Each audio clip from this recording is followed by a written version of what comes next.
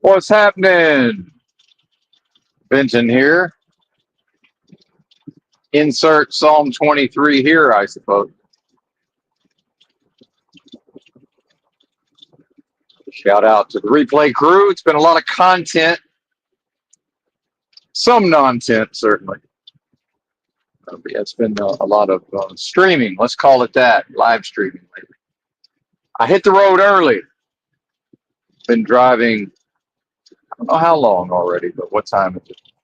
10:48 Eastern. Been on the road for a minute or two. The further adventures in trucking. They ended up having me swap my load with another driver, and I was able to. I waited so long to get loaded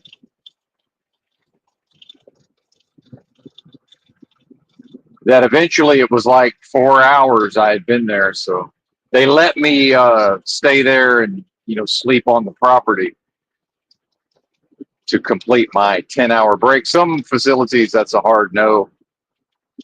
Difficult to know ahead of time. And my experience, if I ever try to call people and ask, is generally people would just say no anyway, unless there was a clear policy. Some places have dedicated truck parking on site. It just sort of depends on what they've got going on. I've always been a little confused as to why a lot of these facilities don't have all of the drivers drop their trailers and then have the yard jockeys position the trailers, because then the driver's technically free to go. They can go to the store. They're if they have the personal conveyance option or they have enough hours. So many of these places we are kidnapped, and for whatever reason, my company. This is part of being a trucker, by the way. Add this to the thousand other reasons why people who might enjoy driving and the so-called idea of seeing the country and all of this and the road. Even if they had a desire, it's everything else about the job. Just most people, and by the way, not to prop myself up, but just generally, I see every day the reasons why most folks, even if they went into long haul trucking, would soon choose not to. As something rattles, this is probably part of the thousand reasons, thousand plus. Something's begun rattle.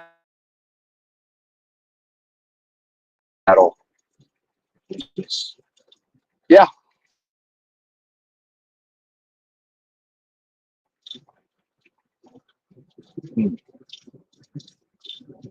I can tell I'm not quite in full apprehension or the full flower of my faculties, because with what these dispatchers chose to do, these Indians are really, really good at certain aspects of their job. And with me going to sleep so absurdly early from their perspective, many times I'm not able to receive the written plan for the next day, or in this case, later that same day, until I wake up. Lately, it's been around 10 p.m., depending on the time zone. So I had no idea what was happening. And hilariously, the Indian fella called me on the phone, and I attempted to explain to him that I don't sound it, but I'm actually book smart, and I'm kind of a moron when you tell me things. And then, not him, but just generally. And then the language barrier and just the way some of these folks structure their sentences and such. At a certain point, it almost seems like it's intentionally difficult to understand. But it turns out another driver was getting loaded in the same general area and was going to bring the loaded trailer to me, and we were going to swap where I was shut down, where I got loaded.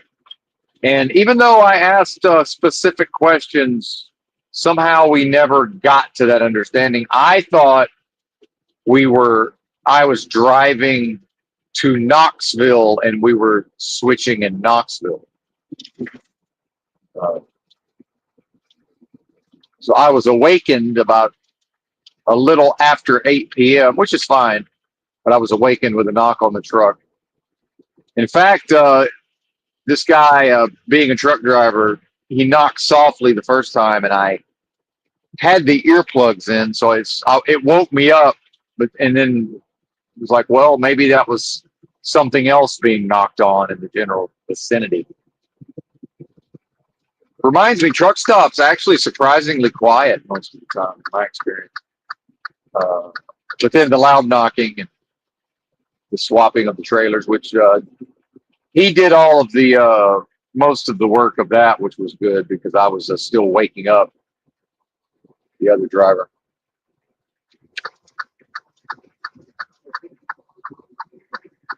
So now dropping hook overnight here in Knoxville. However, I've been to this place one time. It's either Walgreens or CVS. How about that? And last time I was here, they had me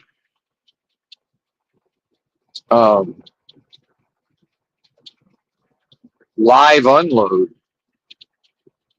But I don't know if they do that early in the morning, so I'm presuming they will just tell me where to drop my trailer. And I remember how small this facility is, and I might need to unbury my empty trailer, so we'll see how that goes. And then the place I'm supposed to go get loaded, supposed to be there in Bowling Green, Kentucky. They said something about make sure the trailer is like swept out, which is no problem. It's like I have no way to drive van free. It's just simply nothing I can do. So I'm not quite sure. I mean, thanks for the heads up, but all that could happen is I could get there and they're like, no, man, we're not loading that trailer. It's like, hey, I drove 4 hours to get here. I don't know what to tell you. We're not loading that trailer. And I'm not taking a dry van to a trailer washout. If they have to.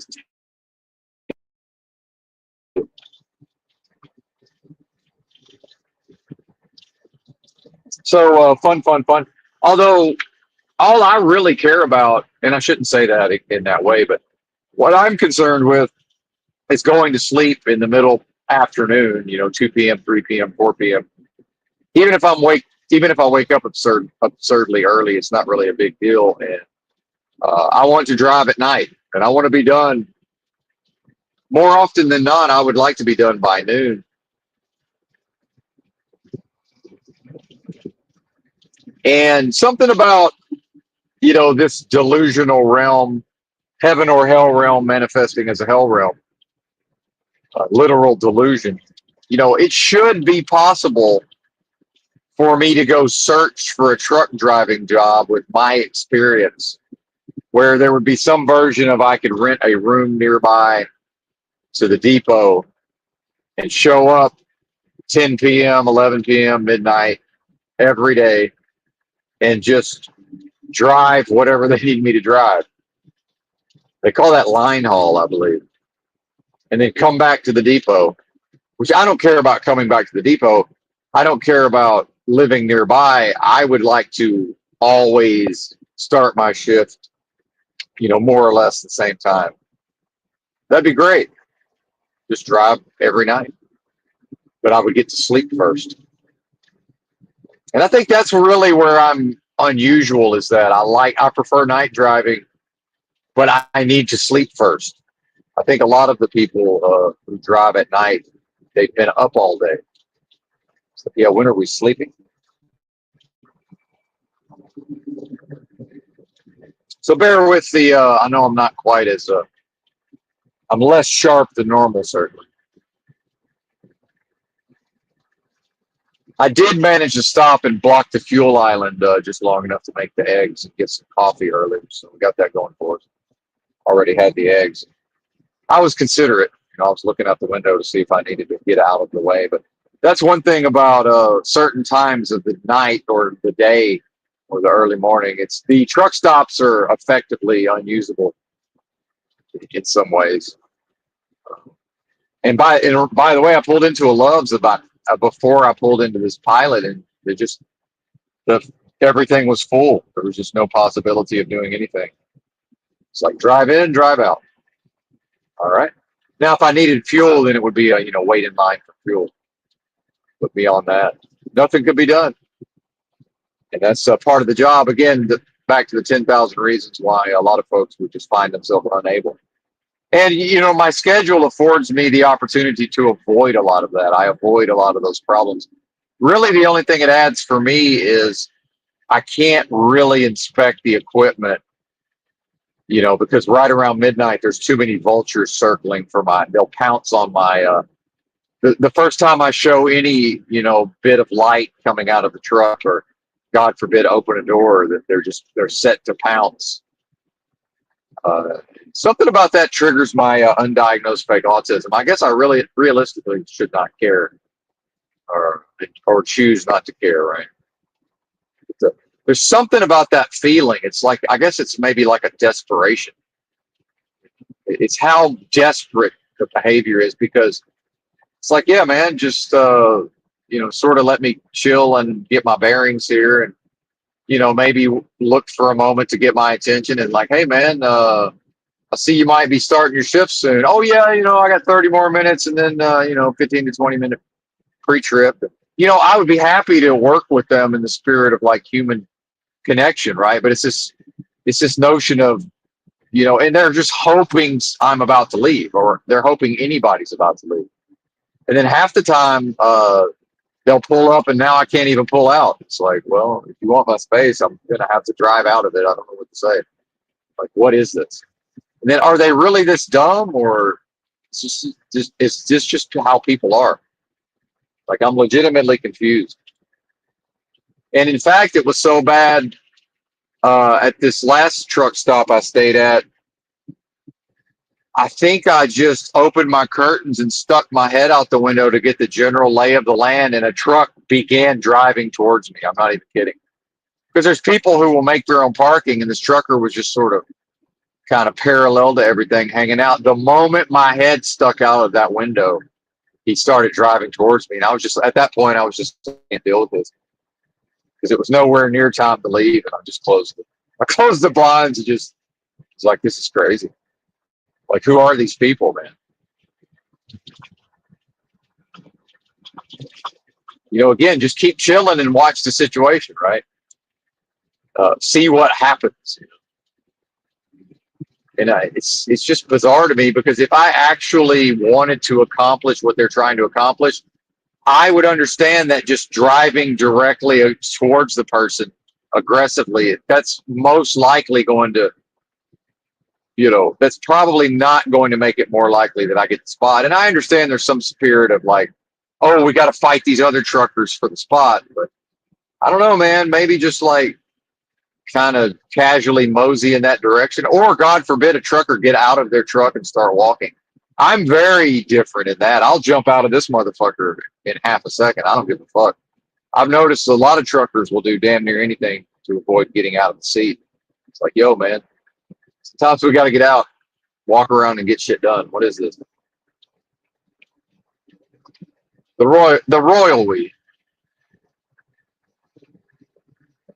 Yeah, so my company gave me a 1 p.m. appointment time for this pickup, and then told me it was 11, and just hoped I would get there early, meaning I would get there early enough to get loaded so that it would not be revealed to me that my appointment was actually 1 p.m. But if they knew it was 1 p.m., they knew I'm highly likely to get there absurdly early. But for their own purposes, they had me hanging out for like 5 hours. And then the people at the facility just gave me just straight up bad information. And so I would even talk to the guy, who seemed like personable and stuff. And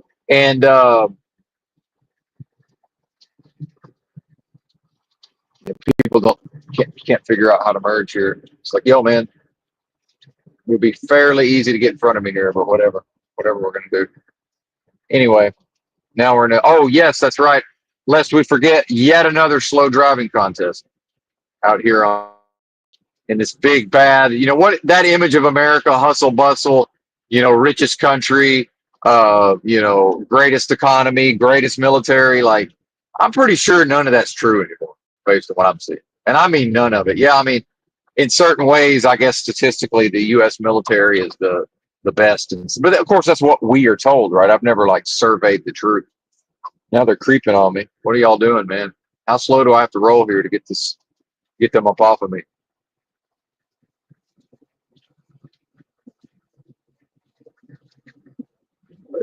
But I'm not seeing much, man. I hit a little bit of traffic in Cincinnati this morning, and it really wasn't shit.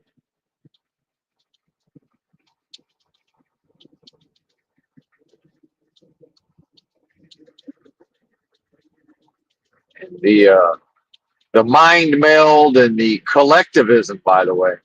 And I can see it in how people drive. When I first started driving, maybe my first 10 years of driving, it was every man for himself on the roads. Get the fuck out of the way. We're coming through, right? Why are you blocking the fast lane? This is crazy. Middle fingers, honking, road rage. For real, like this was everywhere all the time. What you almost never saw was groups of vehicles forming formations, making formations and flying in formation, unless it was a formation of people going like 25 over the speed limit, like three cars, right, having a race. Now it's how can we huddle up and look at each other in our mirrors and out the front glass so we can look at our screen. And that is society. That's America. Is what do we have to do to look at our screen, right? And I'm even finding my own attention span for listening to content. Now, some of this is just later in the day. I've been doing so much live streaming. I'm really only trying to listen to stuff as I unwind my day. So that's part of it. But I was fairly engrossed in some Keno Casino before I started this. What do we got? 2 hours and 28 minutes to the dropping hook, hopefully. Fingers crossed. Shout out to the chat. We'll get into some spiritual stuff. Not reading the chat for now. I realize I enjoy reading the chat, but some of these longer streams I end up getting almost like loopy in a way. So I want to intentionally not read the chat, so shout out to whoever's down there. I have no idea if there's mods around, but if any weirdos are showing up and talking shit about me, I've been attacked, man, a lot in the chat lately with these ideas about the delusional nature of the realm. In fact, I, for whatever reason, chose to talk to a foreign driver of my own volition. I'm not exactly sure why. Something compelled me. It was at this place I got loaded. And he was from, I don't know, somewhere in Africa, I guess. It reminds me of especially these Africans. It's all, for the ones I've met, it's all family. And more correctly, the ones who, speak proper English and understand. You could tell there really is no language barrier. That's could have been from the Caribbean or whatever. I did not detect an accent. But, somebody with completely fluent English who's not from America, who's a black person, very dark black person, wherever that is, right? And somehow, and part of this was you could tell like he grew up in some shithole, right? Which, look at where I'm from, also a shithole. But he grew up in a country, life was probably very impoverished and all of this. And I could just tell from talking to him, like he strongly identified with notions around what America probably was at one time and sort of still exists, but only as an idea. But from his perspective, it still exists. And I'm having an epiphany that America's probably exactly what it has been. It's just the scale of, it's always in relation to the level of poverty that the person is attempting to escape. But then once they're from here, so the immigrants come here and then maybe, they work their ass off. Like, by the way, ex-wife number one, her dad, her parents from Vietnam and came here and busted their ass. And, like paid to send my first wife to college type shit. bought each one of their kids a car, like not to spoil their kids, but they would do everything for their children, including work every available shift possible, right? And then to give their kids the idea of a better life. And then, so it seems to me at a certain point, unless the first gen, the ones that grow up born in America, now that's their opportunity to get rich or die trying, to get some form of a high paying job, doctor, whatever that is. But once you get into several generations, whether it's somebody like me, where I'm from, at some point, presumably my ancestors came to this land from somewhere else, right? And eventually it's just, well, even if we're intelligent and somewhat educated, and some of us are well-to-do, it's still poverty, right? Rich or poor in this country.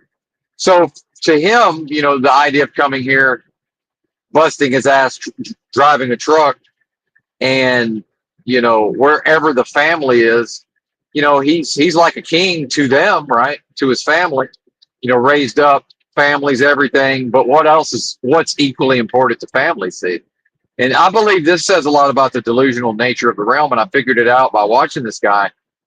It's both, right? It's the idea that the love is shown through, we take care of them financially, right? We, as much as possible. And the male identity, he wants to go wherever he has to go to make whatever amount of money he's able to make and to give most of it to his family. That's his culture.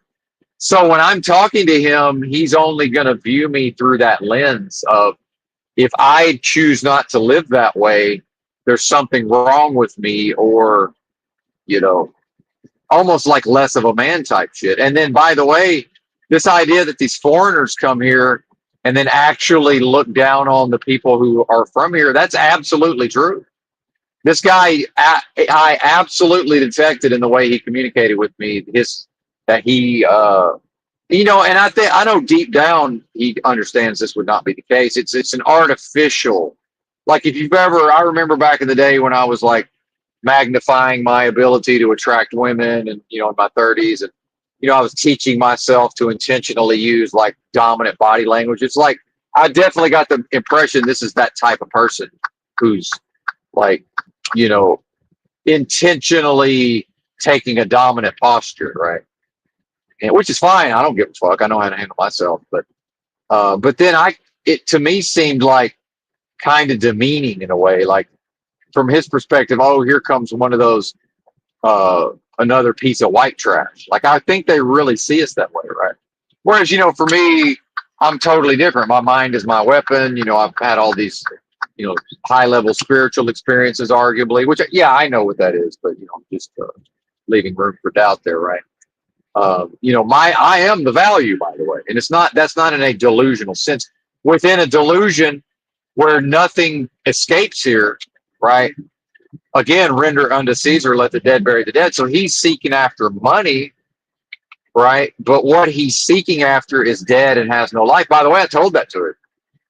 And I told it to him after he kept bringing everything back to wife or house, family, money, right? But by the way, I'm starting to detect that family love that people claim is really not there most of the time. It's just not. And now maybe I'm projecting some of my own nonsense, but by the way, that was not my experience growing up. I was not aware of a lack of love. In fact, that was the thing, right?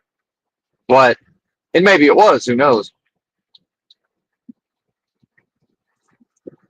But I'm not on board with the we're family and we all love each other to pieces until I need to see it. I need to experience it. To me, I think a lot of that rings hollow. I'm not sure what you folks think, but and maybe, by the way, it's so great that you're not with them, right? Not you, the listener, but I mean, that's part of it. Like, I remember an old Patrice O'Neill joke. Some woman called in, was trying to give Patrice the business, and Patrice knows to ask the proper questions, and she was all snotty because, Patrice would break down psychology of bitches and all this. And by the way, a term of endearment, ladies. I'm not by way of insult. And this lady called in, one of those real aggressive Northeastern type of broads. And, and, at some point, Patrice is like, this is why you can't keep a man or why you don't have a man. And she's like, oh, I have a man, blah, blah, blah. So Patrice knows to ask the questions. Well, her man's a long haul trucker. And Patrice is like, oh yeah, you're so awesome. He loves you so much. Like he's got to spend every night like at a way station. And Patrice doesn't really know anything about. Only thing he knows is he drives in his own car to comedy gigs. By the way, rest in peace. Like he don't know nothing about truck driving, but it's like he knows about a way station. Apparently, based on rumors of him, he knows about rest areas. Right, but I don't want to get into that. Boy, this truck will not climb a hill to save its life. Sorry, man, I'm in a stupid ass truck that won't climb a hill. I don't know what to tell you, brother. I can't see the hills. I had no idea the hill was coming. No idea. Because he's not going to be able to pass me. We're just going to ride side by side for fucking ever. Why he's getting over next to me, I have no idea. Is the lane ending? I got over to the hammer lane, and for some reason, he got the middle lane. But yeah, bro, you're not going to be able to pass me. Like, I can't get up this fucking hill, so I don't know what to say. It is what it is.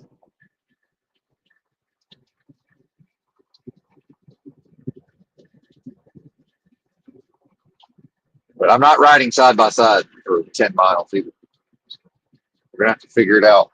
I would drop a mile or two if I was him, but that's just me. Almost nobody does that either.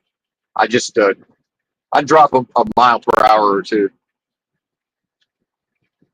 Hang on. Once we get to the top of this hill, if there ever is a top of this hill, then I'll actually be able to go back to whatever in the world I was talking about. But the hypervigilance kicking in, certainly. 59 miles an hour, and add this to the many reasons why most folks would not do this job. Can't see the hills at nighttime. I had no idea this was coming. Never would have started to pass if I knew that this is what we were doing. Never. There's just no way to know. And it's not like, I followed him for 10 miles and then now I'm going to pass. Like he's going fairly slow on the flat ground. Now I'm 53 in the hammer lane. Like this is actually getting to be pretty bad. But this guy's going to fight me to the death, so I don't even know what to do at this point. And we would have been side by side this entire time and it's still happening. And now maybe I can get away from him on the downhill. But I have no idea. Let's see. Probably not. Or what happens sometimes is he's a super trucker and I woke him up and now I'll never get around him. So that's also in play. So we're about to find out. That happens with the super truckers. They drive on the pedal and then eventually like they're going 60 and then as soon as a slower truck like me tries to pass, then they wake up and start hauling balls. So that may be what this is too. And then half the time they're just waiting for somebody they can follow at a certain speed to try to save fuel. So that could be the case also. Who knows? But anyway, that was fun. Hilarious. It would have been hilarious if I got pulled over and I would just tell the cop, look, man, I can't see the hills. I'm not riding side by side with this guy for 10 miles. And I said, fuck it, I'm getting in the fast lane. There's nobody out here. Fuck it. So write me a ticket, I guess. I don't know what to say. My only other choice would have been slow down and get behind him on the hill climb, and then I'd have been going 30 by the top of that thing. We made it. We were only down to about 50 at the top. So I don't know. I just don't know what else to do. All right, my apologies. When I become annoyed with the traffic, a portion of the audience leaves pretty much every time. So my apologies, but it is what it is. Talking helps, as they say. So back to Patrice O'Neal. It's this idea of, I love my family, but then I'm never there, right? And in fact, I think more and more drivers are starting to figure this out. And I'm pretty sure, I think it's going to be 2 to 5 year transition for a lot of these people where just these long haul jobs are no longer going to exist for a lot of these folks, myself included, perhaps. But also it's going to become more and more attractive to people like myself, sort of on the fringes of society, a literal homeless person, when I entered the industry in 2018. And more, my belief is people, I'm just early to the party of, hey, that's a place to live and a job, but we actually want the place to live and some amount of money more than we want the job itself or any job at all, actually. And then the company, by the way, I would love, and I've said this before, I would love to work exactly 2,500 miles a week. Be perfect. So the company is dealing with industry-wide insane turnover. And one of the major reasons why truckers leave is because how easy it is to quit and go to another job. So, the fact is they know I can get another job anytime I want to. So a lot of truckers, if you get into 2 and 3 short paychecks in a row, they're out no matter what. Some of them, if they start in the middle of a pay period and it's like it's not what they expect on the first check, they'll just immediately change jobs. And I could tell this when I started with my second company. They intentionally structured everything like you come this day for orientation. We get you your first load this time. We make sure everything's cleared, the drug testing, all of that, so that you get a full motherfucking first week's paycheck. Because they know half these people are quitting if they don't get a full paycheck. And all of the, hey, actually, you started in the middle of the pay period, no effect. They're quitting full fucking stop. So I can tell them until the cows come home that, hey, man, like, I don't give a fuck about making a short check. Don't care. Would prefer it some of the time. Now, there is a notion of, yeah, if I'm getting into, actual short checks, because 2,500 miles is plenty of money. That's not a short check from my perspective. Right.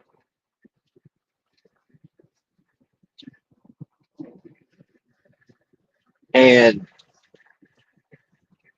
hang on, let me check everything here, make sure. Okay, we're good. And what's happened with me is they forget that I'm going to shut down early every day. If it's possible whatsoever and it's 2 p.m., I'm driving to the truck stop and parking. Period. That's what's going to happen. So I had enough days in a row of 400 miles where now, from the company's perspective, hey, what's this guy's check going to be? Not this week, next week.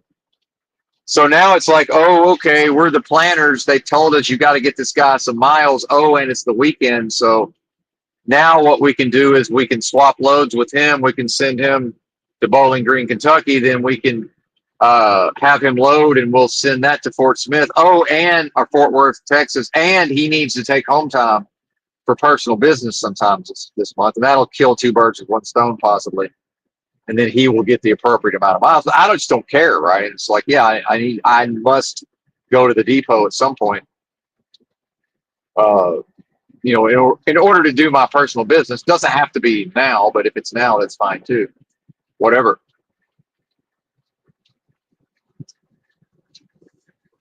And meanwhile, I would like to just run on recaps and work 7 days a week, but that's not going to happen with this company. It's fine. And the amount of customer freight that we have, contract direct freight that not we, the company has, is certainly attractive in certain ways. And I don't know, and I am blessed, by the way, across the board.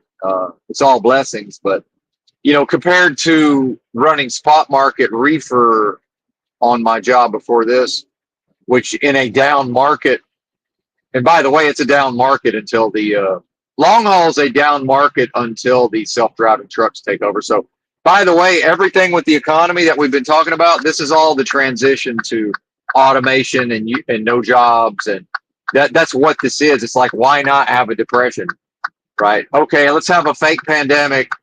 Part of that will function to, we need to clean out all these old facilities. There's all of this old ass product moldy in the corner somewhere. How many times during the pandemic did you purchase a product or, food or whatever and have the thought of this? There's no fucking way. Like, this is, well, I don't know what this is, right? Like, I got the distinct impression that it's like, oh yeah, they've just had the opportunity finally now with everybody staying home. Not everybody, but so many people staying home. It's like, yeah, we finally get the chance to clean out all this stuff we never were able to address before, right?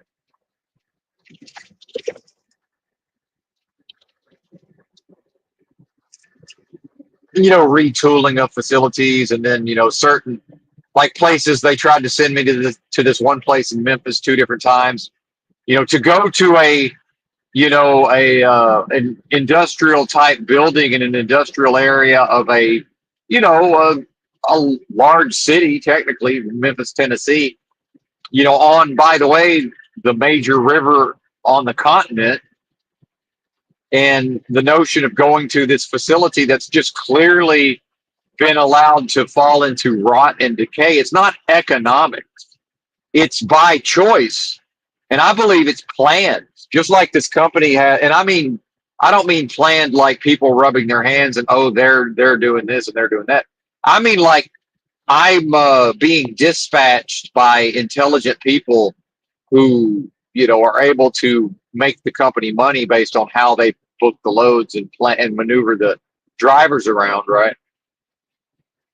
Uh, I mean, like actual human being, like city planner type shit, where they're intentionally knowing, 30 years ago when the facility is nice enough to, okay, now this is the last time it's ever going to be remodeled. And now it's 30 years of decay.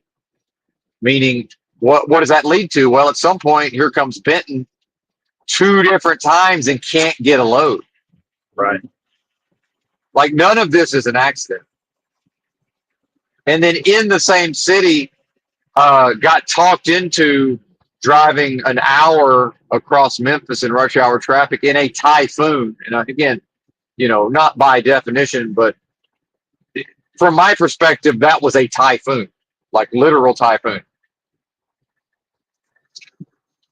And only to not have the information to be able to pick the load up, and then in fact went back the next morning. So drove another hour in a typhoon in rush hour traffic back to exactly where I came from.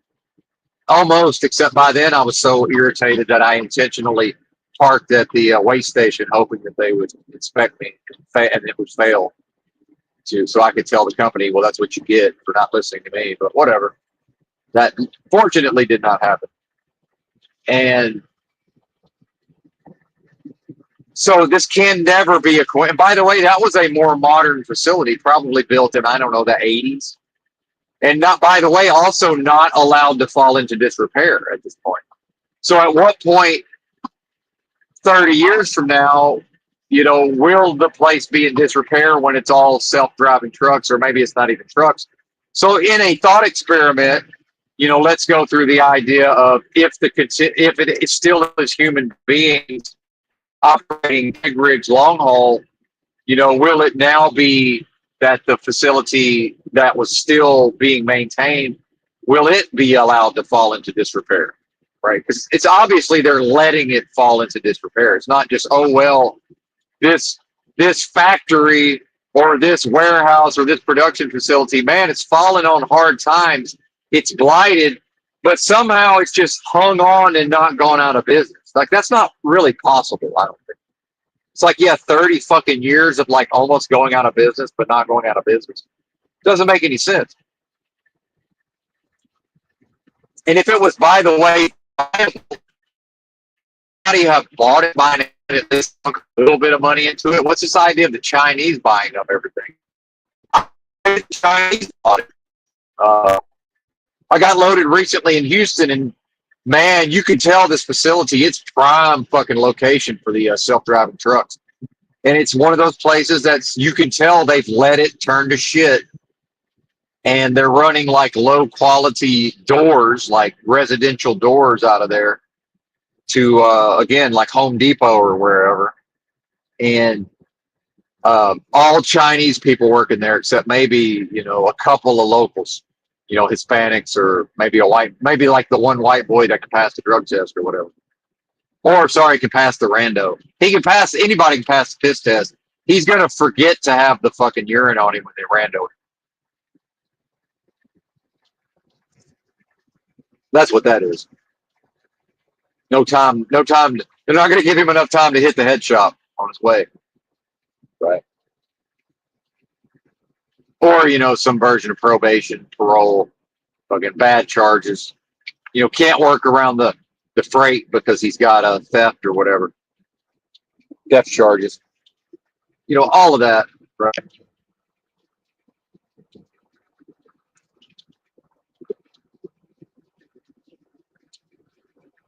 Yeah, the lack of sleep is certainly. I'm not sleepy or drowsy. I'm fully alert, but it's that. It's that. Oh, I needed more sleep alert. If that makes sense. And more coffee's not going to help. So I'll finish this coffee. So when I'm seeing all of this, performing this job as a truck driver, it can't ever be random. It's clearly whatever the fuck is going on. It absolutely is managed. you know and I'm not even coming from a standpoint of, oh, they are doing it, it becomes very personal, like, oh, they are doing all of this to us specifically, and then it's like, the globalists are panicking, they fear the people coming together. No, they don't. They are 100% certain that psychologically the populace is incapable of revolution. Oh, by the way, Kaczynskiism is that one of the Americans with the highest IQs on record, official fiction, Ted Kaczynski, the Unabomber.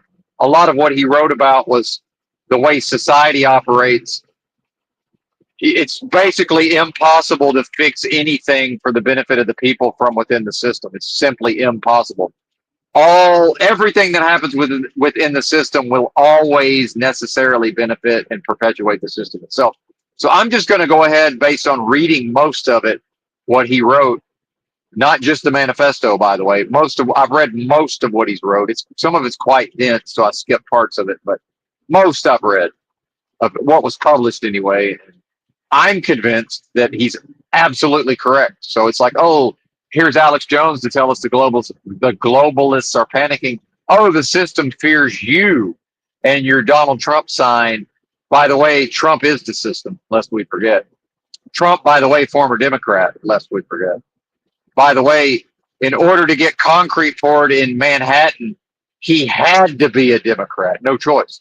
So Trump thus proves, to serve the system, he will do whatever the system demands. Oh, the system needs me to head up these construction projects where I have to work with the literal fucking mafia and the unions to get concrete poured in Manhattan. By the way, that's the most badass thing about Donald Trump. People don't realize that.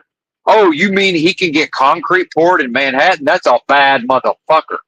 For real. That's the only thing badass about Trump. If that's true, and again, it could just be, I don't know if it's true. If that's actually true, that's a badass motherfucker, or was a badass motherfucker. I respect that. Oh, you can bring the cement trucks right here at the appointed time with the proper mix of cement, and the driver will let the fucking cement flow into this foundation. That's a bad motherfucker, because I don't think people realize how big of a damn deal that is. In the jewel of the Northeast in America, are you crazy?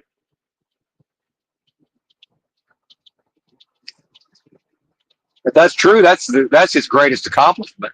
He'll never do anything as president that can even compete with that in any way. And again, this is official fiction. That's just like, if I'm willing to entertain the notion that this is even real on some level. Yeah, it's as real as anything else in a delusion. It's as real as anything else that's not specifically me, by the way. Shout out to Mr. Solipsism. Maybe I'm going to start a new channel. I don't know, man. Would it be possible to get a new identity where Google would never know it's me, right? Could somebody else start a channel and then I could do content, and maybe I'll call it Mr. Solipsism. And I'll transition into earning a living doing content. I'd probably have to use an AI voice. Certainly, the Alphabet, Google, YouTube's Help Hit would know me by my voice by now.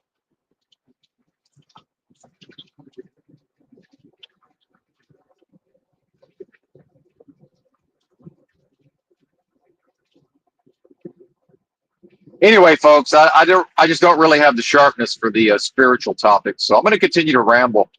And anybody that wants to listen to what's now become non-tent, feel free. Although I would say it's non-tent with sprinkled content sprinkled, uh, somewhat liberally throughout.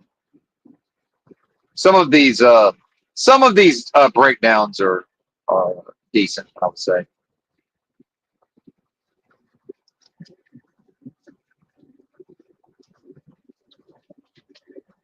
And then, and I'll go back to my previous story talking to this fella from Africa or wherever the fuck he's from. By the way, I'm starting to get more, and probably society, and I don't know why I'm having so much trouble enunciating. It's like my mouth doesn't even want to move properly. The lack of rest, most likely.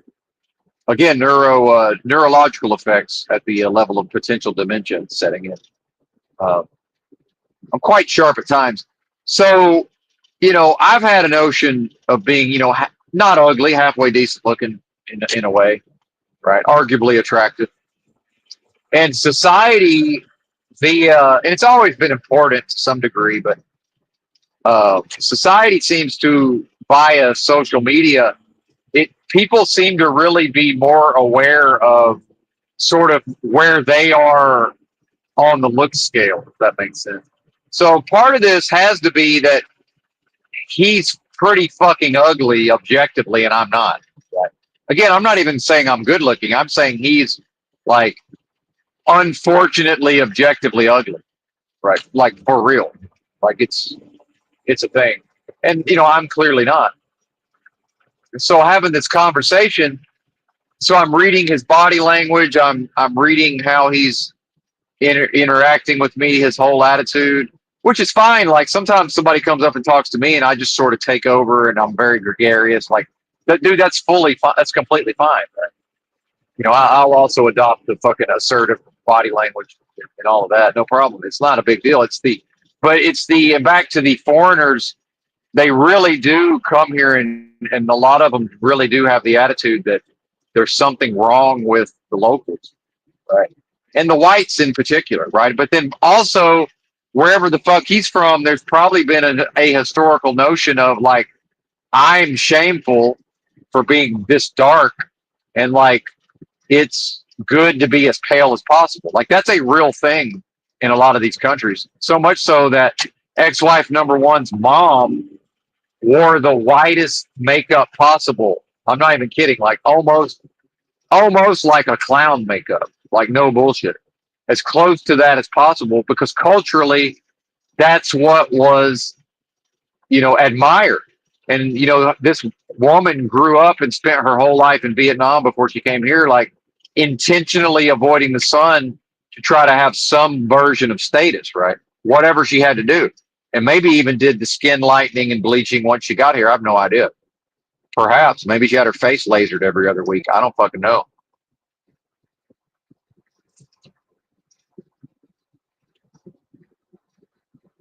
It was bizarre. Looking like Edward Scissorhands, right? Because Edward Scissorhands, right, kind of pretty in a way, right? Like she wasn't an ugly woman, but bizarre. And so, by the way, my first wife, quite dark, olive complected. I'm a big fan, by the way, on the darker side of Vietnamese, because she was fully Americanized for a person who grows up in America, except for like maybe specific like black people context. There's absolutely no concept of like, hey, it's better if I'm lighter skin. We don't have that.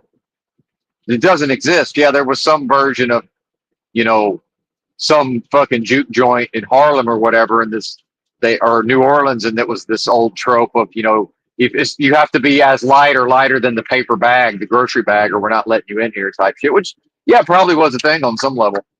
Meaning, just people knew they weren't going to be allowed in if they were darker beyond a certain skin tone. I'm sure that was probably a thing in pockets of the country at times, right? But my first wife certainly just she didn't care anything about keeping from her skin from being dark. But then I selfishly like wanted her to intentionally get dark, and she never would. But whatever, that's fine. Who cares? But So from his perspective, I think it's kind of a double-edged sword of maybe like culturally, they would have sort of wanted to lord it over the whites. So, it can't be a coincidence, that, I'm having these experiences, right? Like this can never be a coincidence. And to actually detect the fact that this person might just sort of feel like he can lord it over me, and as if I'm like this unfortunate, because a lot of these truck drivers are some version of trailer trash crackers and, uneducated. And, he has no way of knowing that, hey, buddy, like, I understand you probably were educated, but by the way, let's go take a fucking any version of a multiple choice test right fucking now and I will beat you, right? Let's read a book and write a book report. Like he has no way of, it's just no way for him to conceive of that. Like, hey man, like I would have been in first in your class probably, wherever you went to school most likely. And if not first, I'm top 10% like without trying. And again, I'm not bragging, like it comes with the neurodivergence. It came with the package. Like that shit comes easy to me, right? And especially with the way I talk and the way I come across, he's not going to know any of that. But then how much of the social media aspects are, it's like we just sort of we look at the person, we're judging them based on how attractive or unattractive they may be to sort of slot them in a hierarchy or whatever. And then like accent will put me into a lower class no matter what. And the fact is, I actually did not have this pronounced accent most of my early life. I really didn't have much of an accent, but that's what people told me, and it wasn't because I asked them because I was self-conscious. I didn't give a fuck either way. It was like, oh, I went to college and I met people that weren't from Arkansas, and I even referenced my accent. And they were like, I don't know what you're talking about. We didn't even know you were from Arkansas when we met you, right? Meaning, hey, we've met people who are country. There's plenty of country boys going to school here. You're not that. And at some point, because I was from a city, it was a small city, but I don't know what happened, man. But along the way, I picked up the country accent somehow. I don't know how that happened. And part of it is probably some version of like the Jehovah's Witnesses indoctrinated me to be able to be some version of a man of the people, to try to get influence to literally indoctrinate people into a mind control cult called the Jehovah's Witnesses. That's probably what it is. So, there is that sort of man of the people mannerisms I have. And look, why I went up and talked to him, I don't really even know. Maybe I was just sort of wanting to see what he had to say about the loading process or whatever.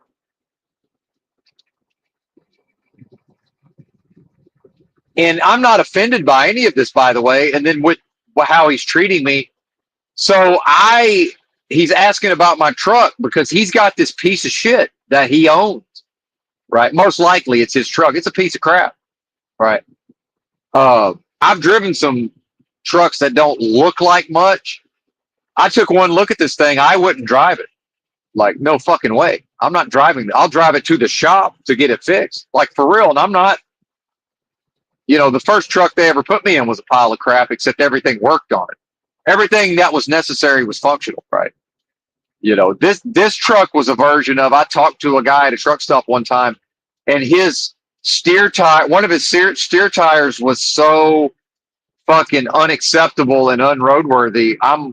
Without trying to get into his business, I'm more or less as close as I can come to telling him, like, hey, bro, you got to get that fixed. So I'm probing to find out, like, hey, man, what's the plan for getting this tire replaced? And he's like, oh, yeah, once I get this load delivered, I'm planning to go to the shop. But probably that's how the tire has gotten so unacceptable, is he's probably every single load is, oh, yeah, as soon as this load's over, I'm going to the tire shop. It just never goes. So this African is some version of that, right? The moment he could afford his own tractor, he bought a fucking tractor and he's just YOLOing it, and whatever he's got to do to keep this fucking this thing rolling down the road, he's going to do it. Now, some would say that is the American spirit in a way, right? It's, we're going to fake it till we make it. We're going to do just, we're going to bust our ass and then, hope that we don't get caught, running illegal, or, maybe not maintaining all of our proper documentation. Meanwhile, I'm from here and I'm terrorized on this job by constant bombardment of, you know, uh, hey, the fleet's speeding too much and they just turned my truck down, and watch your speed, watch your speed, watch your speed. And then, oh, a new message. What do they want me to do now? Hey, now you need to send in all your fuel receipts through this app called Vector. Except, hey, Benton's new to the company, and 7 weeks ago, I asked about, it was brought up, what do we do about fuel receipts? And it was just considered ridiculous, the notion that I would need to even turn in a receipt to the company, because we fuel at Love's and that's all on your fucking, we can get all that through your app or whatever, right? Although I've never managed to get my card attached to my app. So I might have ruined this for everybody, possibly. Because maybe they figured out, oh shit, we can't even get Jason. So I might have ruined it, possibly, but oh well, that's what happened. That's what happened.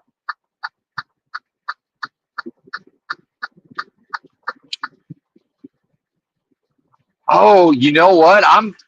I think I figured out what happened, actually, but that's okay. I'll worry about that later.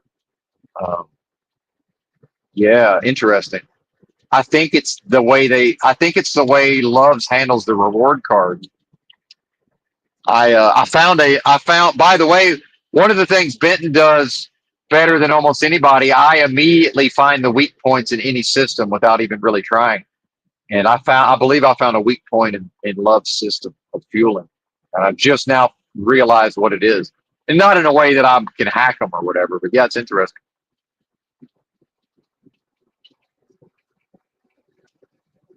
Love should probably fix that. Anyway, or they could, I guess. So he wants to talk, he wants to bring it to what he's doing, which is like, here's what he said. When I said something about not too bad as far as the loading, I meant the amount of time.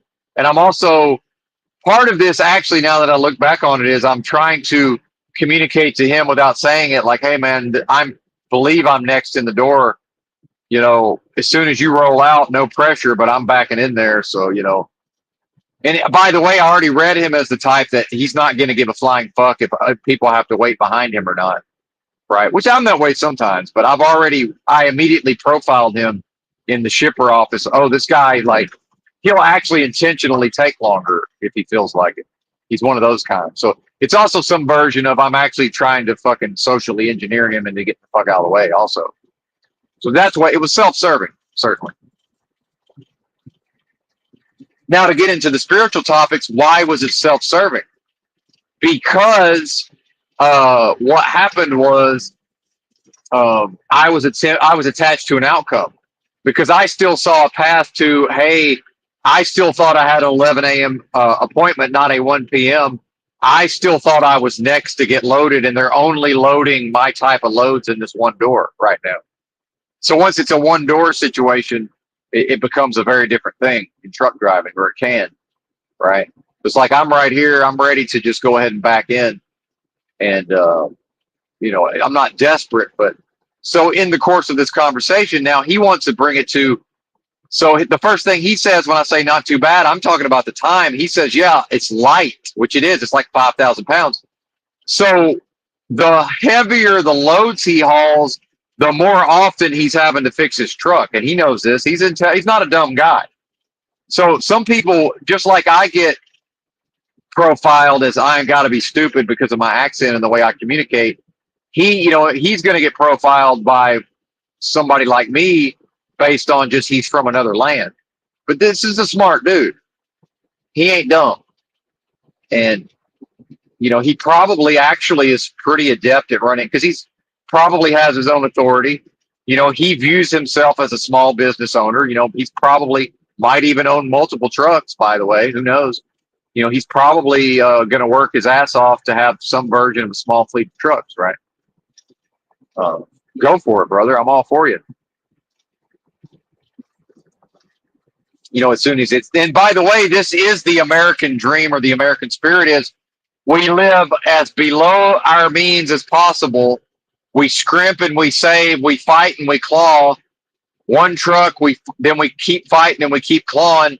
Two trucks, we keep fighting, we keep clawing. Three trucks, eventually when he can keep, finally, now he's not driving anymore, but only when he's fully replaced his own income, right? He's driving and he'll be driving and managing 3 other fucking trucks while he's directly driving his truck. Like it's a real thing. Like I respect that side of it.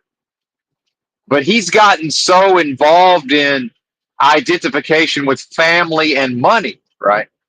And being seen in a specific type of way.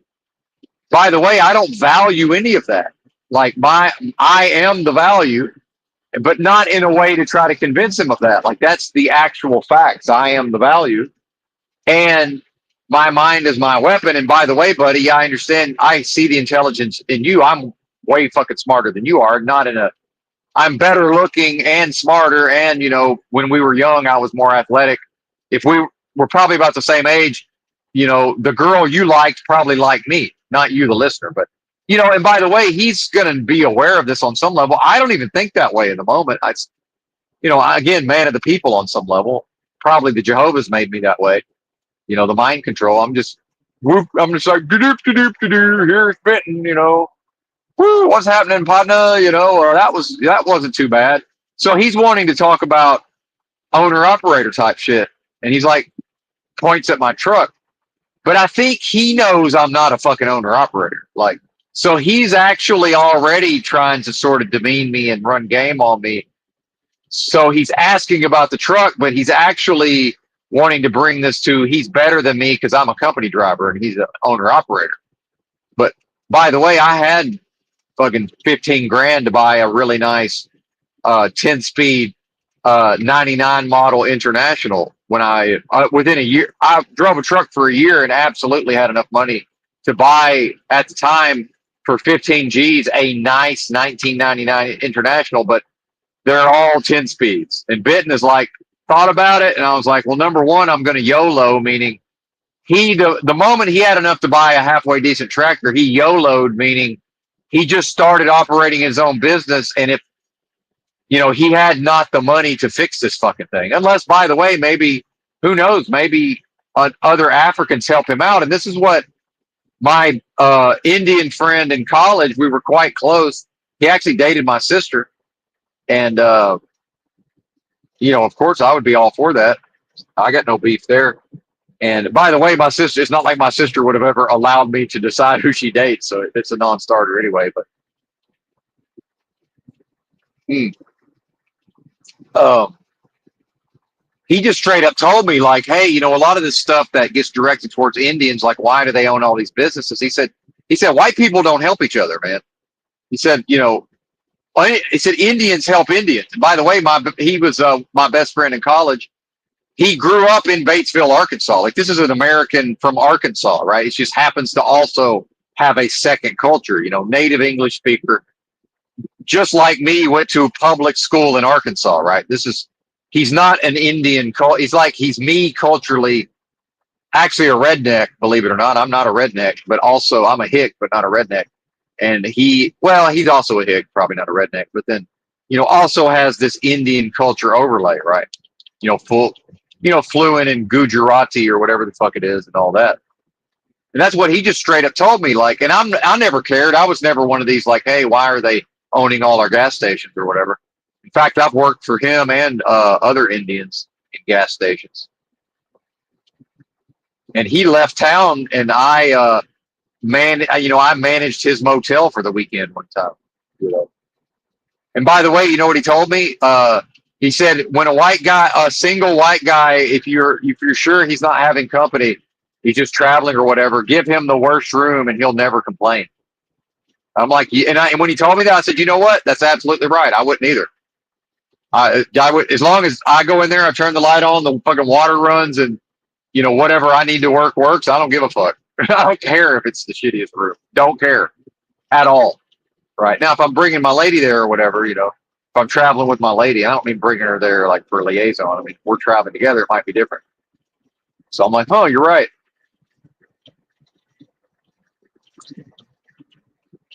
So that's interesting.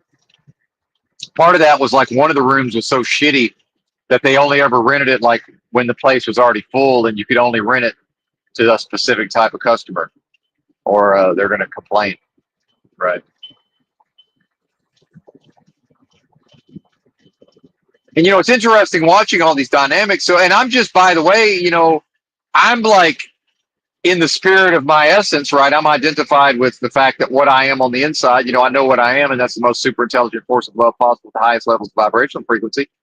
So, I'm like, no, I'm a company driver. And I'm like, yeah, I live in the truck. And I just basically, I'm telling him no family, no wife, no kids, no house.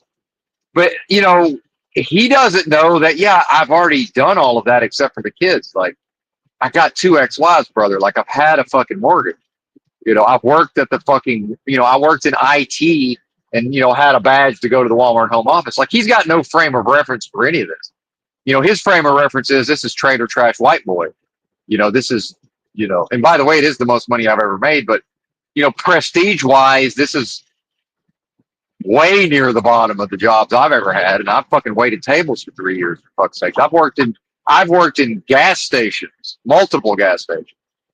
Right. This is nowhere near the top of this is fairly near the bottom prestige wise of all the jobs I've ever held. I've done Mexican day labor and been treated better than I'm treated as a truck driver at times. No bullshit. I'm not even kidding. Like, that's a true motherfucking statement. I've been treated better and with more respect and less indignities foisted upon me. Literally getting hired standing around the motherfucking Home Depot parking lot with Mexicans and people from South America and Central America. Then the treatment, I won't go a week and not get worse treatment at times. For real. As a truck driver. No bullshit. And now it's not near as bad since we have so much direct customer freight, this company does, but especially spot market stuff. And I'm realizing now with truck driving, it is a spiritual thing. So I tried to say this earlier that I've been blessed on this job because I would have already quit 100% by now, or I would probably be quitting right about now if we were running spot. I haven't talked to a broker one time on this job. I texted with one only because, by the way, they knew if they don't word the text in a certain type of way, I'm not responding. And in fact, I got the text that said, hey, we need, from another load, it said, we need you to install the tracking software. Anything short of my company's telling me to install the software, I'm not fucking doing it. I'm not downloading the app. They're going to have to tell me to do this. Right. So this broker knew, I'm pretty sure it was a lady. She knew how to sweet talk me in the text to where I would actually respond to her. Right. And I've had experiences in the past where they're like, they make you get on the phone with them and to get the pickup information. They're like, okay, let me know when you're loaded. Okay, let me know your ETA. Let me know this. Let me know that. It's like, I'm not agreeing to any of this. And it's almost like they always bring it back to trying to get me to agree to do something I'm not going to do. It's like, it got so bad with brokers. One time, the broker's all like happy-go-lucky, like, how are you today? I said, I'm talking to the broker, meaning like, well, I can't be doing too good. I'm talking to you, buddy. Scum, man, absolute trash. Just the worst of the worst brokers, dude. We actually, I worked for this computer business when I was in IT. When I had my MCSE, I got hired at it was called Dixieland Computers in Bentonville, Arkansas, in about 1999, probably somewhere in there, maybe earlier, somewhere in 98, 99 ish. Definitely before 2001, and only hired me because I got my Microsoft systems engineer. By the way, I'm pretty sure this is over with. Listen to how I got this job. I made a resume and I mailed it to every computer related business in Northwest Arkansas at the time, which there was quite a lot. And I got 2 interviews and 1 job out of the deal. And I'm pretty sure I would have gotten a job offer from the one place, but they were into business. They were doing business machines, and it just would not have been a good fit.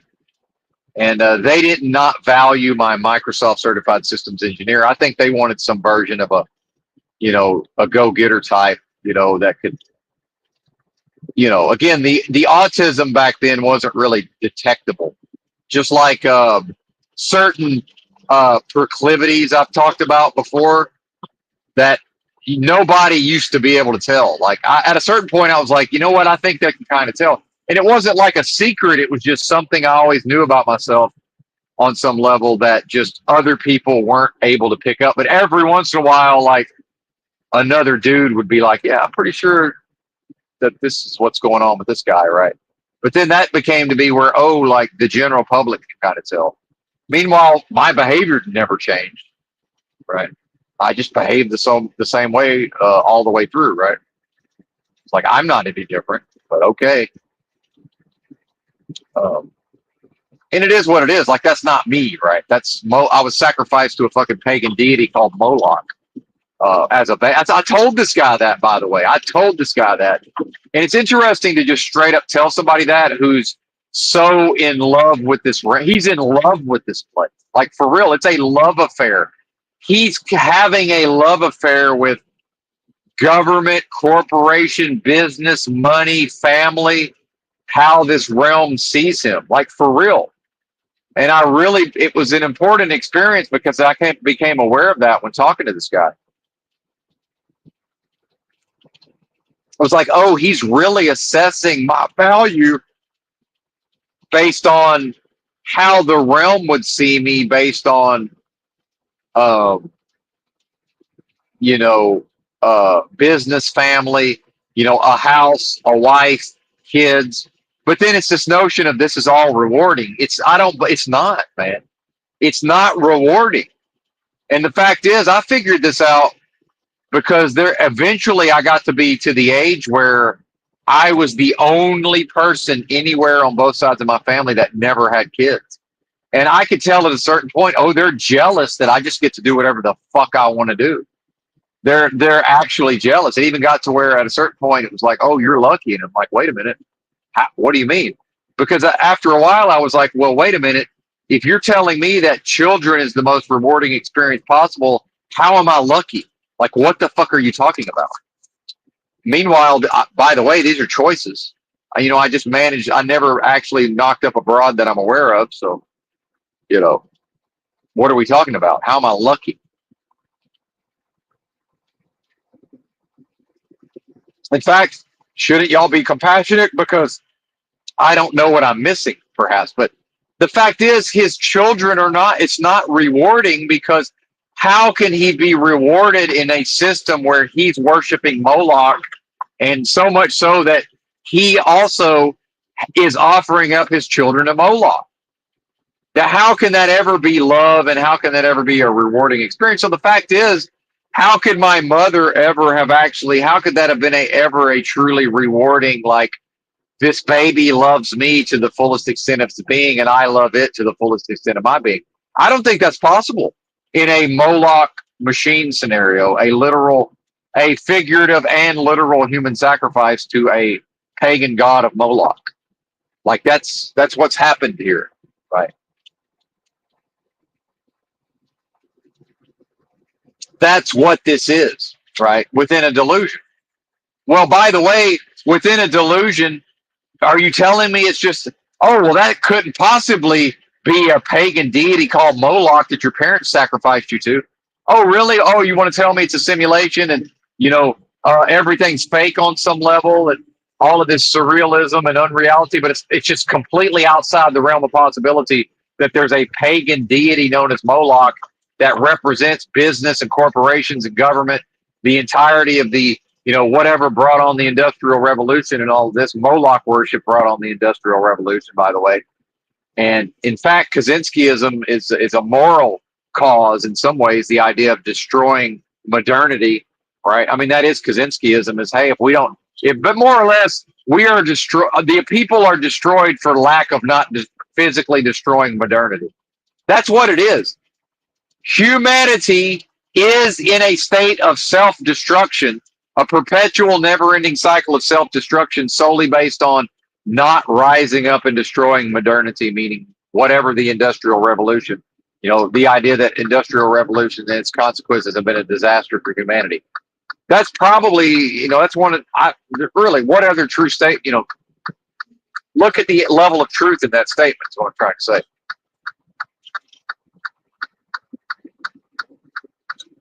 Absolutely. 100%.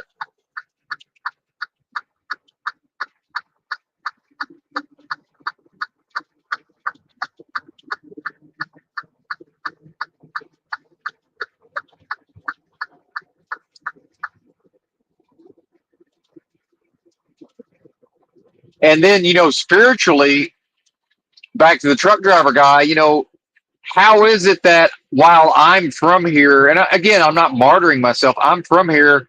I did not work a long haul job for an entire year. I got hired immediately, and I mean immediately. I got hired immediately and, had a job offer same day. Right. And in fact, this job. And, gotta hang on, make sure everything's where it needs to be. We're good. And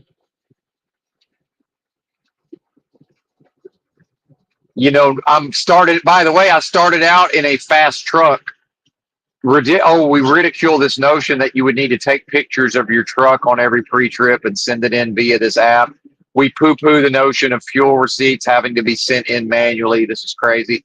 And by the way, a lot of it is the company has intentionally over time attracted a specific type of driver.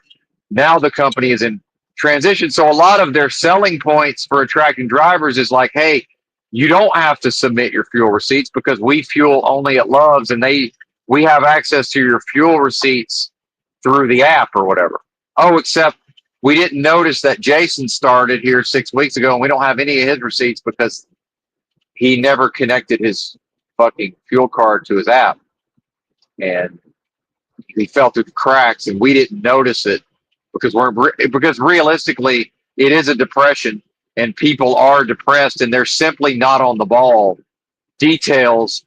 They are faking their way through being on top of the details through it. Basically they're in the haze of a depression. And this guy that the safety guy that hired me, he's absolutely in a depression, in a malaise, in a fog.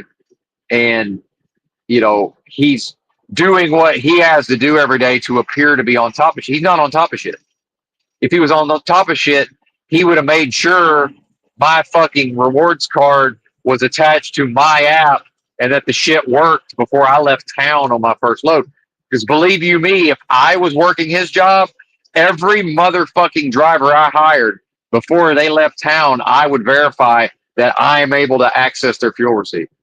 If that's indeed my responsibility, or if it's maybe my wife's responsibility because she also works at the company. 100% without fail, I would say, hey, man, I need you to show me on your fucking app that I want to see your rewards card. I want to see your app. And then, by the way, I want you to go to the Love's that's within 1 mile of the fucking yard. I want you to drive down there right fucking now and get fuel.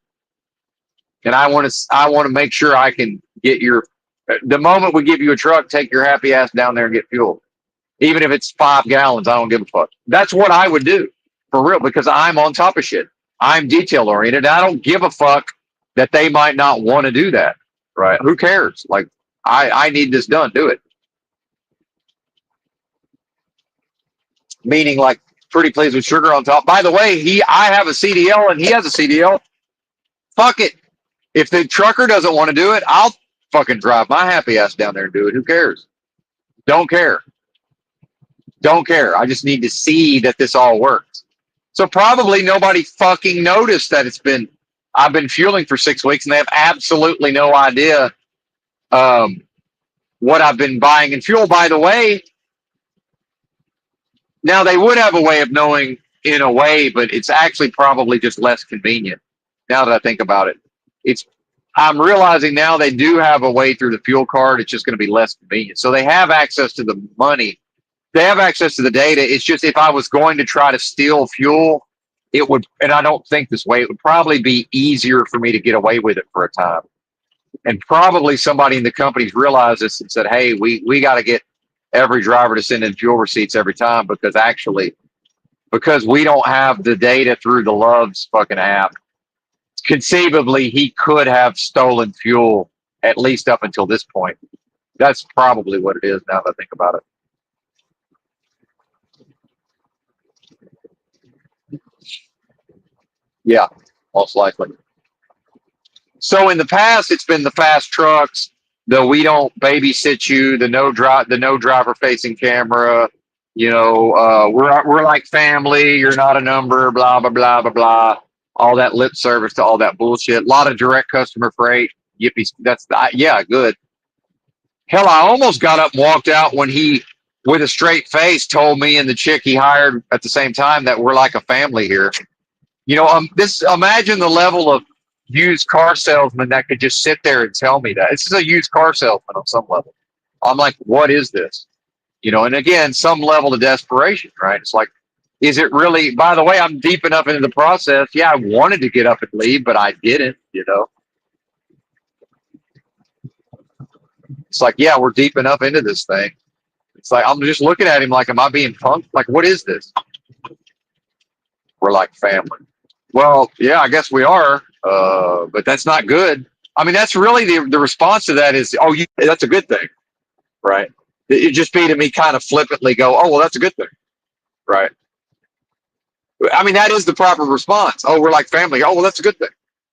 It just sort of dismissively, like, oh, yeah, yeah, I'm thinking about my own relationship with my own family, right? Not that it's not bad, but it ain't good, and it ebbs and flows and it's up and it's down, you know. Reminds me of when Ben Thorpe tried to spiritually attack me by implying that I had a bad relationship with my father, and it's like some northeastern fucking goon. It's like, wait a minute, buddy. My dad's dad was famous, so famous that the New York Times published an article upon his passing, sir, and Sports Center covered it. Like, do you really think his son, who made sure to stick around and was in bed with my mama every single night of my childhood, do you really think it was even possible for me to have a bad relationship? It's not, meaning I come from a culture, and where I'm from, it's like, as long as he did right by me and made sure I became a man, like, there's really no version of a air quotes bad. It's just not even possible. Like, what are you talking about? The fact that I had to square up and it was like, hey man, you're gonna have to fucking kill me. I'm 15 to my dad. It's like, hey bro, are you really gonna physically manhandle me? Otherwise, like, you're gonna have to fucking back off here, buddy. Like, once we got to that point, it was like, okay, he's a man. He's at least gonna do the man shit. I can't just fucking dominate and domineer over this guy. Like, we've tested him enough, right? I've done my job. Like, once we get to that point, there's really no. I can never have had a bad relationship with him, if that makes sense. Yes, it hasn't been great. After he cheated on my mama and they divorced. No, it hasn't been great. But yeah, you mean during my actual childhood? Yeah, it was fine. Nothing bad to say, actually. Like, what do you mean, Ben Thorpe? Like, what is this?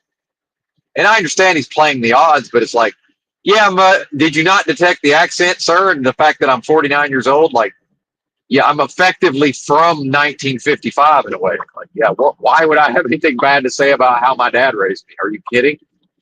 We had a house, the bills were paid, one of the nicer homes in the neighborhood, and everything worked in the house. I never missed a meal. He actually sent me off to college, right, and paid for it. Like, what do you mean, Ben Thorpe? It's culturally impossible that I ever had a bad relationship with it. This is crazy. It's funny how people approach things, and I understand now in the modern parlance that more often than not, that has been people's experience. Is that it's just no father in the home, or just a you escalated home, which is probably worse in certain ways. And now, and I know I'm rambling, but it is apropos of something. Dads in general, like, now I'm watching some of this. I watch a lot of true crime content, and now it's just taken as a foregone conclusion in this, these missing children cases, which almost always nowadays is somebody murked the kids, right? Whether on purpose or unintentionally. And, now here the parents are here, the single mother and her living boyfriend are more or less have to fucking go into the media and start pretending to have given a fuck about these kids, by the way.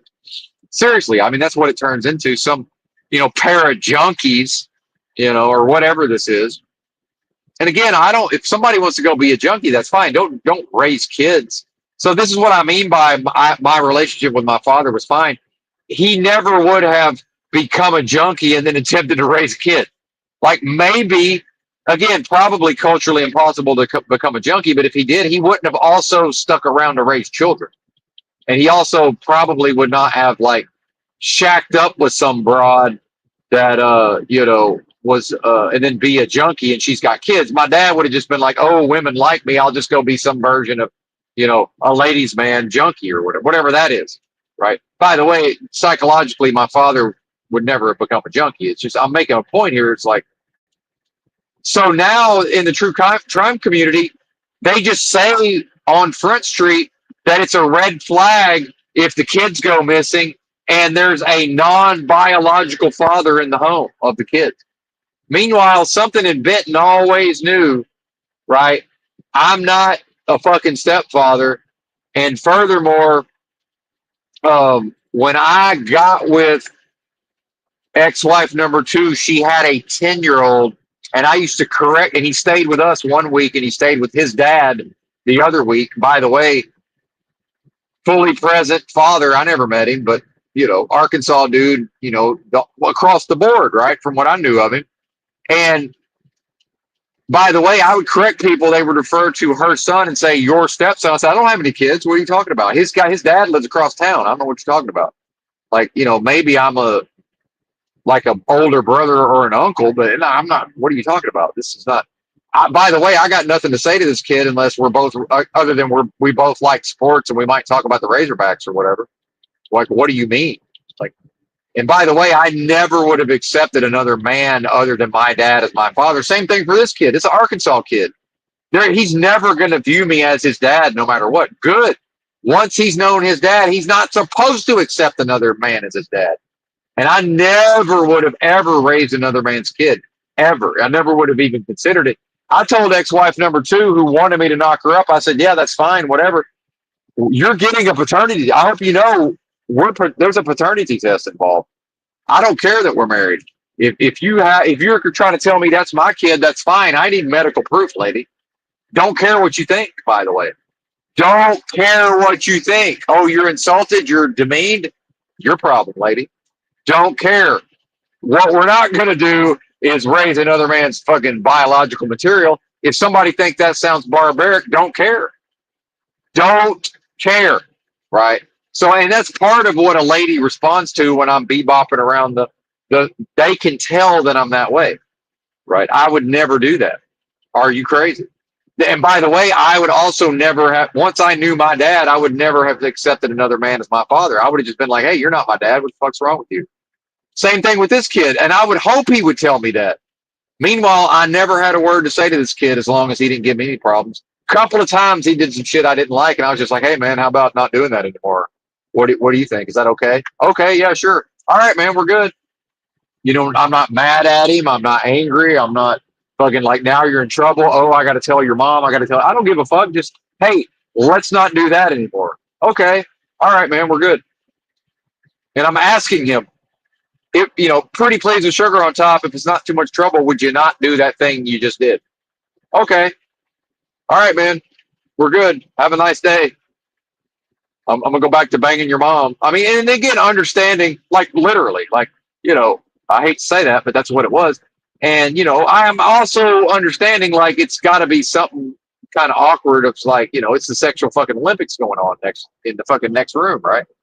And again, it is what it is.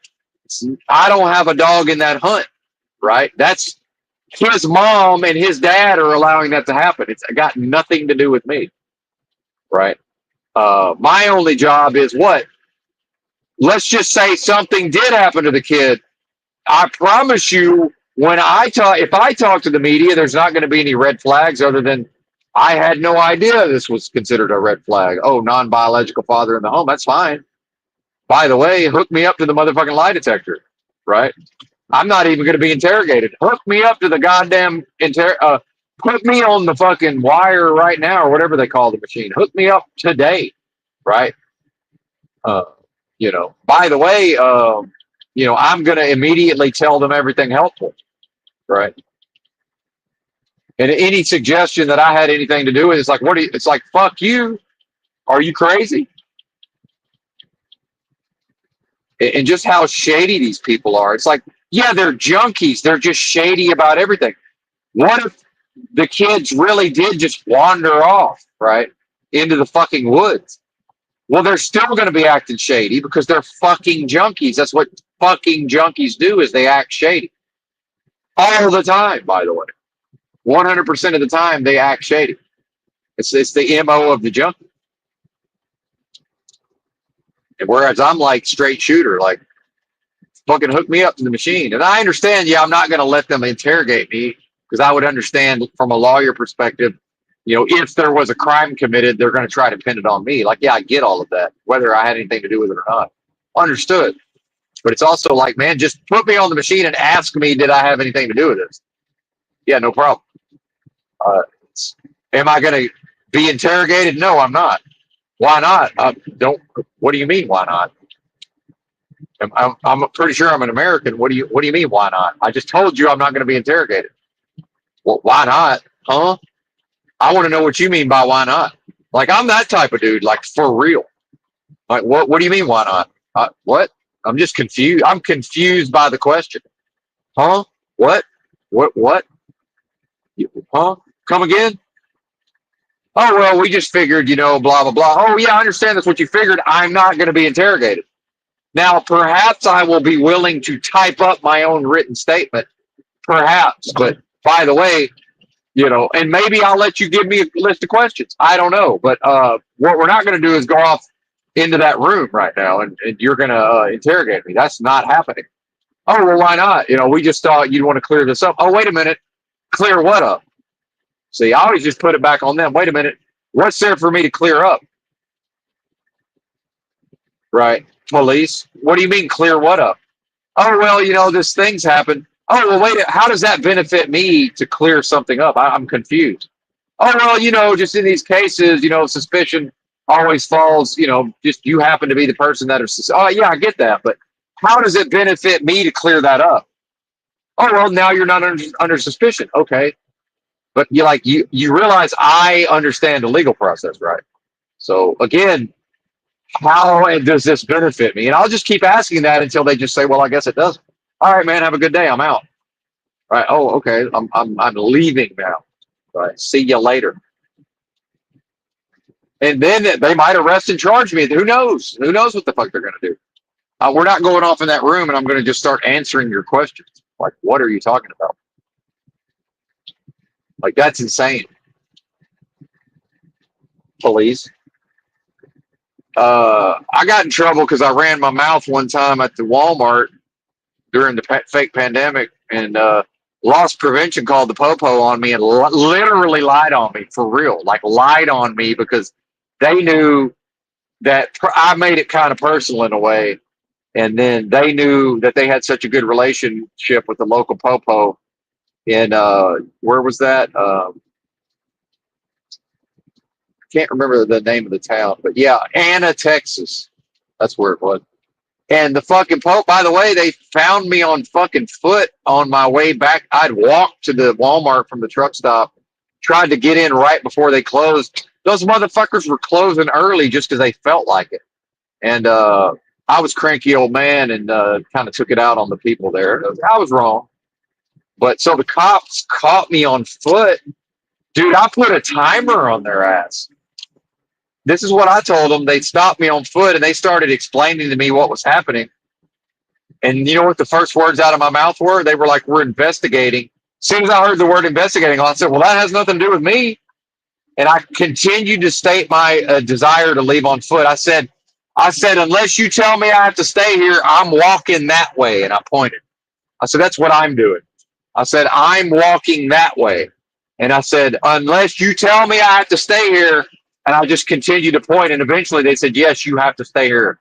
Now I don't have to talk to them, but yes, you're not free to go. I said the words, okay, if I'm not free to go, and I don't ever ask, am I being detained? That's a fool that ever says, am I being detained? It's clear when a person's not free to go. The cops try to muddy the waters so that I choose to stay there. I'm not going to choose to stay there. That's crazy, because they want to be able to type in their report. And if they have to testify, they've been trained to where they want to be able to say, well, he chose to stay there and talk to me. They want to be able to go to court and say, well, yeah, he was free to go. He hung around. Meaning they don't have to have what, folks? Probable cause. So I verbally stated out loud while recording on my phone. Meanwhile, this is neither here nor there. I just deleted. I didn't even bother to upload the recording. I just deleted it later. But I'm recording all of this, but not like in your face, just so I have a record, right? In case I need it. I'm not like being rude about it. And like, oh, you're being recorded. It's like, no, man, I'm not that type. It's like, why get shitty about it? But I put a timer. So I said, okay, if I'm not free to go, I'm being detained. And I said out loud, my research indicates y'all got somewhere around 20 minutes to do whatever you're going to do here. So I started a timer on my phone. And I more or less just showed them the timer. Like, just so everybody knows what's happening here, like, let me set my timer, right? Now, they might be able to push it to 25 or 30 minutes, but they're going to have some explaining to do. Now, if I continue to point down the road and say, hey, man, I'm ready to get going down the road, if you don't mind. At some point, it's just going to become, they're going to have to let me go. And so what they ended up doing was they called loss prevention to see, would loss prevention come over there and say, yes, that's the guy that did this thing I called you and lied to you about, by the way. Meaning now this guy, loss prevention, are you really going to lie? Loss prevention said, no, we're not going to come lie, guy. And so I just hung out and waited around and kind of was like, shit, I guess they might be around. I don't fucking know. And this is what the general public doesn't understand. I have no control over the fact where if they decide to cuff and stuff me, I can't do anything about that. There's nothing I can do. That part of being an American is I'm now not free to go. And if they decide to cuff and stuff me, I don't have a say over that. Now, all they can do is try to get me to tell on myself and then trump up enough, enough for the prosecutor to be like, okay. And now we know the catch-all is, disorderly conduct, right? They could at least fucking cuff and stuff me, say, sir, here's your, now you got a court date. You're getting released. Here's your court date. They booked me and I'm in jail for a shift and now they let me go. And here's your ticket for disorderly. Now I got to socially engineer these bozos into getting in front of me because they think I've got to pass them. Because their pattern is they slow merge into the freeway while looking at their screen, and then whatever's coming up behind passes them right away. Well, I'm a big rig going up a motherfucking hill. I can't pass, folks. So I have to let them know with the air horn and the flashers, hey, folks, please get up to whatever speed you're going to go. By the way, they're going about 50 because they're looking at their screen. This is your country, folks. If you identify with America, Trump, MAGA, the American, just the might of America over time, this is your country. They still haven't gotten up to speed yet. Now I'm 45 with the flashers on.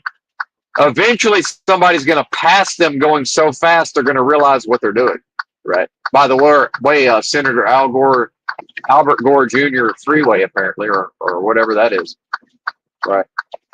They're just now figuring out, oh, wait a minute, we're on a freeway, it's 70, why don't we just go, right? And this is comical. I'm beginning to think my truck has actually lost some power at this point. Like, this is fucking clown shoes. What is it? I'm astonished at how slow we're going, and I know this truck to be slow. Goodness gracious. This is crazy. 33 miles an hour right now up this hill. And it's a pretty steep one. But this is fucking nuts, dude. Part of it, there's about 1,000 pounds on the trailer that could be on the drive. That's part of it. But either way, anyway, that's neither here nor there. But basically, it's so bad in America, I know based on how these people are driving, I need to signal them to pull their head out of their ass or they're gonna be in the way of a truck that's about to be going 34 miles an hour up this very hill, right?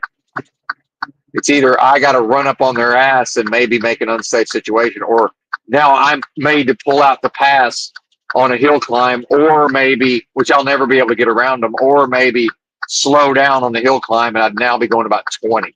That's the country you live in, by the way. Just so you know, this idea of, a day's work for a day's pay, pull yourself up by your bootstraps, be a productive member of society. Fuck society. Fuck society. Society's garbage. Now, it's probably garbage everywhere, but it's in America. Society in America is trash. And now I understand. I'm starting to feel some type of way based on. Now I'm identifying a little too strongly with the realm. So let me get back properly identified. My apologies. I'm feeling a little stressed, but probably there's something in me that needs to come out at the level of anger and resentment. I probably do have some resentment based on that America is nothing close to what it claims to be.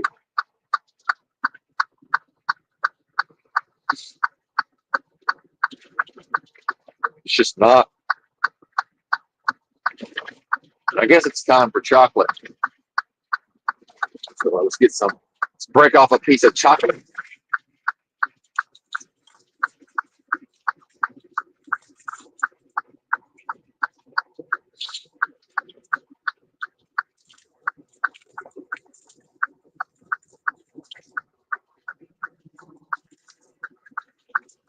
Uh-oh.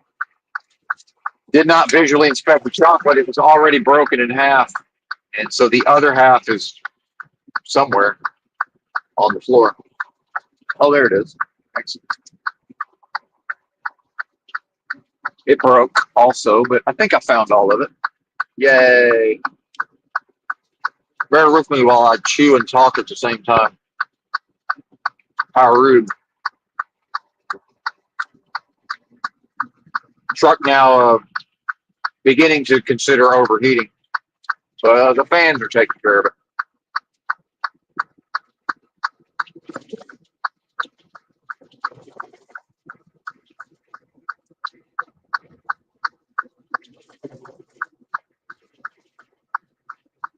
This is crazy, dude. See, in the daytime, this is not that bad because the driver knows at the bottom of the hill what's to come. The craziness of this is just no idea that this is what's about to happen. It's extended period of time trying to crawl up a hill. And oh, by the way, this road is fucked. I mean, fucked, dude. Wherever this bozo, this driver from Africa's from, some of the roads there are absolutely better than this road. There's no fucking way they're not. I mean, this is just, it's unacceptable, or it should be unacceptable.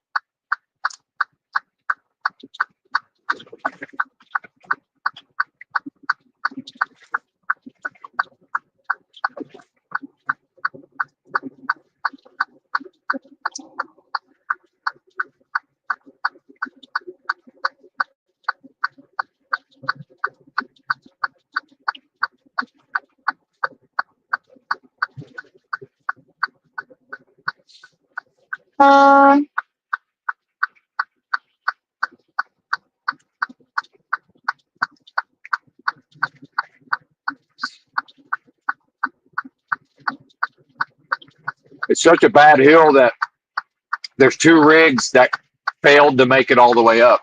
This is what I mean about the African guy. Like, that's his truck. His truck, he's going to go up a hill like this 10 times, and it's not going to make it up all 10 times.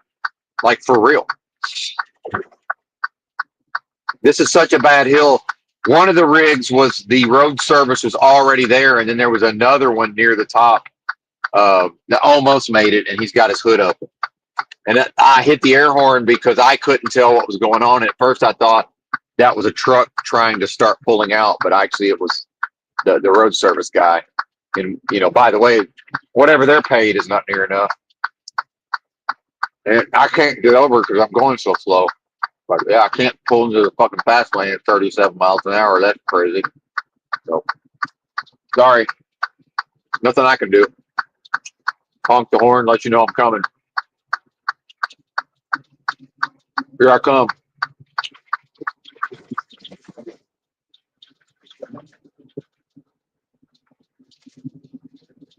So the African guy, and I know I'm all over the map here, but when he's not asking about my truck. He's asking about, am I a company driver or an owner operator? Because the fact is, I'm going to go up 100 hill climbs, and it's probably going to make all 100 this truck. But yeah, it could one out of those 100 not make it all the way up. That's possible, but most likely it's going to hit 100 for 100.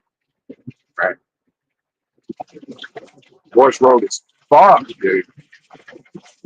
Now part of this is why, because it's an area where one state is, it's just, we're in Tennessee, but we're not that far into Tennessee, and state of Tennessee doesn't see the value in fixing this stretch of road.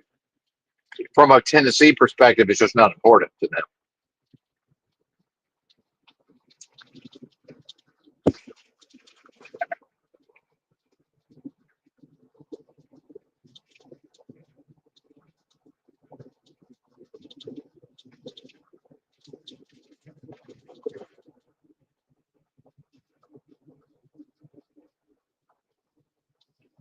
Anyway, one moment.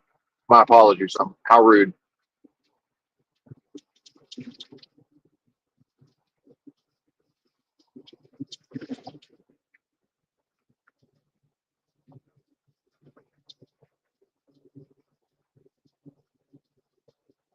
This is a nightmare, dude. I'm going 40. It's all this time I've never gotten up to speed. Fuck. By the way, here's America. $4.44 at Walmart. I understand it's Walmart, but for 1.7 ounces of 100% cocoa dark chocolate, every single one of these bars has one fragment of a tree nut. For real. And at some point, I crunch into it, and I have some issues with my teeth, and I don't, I'm hoping that's what that is. I mean, who the fuck knows? It says on the package may contain tree nuts. Well, how the fuck is it 100% cocoa? Oh, the actual cocoa is 100% cocoa. Okay, I get it. That was like almost 10 minutes of just an uphill climb, by the way. It's at least a solid 7 minutes minimum. It's finally over.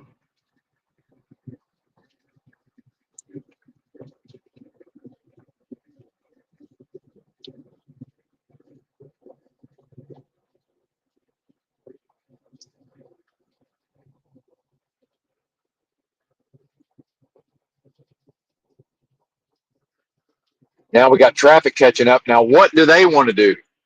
Hang out and look at their screen, but I'm going so fucking slow because there's another hill that they're not able to. But again, it's just the person drives by in their pickup truck, and it's a head and a screen, and their head is looking at the screen, and I don't really pay attention. Like a lot of drivers, they try to eyeball and look in every vehicle that comes by. I almost never look, but that just gigantic screen all lit up, and then the position of the head, right? It's a very specific thing. But back to America and these chocolate bars, like that's to live under a fully corporatized system is the corporation, the people that own and operate and whoever is working at the top of the corporation, they know that legally they can put just enough of a fragment of whatever that's going to potentially damage Benton's teeth. They can get away with that, and that since they are, they're in effectively every Walmart nationwide, however many Walmarts that is, that when you add, and then other stores too, that adds up to the stock price is higher than it otherwise would be, solely based on at some point I might bite into something I'm going to have this loud explosion in my mouth and be like, man, I'm having to check my teeth. I hope that wasn't, a new tooth starting to break, right? And ow, my mouth kind of hurts now. That's America, because America is corporate. I mean, the United States is corporation, blah, blah, blah, blah, blah. I'm saying the everything here. There's nothing here that's not a corporation. You're a legal person. What's the point of telling me that?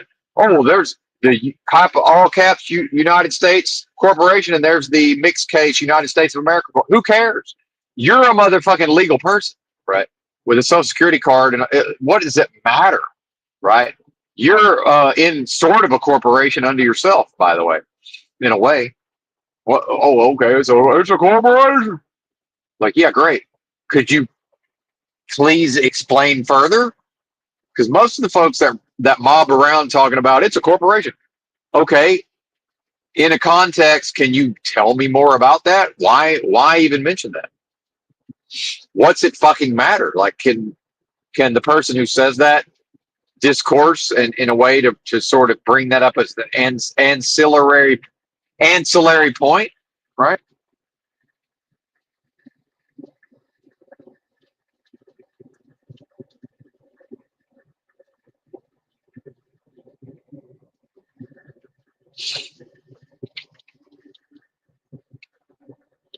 And I'm not talking myself up into this, but I'm supposed to be back to the company yard on Sunday, and if I make it there, that will start my home time. And honestly, I honestly don't know if I'm coming back or not. I mean, I really don't. I won't know until I get there. I might just be like, fuck it. And I'm seeing now I'm not going to be able to get groceries probably on these runs. And actually, I was looking at my groceries. I'm like, shit, I'll pretty much just perfectly be out of everything right about the time I'm getting back to the yard. So this is probably maybe this is supposed to happen this way.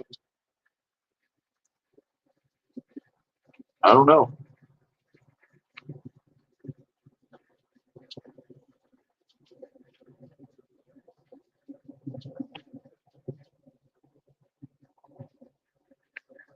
Uh oh, started to drift to the other lane a little bit.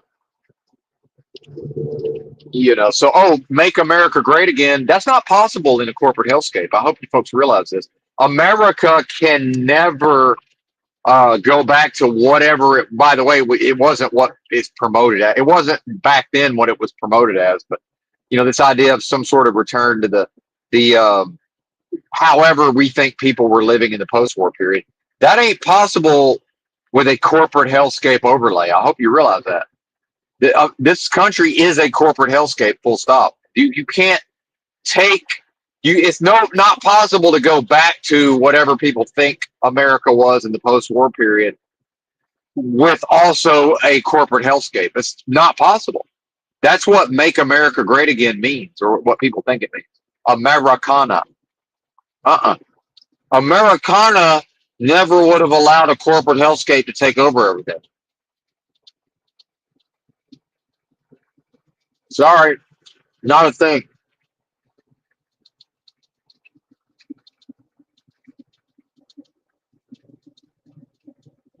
And I'm reminding myself to carefully choose. My apologies. Lest we break a tooth on some chocolate, for fuck's sake.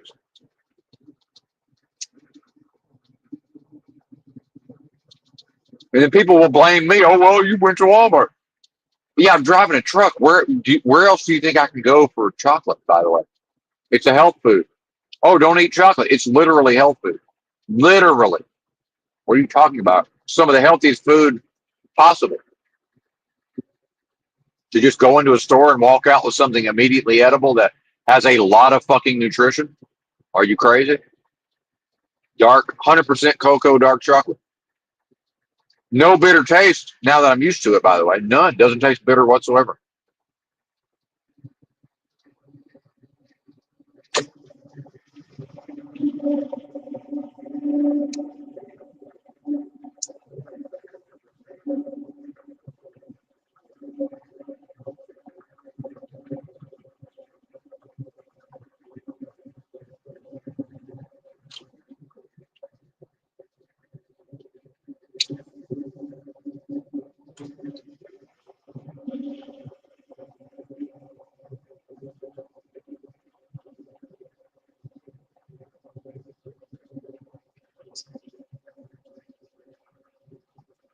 Tooth still hurts, by the way, from whatever the fuck that was.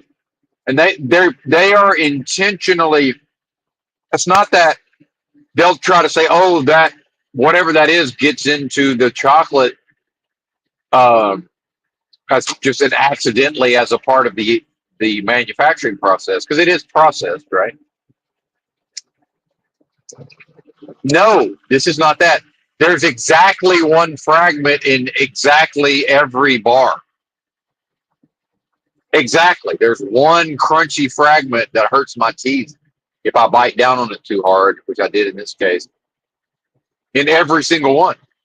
No, they know that they are able to put something inexpensive. So it's probably not actually a tree nut.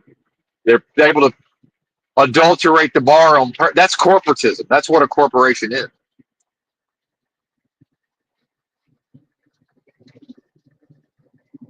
And now I accidentally sped because sometimes the road looks like it's going uphill, but we were actually going downhill. I looked down and I was speeding. I had no idea until I looked at the now the cop, if he wanted to, could just sit there and write tickets. I might be getting a ticket. I think we're good.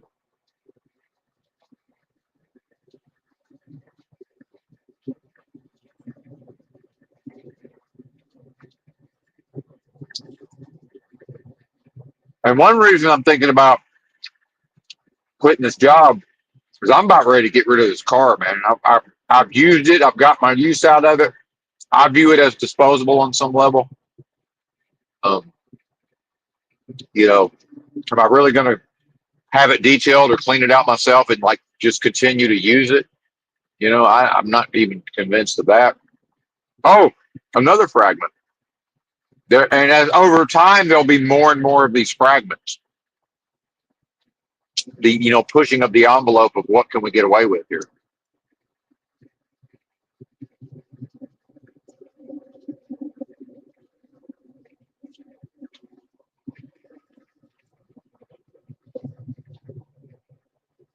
Oh man, this is brutal, dude. Brutal. So just like there's less and less apricots in the cans, more and more fragments are starting to appear in the chocolate.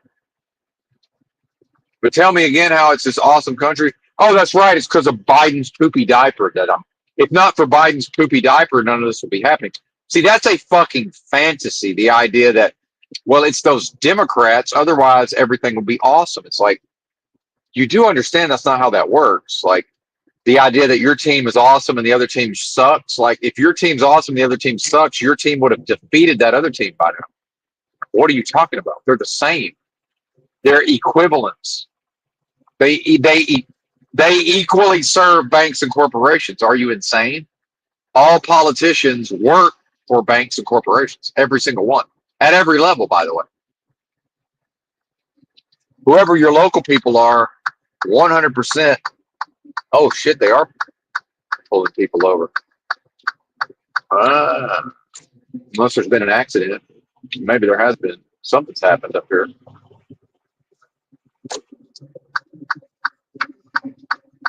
State troopers. Oh, a guy just drove right off the road. Probably died. If you if you're ever curious, folks, go to your local fucking truck stop. But this would be instructive for anybody. Just if you drive into with your car at your local Loves or Pilot, all you got to do is just when you see a big rig, just stay the fuck out of its way and keep driving and pretend like you know where the truck's gonna. That's all you got to do. Like when I drive my car onto a truck stop, I just drive like I know what the fuck I'm doing. Meaning I just will stay out of everybody's way. They don't give a fuck. The only thing they care about is like you're in their way. Right. Because you don't understand, you may not understand how a big rig maneuvers. So yeah, just pull your fucking car or your four-wheeler onto the lot. You could just go park your car against the curb, like across from the fucking fuel island. You can just sit there for 30 minutes to an hour. Nobody will say shit to you. You just sit there and from your car, just look at who gets in and out of those trucks.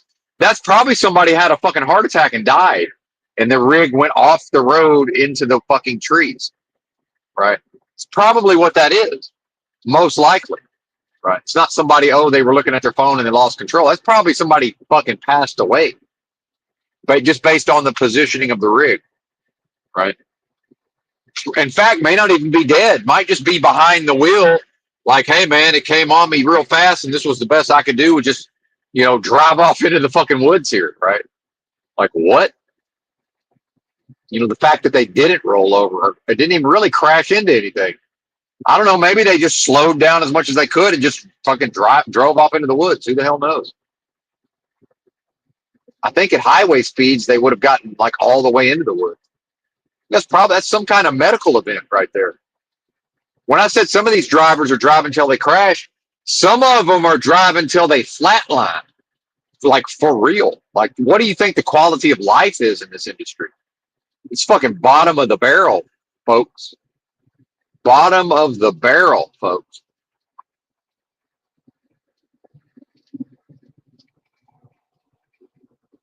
Uh-oh.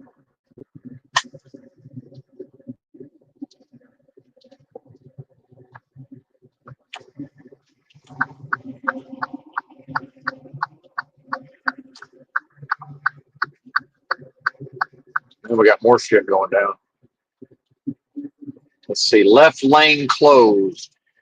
Ahead. Use caution. So this may be some other accident. Oh, you know what? Actually, I think that he's got the wrong sign.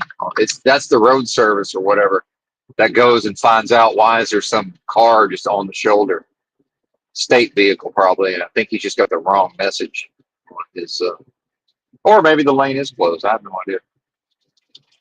Won't know until we get there. In an information age where everybody has a fucking computer on them at all times that has full connectivity to where there could be an app on my phone that just tells me whatever the fuck's up ahead. And I don't mean like other people reported. I mean like the government or whoever could, that could be a thing, right? Now we're going 75 again, only because I don't know that I'm going downhill. I can't fucking see it.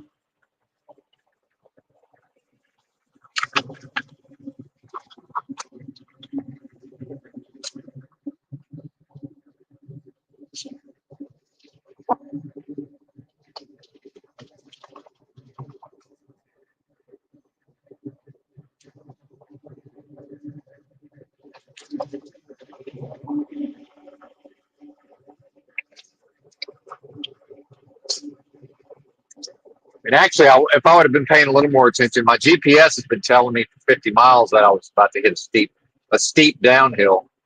I failed to take heed. That's what this is.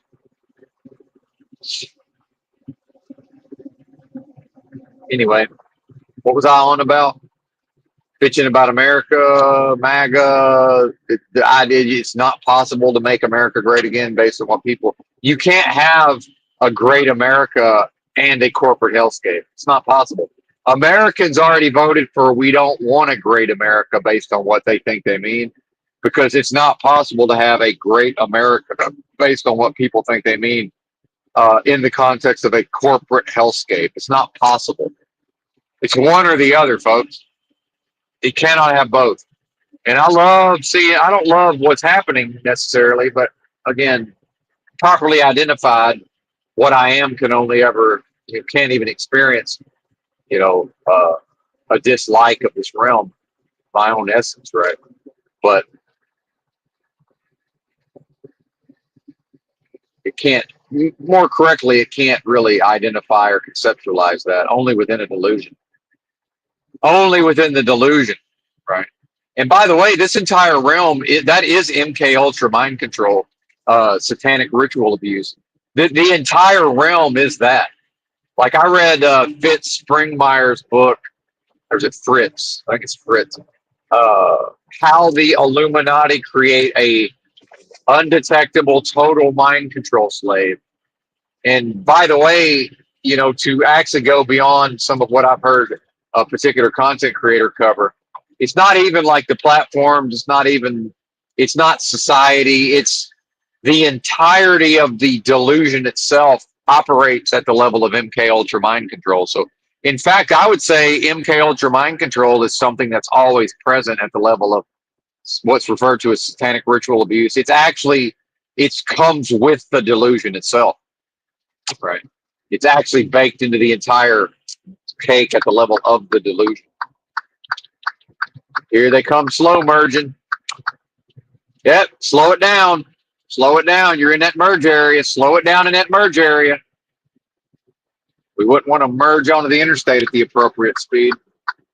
That'd be a disaster.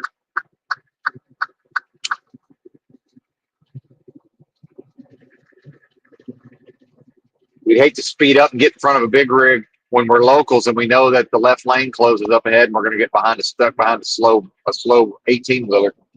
Oh, and now they're going to race me to the merge point. I love that. I haven't gotten raced to the merge point in a while. Gotta love that. So the exact same person who slow merges onto the interstate has no problem just hanging out behind a big rig. The moment they perceive, oh my God, I'm going to get stuck behind a big rig, they panic and pass me and race me to the merge, which is fine. I don't care. You know, as long as we actually have the time and space. That's the same person. See, that's not a discrete human being at the level of thinking. Now I get to go way slower than I otherwise would because I had to slow down to avoid the race. I'm not engaging in, I will not race somebody to the merge point. Once they show that the race is on, I'm backing out of it. Not interested in racing you to the merge point, people. That's the same person who slow merges onto the interstate with head buried in phone. Oh, wait a minute. We're locals. We know the lane's going to end. Oh, my God, that's a big rig that I just let get in front of me. A slow-moving vehicle. Now they haul balls and let's get in front of the big rig. Same fucking person. Same person, folks. You will never convince me that these are the people who are capable of reforming dystopia. They don't have it in them, folks. Even if it were possible, and it's not. Why is it not possible? Because part of the MK Ultra delusion we find ourselves in is that everything must be achieved through an aggressive or an assertive means, meaning it's not possible to transform this hell realm into a heaven realm. You know why? Because it only ever turns into a hell realm. How? Through the absence of creating a hell realm. That's how it becomes a heaven realm. The heaven realm is, in fact, the absence of the hell realm. This place has run such a train on people at the level of mind control. They still identify with the notion of we need to go out here and do things overtly to make this a slightly less hellish place over time so that eventually it represents a heaven realm. No. Stop doing all the things that makes it a hell realm, and what happens is immediately the hell realm disappears and whatever's left is heaven, folks. That's the realm of inversion. That's the realm of delusion. Just stop making this. This disappears. Whatever's left will be heaven 100% of the time. That's how confused we are, right? And we have no notion of that. And I mean we in the fact of the idea that there are discrete individuals. There must be discrete individuals creating all of this. Otherwise, I'm beginning to figure it out to the point where if I was the only being here, it would, the hell realm would disappear and it would become a heaven realm. Right? Full stop. So that's the evidence that it's not solipsism. Now, from my perspective, it is solipsism on certain levels. Of course it is.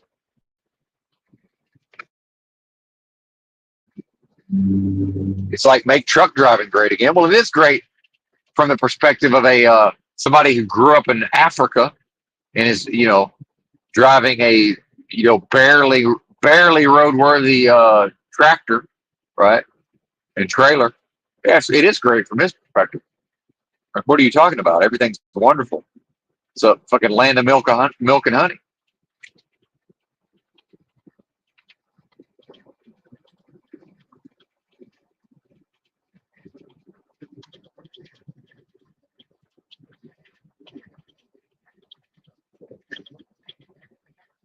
You can't have a great country and chocolate is almost breaking my teeth. What are you talking about?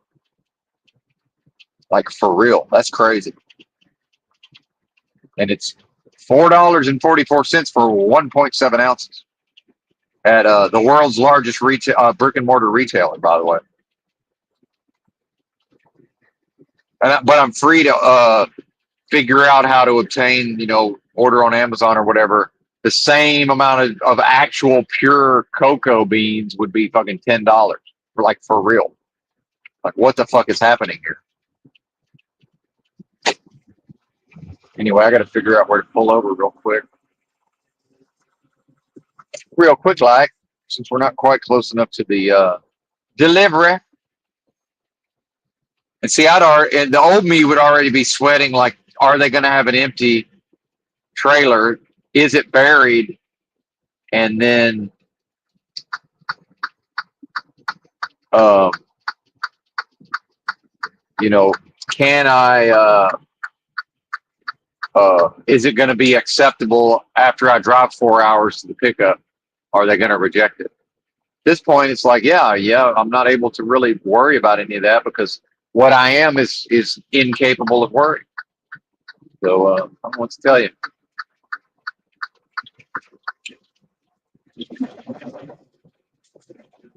Here's Rocky Top exit. If y'all know anything about the Tennessee Volunteers, it's the name of their song, one of their songs associated with the University of Tennessee. Rocky Top.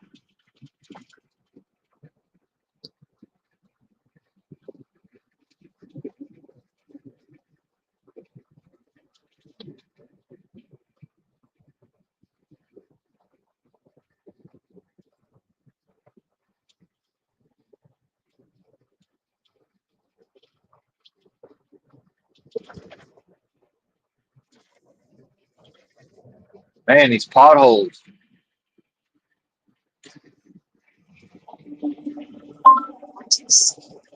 Already, bitch. They're telling me to slow down again. So, the Africans don't deal with any of this. The foreign drivers don't deal with any of this stuff. Constantly harassed by the company. The people I work with won't hire any of those people.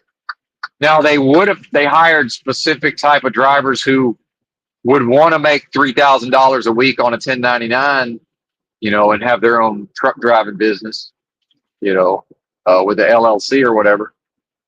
And what the hell is this? Somebody going to jail, probably. Yeah, most likely. DUI, maybe. Cops got them hemmed up on the highway there. And,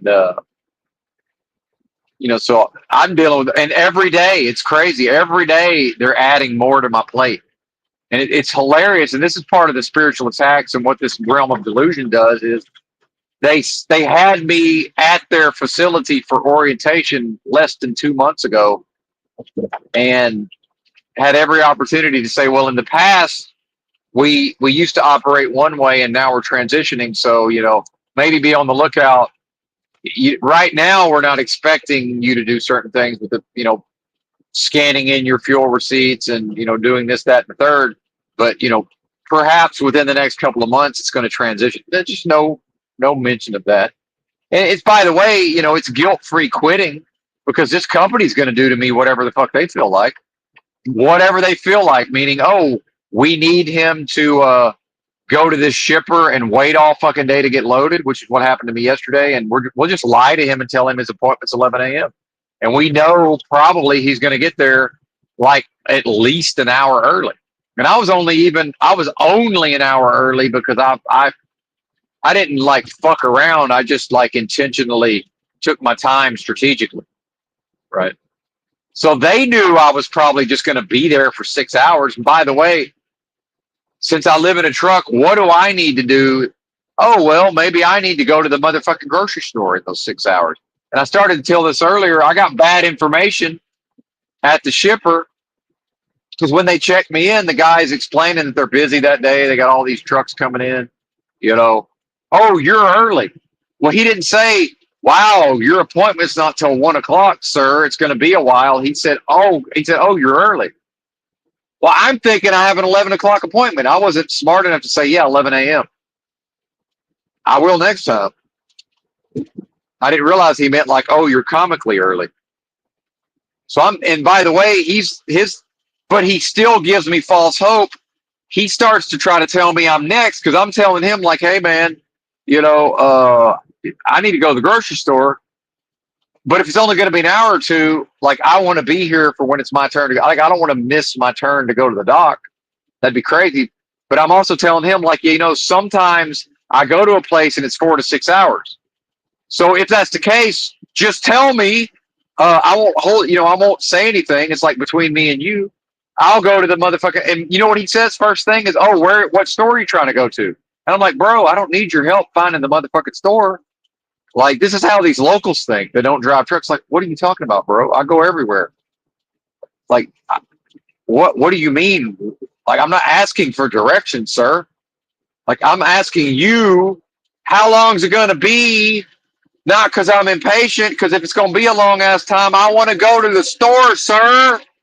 So meanwhile, I stayed there. In fact, I stayed there for the entirety of my 10-hour break. Now, I did sleep for part of that. By the time I figured out how long they were going to keep me, it's too late to go to the store.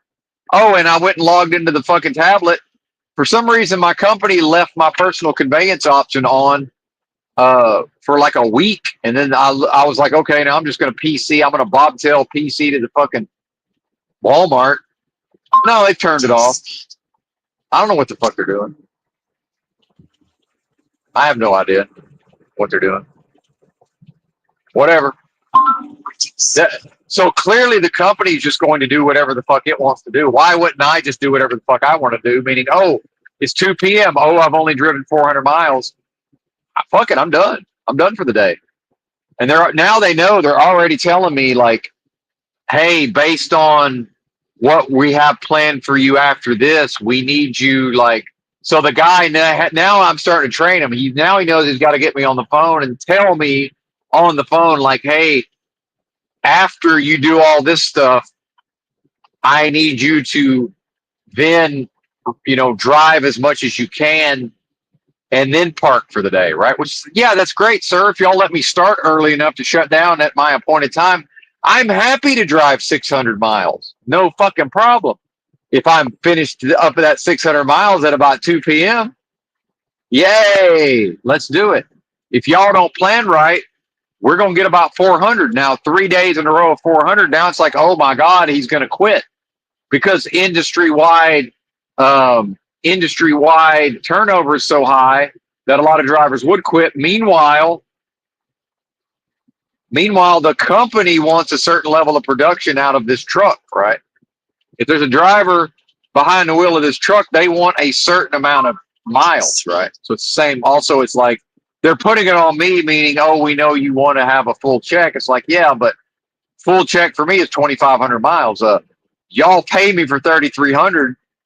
That's just like icing on the cake, right? And I'm able to do that if y'all run me my preferred hours. They're never gonna push me to 3,300 miles outside of my preferred working hours. I'm never gonna allow it because I'm just gonna pull the fuck over after driving 400 miles and stop for the day. And if they don't like it, fuck them.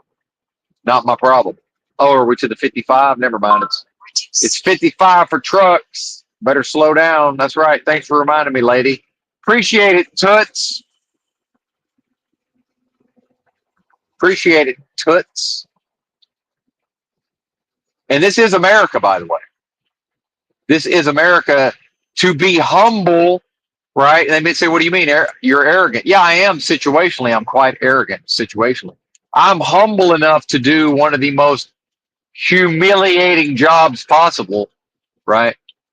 And this is my reward. It's a never-ending series of just like, yes, I can believe this is happening because I have a certain level of truck driving experience. Of course, this has happened. And then with Snyder, to be towards the end of my my stint with Snyder, the big company, and to be like at the facility, at the the terminal, and then now I don't remember why I was there, some kind of training. Now they need to train, not because I've done anything wrong, just some version of we wanted to teach you about this new technology or whatever that, I don't even remember, but I didn't do anything wrong. And if I did, I would tell you. But at a certain point, I'm staying at the the hotel that the company uses, and I'm on like the fucking shuttle van driven by the Snyder worker, right? And I'm on there with like brand new drivers or drivers in training, and one of them was like, just wouldn't shut the fuck up about how like he was being very impatient about how long something was taking. I just started laughing at him. I like, I'm like, bro, we're truck drivers. Like, we know how to wait. I was like, man, we're truckers. We know how to wait, brother. I promise you, we know how to wait. And I'm sort of just letting him know, like, hey, man, you're now embarking on a thing where you're going to be doing a whole lot of waiting. And some of the time, you're even just, by the way, my level of experience, I'm super used to waiting. And I'm actually probing for information. Hey, if I'm going to be here 4 hours, that's fine. I need to know so I can bobtail my happy ass to the Walmart and get my groceries, which in this case, it seems to be working out where maybe it's actually time for me to part ways with this company and just truck driving in general for right now, right? And maybe forever. Uh, Perhaps. I can't say for sure because if I stock up on groceries, now I'm going to get back to the yard. It's going to be like, oh shit, why did I buy all of these groceries? You know.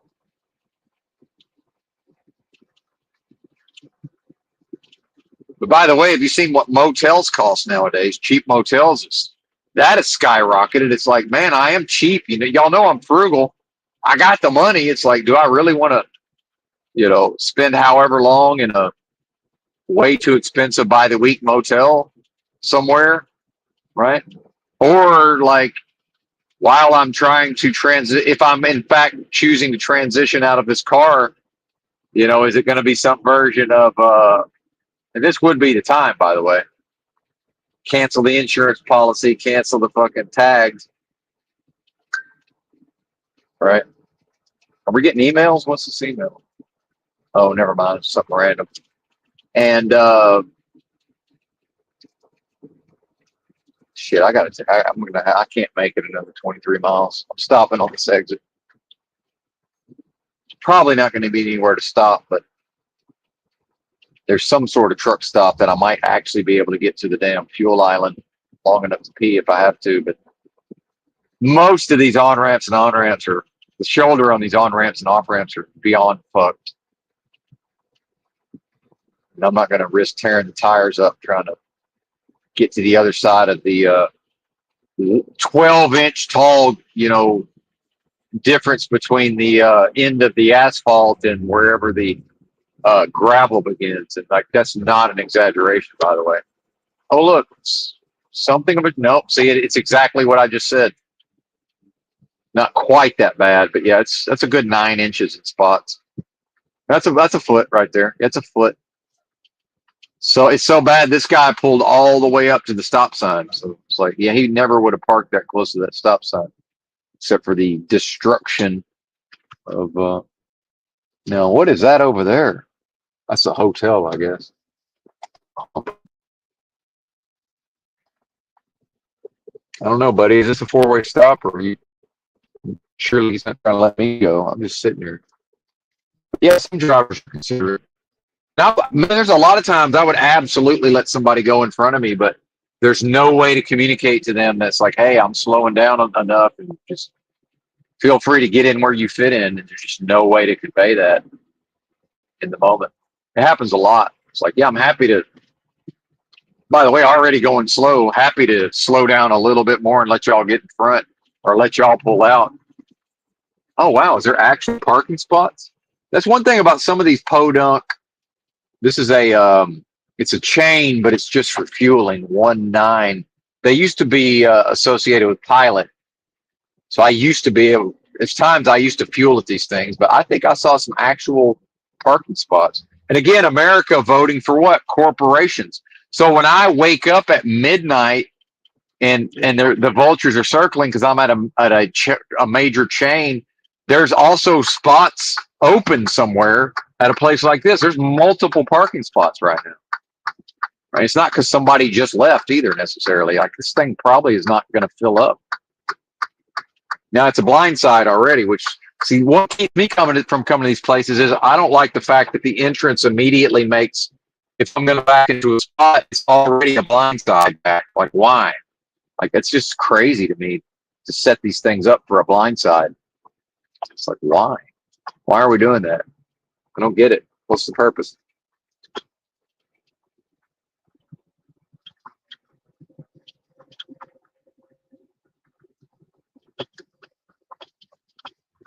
we know people are coming into parking. Oh, I didn't realize this thing's tight as fuck. I didn't realize I was going around to the scale.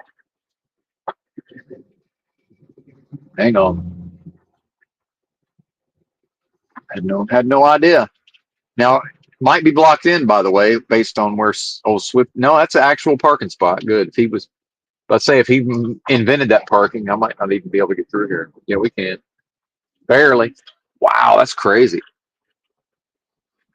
Yeah. Tight. Tight.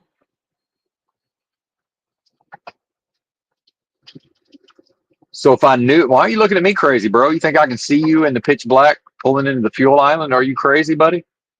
You guy walking across the lot looking at me like I'm nuts. Do you really think I could see you down there? Really?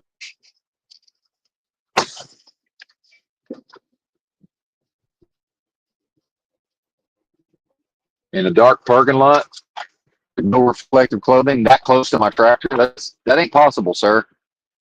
Again, all roads lead to narcissism in society. But from his perspective, it's like, yeah, but it's me. It's like, yeah, bro, I would have happily fucking came to a complete stop and watched you walk across the line. But I can't fucking see you, sir. So I don't know what to say at this point. Your Highness.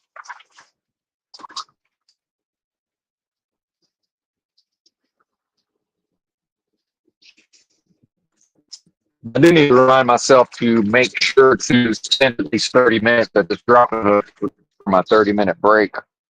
So that's the thing. Oh, man. Oh, what was I bitching about the truck driving? Yeah, I'm sure I can find more things to complain about. And again, it's all blessings, right? And again, the Kabbalion, all blessings or all truths are merely half truths. Yes, blessing slash curse, right? It's all curses. It's all blessings, and contained within each blessing is curses, right? That's the ultimate point. I was, I knew he was never going to accept it anyway. The guy I was talking to at the African guy at the place I picked this load up at. But I mean, that's ultimately what I'm trying to get across. Is like I am the value, meaning like what I am inside of me is the only thing that's going to move beyond this place. Like, yeah, I understand he's, identified with family, home, job, money. Yeah, it's great. House. It's all dead, man. Render unto Caesar, let the dead bury the dead. Like it's dead, homie. It's dead. And here's what I'm realizing is the Bible. Some of the greatest truth in the Bible is the idea that everybody that hates what their own nature, right? These are people who hate. It says hates God. Well, let's assume that was a human that was born spiritually perfect and then offered up as a sacrifice to Moloch. Then, if that's the case, they really do love death and hate their own nature, right? And I really got a sense of that in communicating with this fella. Like it was right there on display. So that was instructive, certainly for me personally. So yeah, that was a thing. And I got a little shitty with the guy at the at shipper office once it became clear that he had given me bad information, and simultaneously I was coming to realize, oh, wait a minute, my company lied to me about my appointment time, and this guy actually led me to believe that he sort of muddied the waters and let me believe I was going to be next in to get loaded. But what happened was that somebody came along that he knew locally and he loaded them instead, which I don't even really necessarily have a beef with. I have a problem with the fact that if I'm going to be here for 4 hours, I also need to go to Walmart. Like I'm really fine with the I'm here for 4 hours, and it ended up being, in fact, my entire 10-hour break. But I was loaded after about, I don't know, five hours. But then I was an hour early for what I thought was my appointment time. So realistically, I mean, they really didn't delay me overall based on the parameters we were working with, and it's the subterfuge and just lying. You got people who just straight up lie to me, right? Like this, what's his name? well, it doesn't matter what his name is, but this guy at the company that hired me, like he just straight up lies to me, right? And I called him asking about where I could fuel because I'm not supposed to fuel in certain states, and he's got this very like tone of just like he doesn't respect me, and he's letting it show in his vocal tone, right? And it's not like, I'm developed to the point where, in the past I would have been like, hey man, like what's up with how you talk? I would have found a way to address it by now, right? Without like being direct, with a minimum level of direct confrontation. And by the way, I'm quite confrontational by nature historically. Like I have no problem just being like, yo, you know, this I've noticed every single time you behave this way towards me. Like, how about we knock it off? Like I have no trouble saying that to somebody, like none whatsoever. In fact, if anybody remembers, when I visited with another content creator, this has been actually been several times, but in Denver, I stayed in an apartment for almost 2 weeks. And at a certain point, I had been given direct orders enough times where I have like this standard spiel. It's like, hey, if it's not too much trouble, could you make your, basically just adopt the phraseology where we pretend like, I have an option here, basically. And just a person completely unwilling to interface with that mode of communication, right? Because obviously I have a choice. My choice is to pack my shit and get the fuck out of here. And, if we both know I'm probably not going to do that, yeah, I understand it's a bit of theater, but, isn't that a modicum of respect, right? It's just like, hey, and at this point, like the way and it is very, truck driving, right? Like I'm using them and they're using me. Like it's exploitative in both directions. Like I'm also exploiting them, right? Meaning part of it is like, there's been times when I felt reasonably able to get away with hooking up to one of their trailers that I knew had a mechanical defect that wasn't a safety issue. It's like, all right, well, you know, uh, I'm going to suit myself and take it to where drop it somewhere else, and it's going to be somebody else's problem. And by the way, that's how it became my problem. You know. Meanwhile, if it was the big company and I knew I could just drive it into a facility somewhere and get it fixed in a reasonable amount of time and keep rolling, I probably would. It's all this little company got to jump through a bazillion hoops, wake people up in the middle of the night so they can give approval because I can't be trusted. Because some drivers will just get everything repaired and like get the fucking engine fucking overhauled if you let them approve all. I mean, like for real. Like, what's that got to do with me? Can't we figure out I'm not that type of person? But again, it's a corporate structure, so I'm never treated like an actual human being. By the way, I'm only ever in relation to the corporate side of things, right? I can't ever just be my own person in that regard. Oh yeah. I don't know what that is, but that didn't sound good. Something going on somewhere in the front end suspension.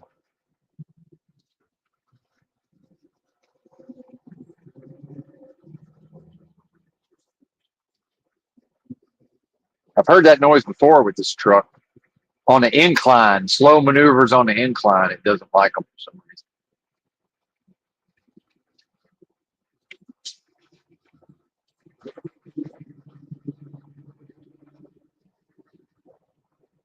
And why doesn't the fucking stupid tablet know that I'm driving right now? It's like you should know I'm driving by now, tablet. But whatever. Worry about that later.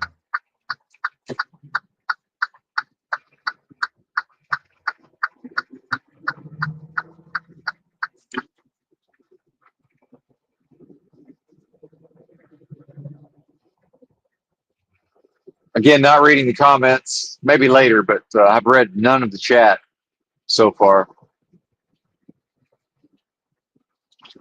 Thus far.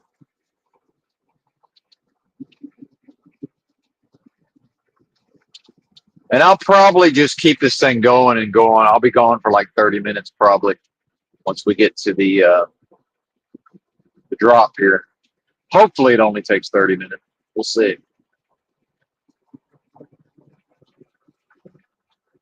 We shall see.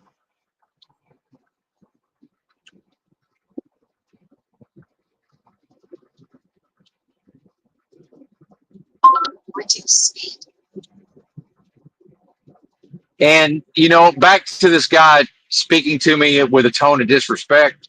And I think some of that is like his own notions around like manliness and all of this, which is fine. Like some people have their own preconceived notions. Again, I got to a certain point where I just would straight up tell people, I said, look, it's not my problem or it's not my fault. Y'all weren't around when I proved myself all them years ago, many times. Like that's not my, like I'm, you know, at a certain age now where it's like I'm just simply not going to continue to prove myself to people.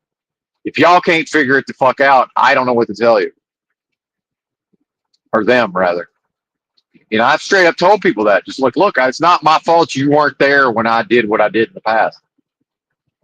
Yeah. Take it however you take it. Same with this guy. It's like, yeah, I'm on some spiritual shit, brother. Like, it's been a journey, man. Like, do I really have to continue to be some fucking stereotypical caricature of a manly macho man? Like, why? Like, why does he need me to perform that, by the way? Because this has nothing to do with me. In order to accept me on a certain level with a certain level of respect, he needs me to do a performance. It's like, why? And by the way, what do I get out of that? I don't see an upside. Where's my upside?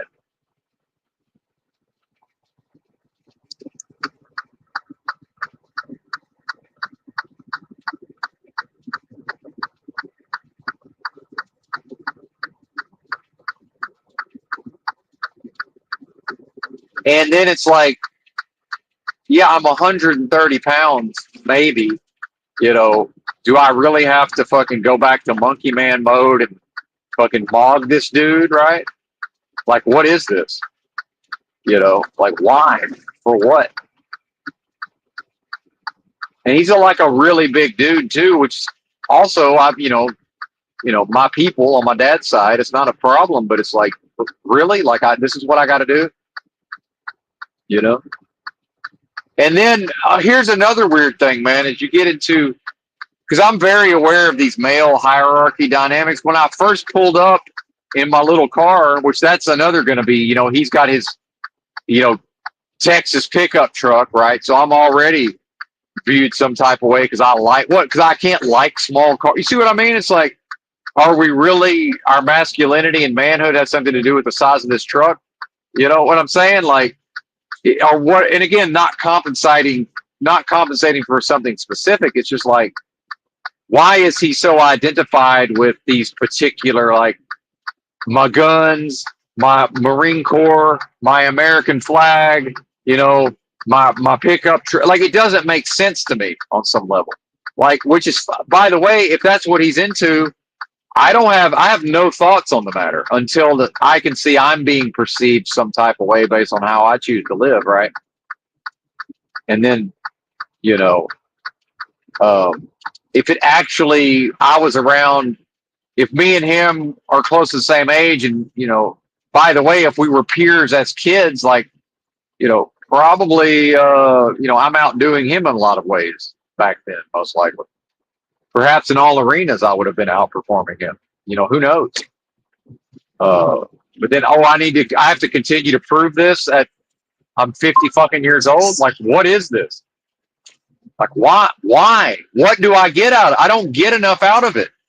Like, whatever upside would be to me driving a pickup truck with, like, come and take it stickers and, American flags and back the blue and all of this. It's just, it's not enough upside. There's not enough of a benefit to me. By the way, I enjoy a small car. I just drove this motherfucker here from LA for $120, by the way.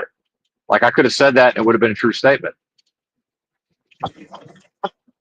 Gigantic potholes yet again, by the way. Just huge, massive potholes. Now I need to turn the light on and see, did the fridge open? Sometimes the fridge opens.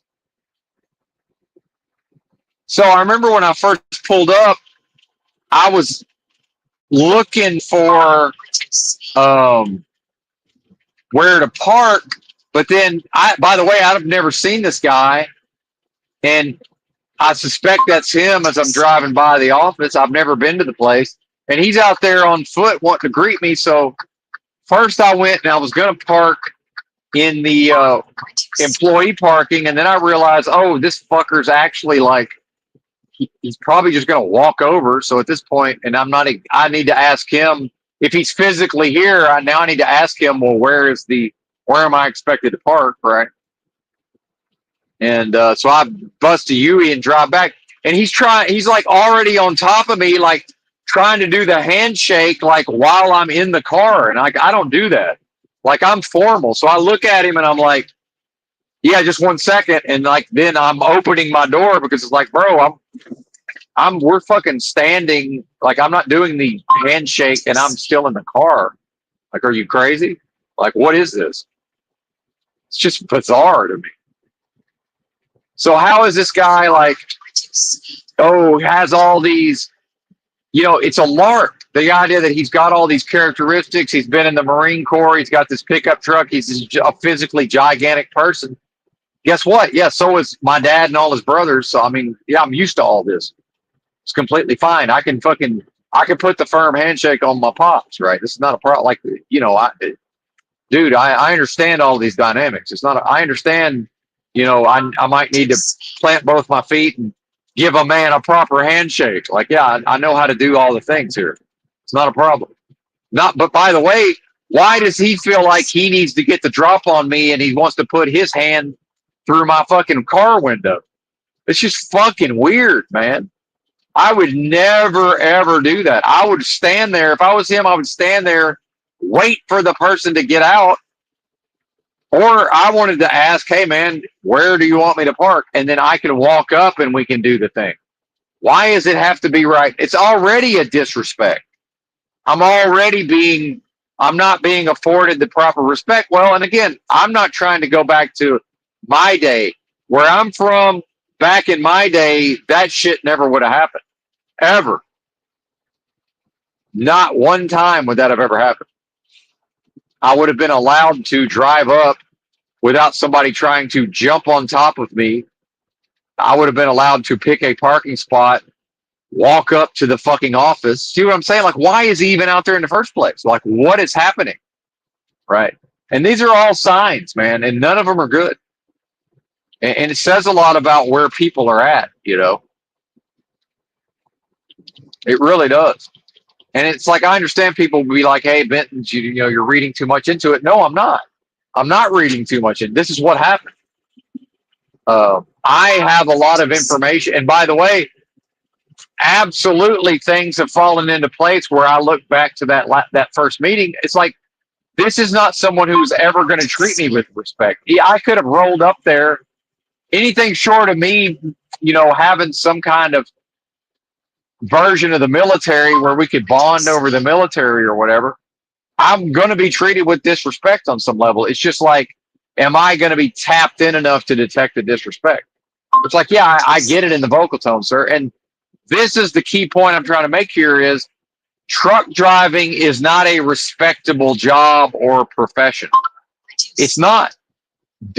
Based on what truckers put up with, the actual industry of performing within an industry as a truck driver, it's not respectable. So therefore, in some way, by willing to do this job, I'm actually affirming before everybody and everything, all of creation, within a delusion that, in some way, this is what I'm affirming, that this is the level of treatment that I'm deserving of, right? That's a spiritual thing. It really is. Now, some might say, oh, that's a cop out because you don't want to work, you don't want to do this, you don't want to do that. I don't know, man. Till one of y'all gets in a big rig and does a year over the road, y'all can't tell me nothing. Until you go do 12 straight months over the road, you can't tell me nothing. With no experience, by the way. There's nothing you can tell me.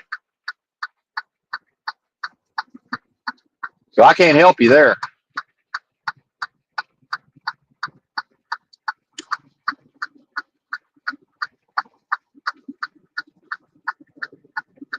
You don't know nothing about it if you haven't done a year of it.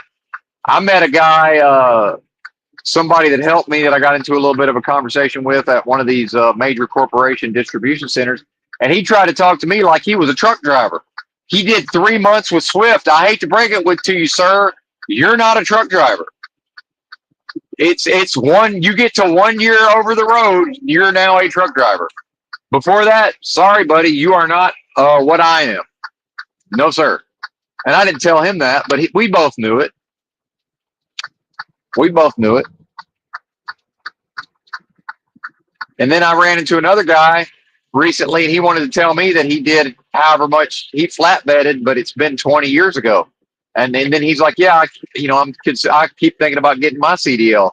And I said, "I hate to break it to you, brother. That whatever experience you had 20 years ago, you're starting over as a new driver. That's the industry says you have 0 years experience as far as the industry is concerned." So, and he didn't even seem to know that. He's like, "Really?" I said, "Yeah, man. You'd be starting over as a new driver." So, but I said, if you can get to 2 years experience, you can do what I've done a couple of times is just work just long enough to save up about 10 G's and then peace out. If you actually had experience and had a CDL, but not right now, buddy. The industry demands that you work bottom of the barrel for one of these big companies for at least a year before, anybody worth working for arguably would even hire you. Arguably, right?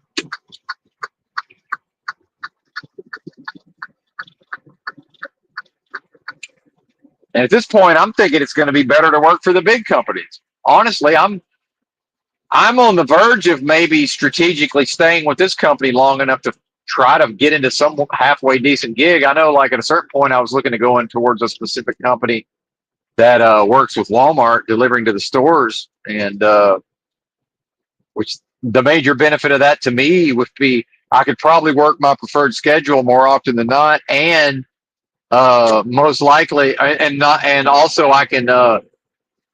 It'll be easy to get my groceries because I'll be at super centers regularly, and I could park overnight at pretty much any Walmart, which would be nice.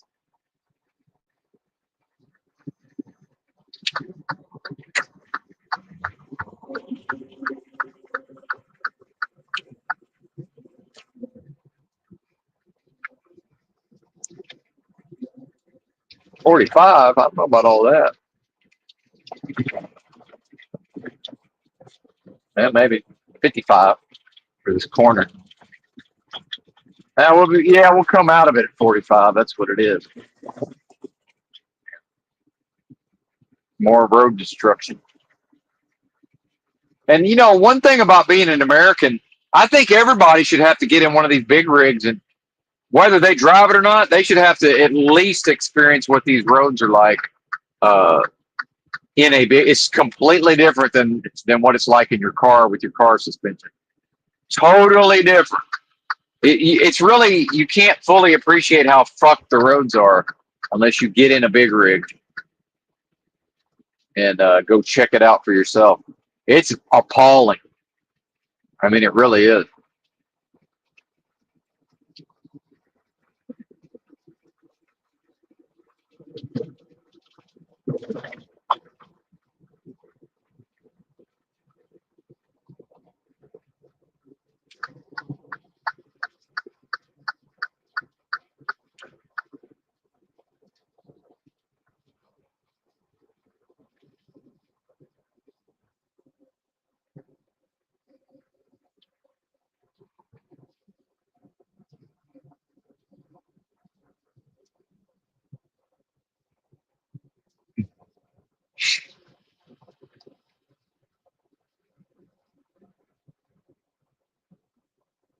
And a lot of it, in my view, is just it seems to be way more socially acceptable.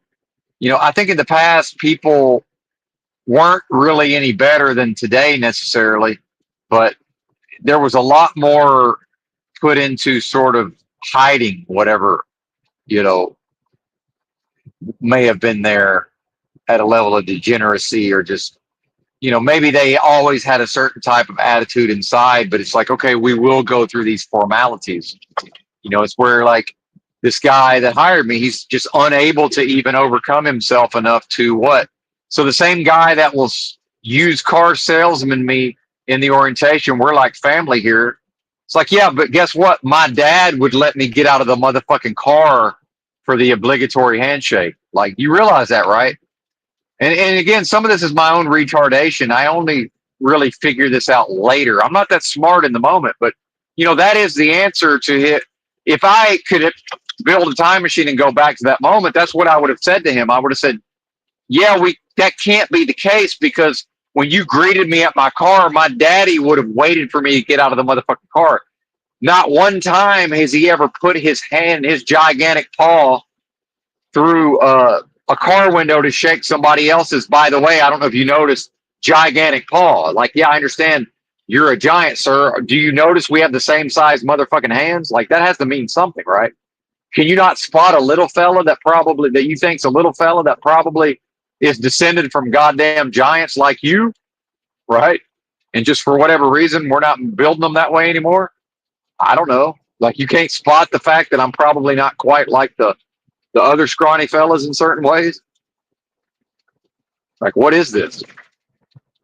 A palm of motherfucking basketball, sir. Like, what? You know, not. I don't need credit for that, but it's like, yeah, there's supposed to be something in that handshake, which is like we stand toe to toe, we look each other in the eye, we got a certain grip, you know, and it's like, you know, sort of we get to know each other a little bit.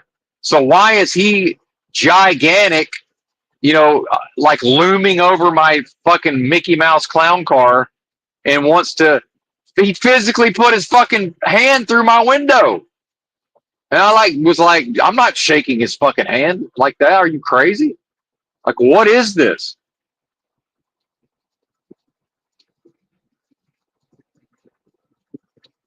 And I'm like, yo, give me a minute. You know, I'm like basically like, Joe, yo, just a minute. You know, I'm getting out of my car.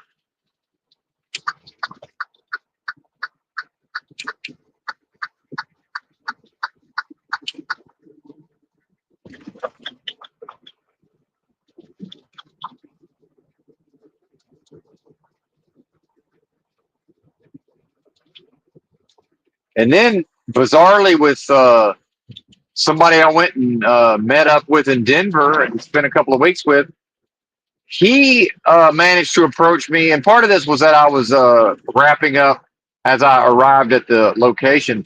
I was wrapping up. I'd managed to make a live chat and a live stream all about me, and I was wrapping that up. And he's standing outside my window. And then my assumption is, okay, now I get out of the car and just no handshake moment, which was a bit strange. And I'm not ever gonna. I'm to the point where society's gotten to the point where I don't force the handshake. I look for the signs that it's handshake time, but I need the other person needs to be in handshake mode. Otherwise, we just don't do handshake. That's also fine, no problem.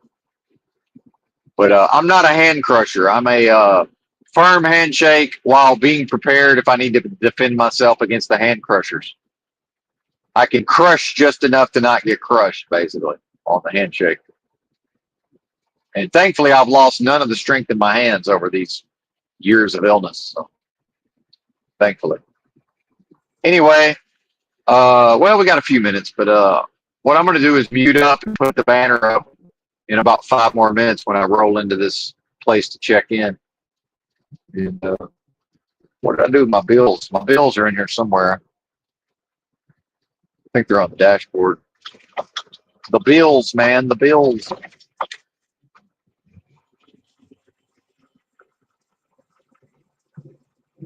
So the reality is, you know, as this man of the people, whatever the Jehovah's Witnesses did to me, it's actually he's the one that's not respectable.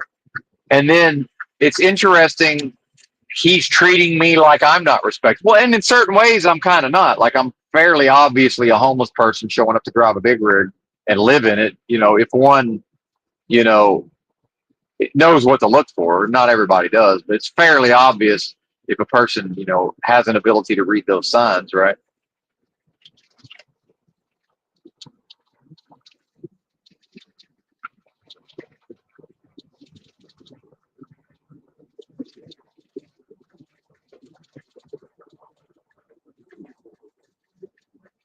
And then, we're talking about a grown ass man of his age, you know, with diabetes, and I'm pretty sure not type 1, and, just fucking, it's not my business, but at a certain point, it's like, bro, like, you don't have to live this way, right? Like, what is this?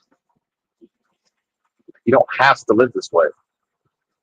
Yeah, I respect your right to be a fucking slob, but also sort of the same thing with the uh me. Yeah, I'm showing up in a car that, again, it's fairly obvious I've been sleeping in, but like, is that really any worse or better, or how's that any different than, how this guy lives at the base, his how he chooses to live his life day to day, right? Like, is it really that different? Yeah, I've got this certain area of my life cleaned up under control. It happens to be the area that he doesn't, and then, he's presentable hygiene, and, it's probably has a halfway decent place to live and all of this, and I'm sleeping and been sleeping in a car.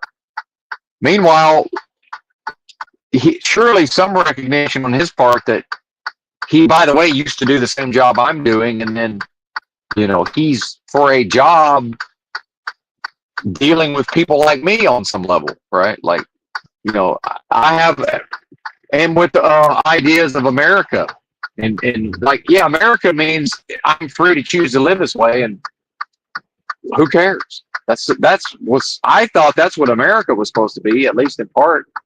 It's like, yeah, I get to choose how to live, and as long as I'm not hurting anybody, like, who cares? Or do we really care?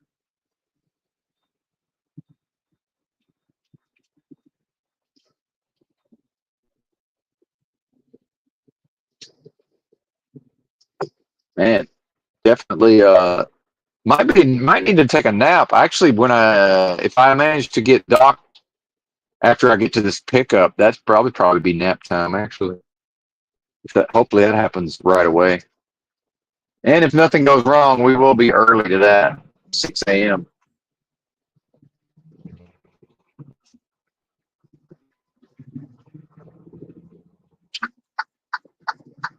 Actually, we're not turning here, or maybe we are. Yeah, we are turning. I think. Sometimes it's hard to tell. I believe we are. Yes. 1.7 miles. And I've been here before, which is good. That helps. Know a little bit what to expect generally. And of course, of course I'm doing this with a car up my ass. Because unlike the old days when the car would immediately shoot around me at the first opportunity, they prefer to stay behind me. So I'm 15 with the flashers on to get them to go around me and just drop. By the way, like, 2 lanes in each direction, stoplight, Knoxville, Tennessee traffic. This is a fairly populated area, right? And they're actually making a left turn. So their preference was drive behind the big rig as long as possible.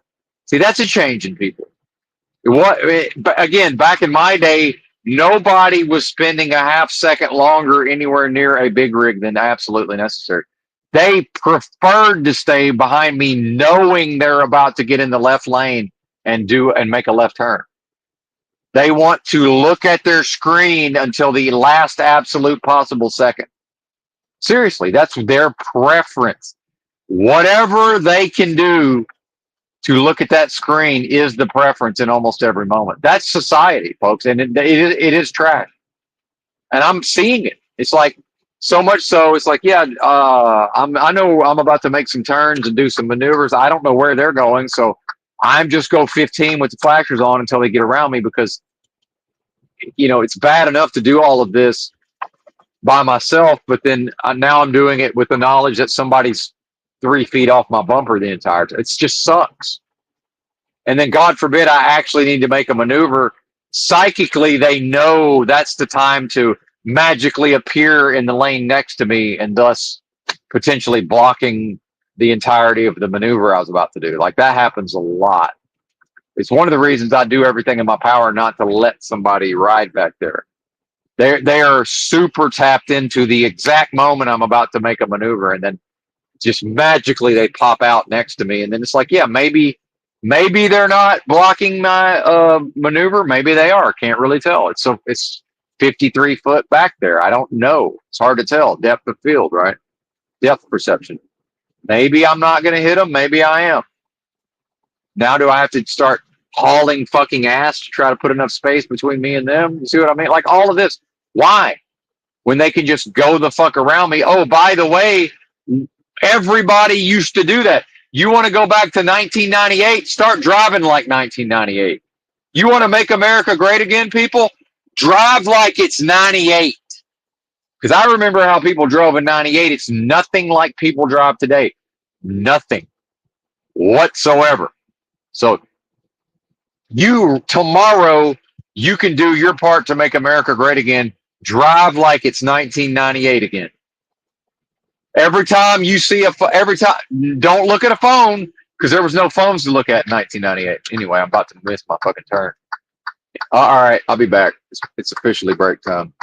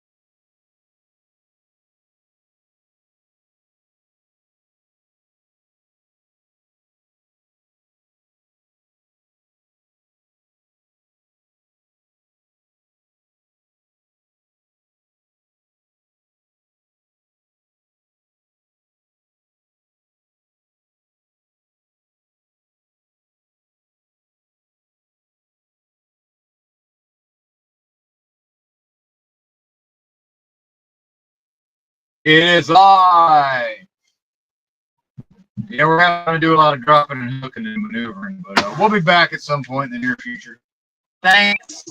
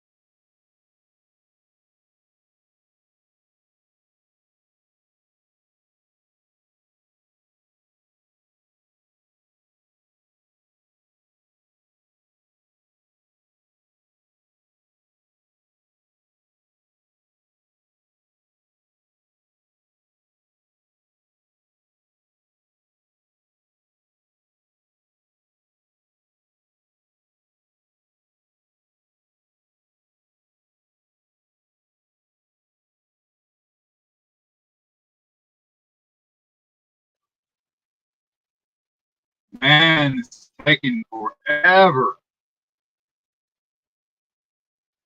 Might as well sweep out the old trailer while I'm here. Yeah. Empty trailer. All right, be back shortly. Hopefully 10 minutes.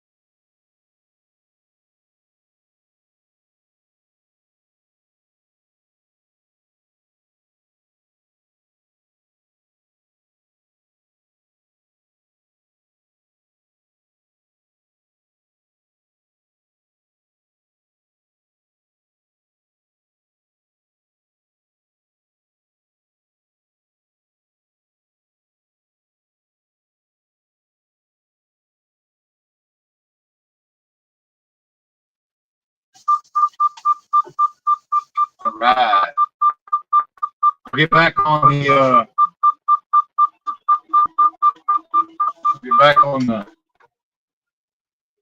earbuds as soon as I check out of this place. This is tight, man. I've been here once before. I knew it was gonna be bad. I had to drop my loaded trailer off to the side and then pull out my empty and then drop it on the side and then hook back up to my loaded trailer and then drop it in the hole I just pulled the empty out of. It took quite the maneuvering, nothing too crazy, just it took a lot of maneuvering. At a certain point I had to kept jumping out and make sure I wasn't going to hit one of their tractors. I'm sure it's company policy, but you know, they had the security was watching me just in case I tore anything up, probably. I'm sure it happens. Yeah, definitely not enough room.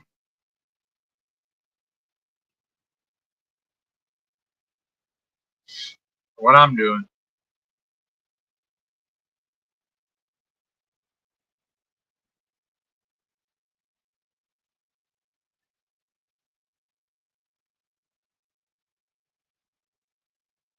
We're gonna get out of here. I guess I could. Oh, we're hitting 5 miles an hour anyway. Hang on, yard move. Receiver. Realize I hit 5 miles an hour, man. I was off duty. Now we driving. Now here's the question: how late are we going to be for this pickup? Because let's see, on the GPS, Smart Truck Route 2, worth every penny. This says we get there at 5:25 for a 6 a.m. and I'm stopping for fueling. So usually, almost always beat the what the GPS says. So should be getting there more or less right on time. Oh yeah, that's right. I better speed up since I'm in yard move. But yeah, that's the thing about drop and hook. Everybody assumes it's easy peasy, real quick, lickety split. This is like an hour. It took them like, and part of it we were kind of, you know, me and a couple of guys that work here were chit chatting a little bit, but it was mostly work related. So I was like 15 minutes at the gate, and then with the trailer sweep out, it's probably by the time I leave out of here, it'll be damn near an hour. And that doesn't happen a lot, but sometimes on a live load, I'm in and out in an hour or less. Sometimes we'll see. Personable fellows here at the receiver. I'll be right back. We'll see what they do to me, and then bathroom break, and we'll get out of here.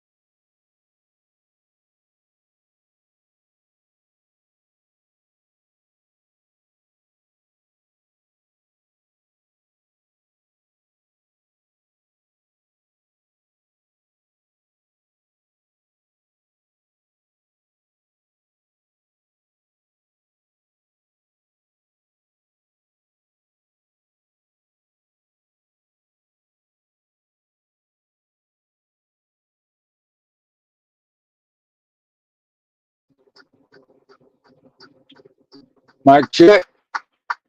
Mic check. All right. It says we're on the Bluetooth. I'll take it. All right. Appreciate your patience. 8 bots in the house. I kid. I kid. Yeah, that was fun. That was fun. Oh yeah. The guy delivering cars out here backing up in the middle of the highway. Nobody's coming. I don't know what he's doing. I guess there's a car lot right there. I guess he's delivering to that car lot. I wasn't waiting on him.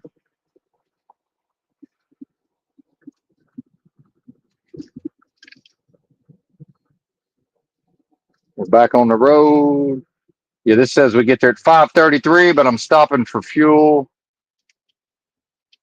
And by the way, just to slow it down, slow it down. Now I get to go in. And again, I don't mind going inside necessarily for the fuel receipt, but we're just adding time, right? Adding more time to however long this is going to take.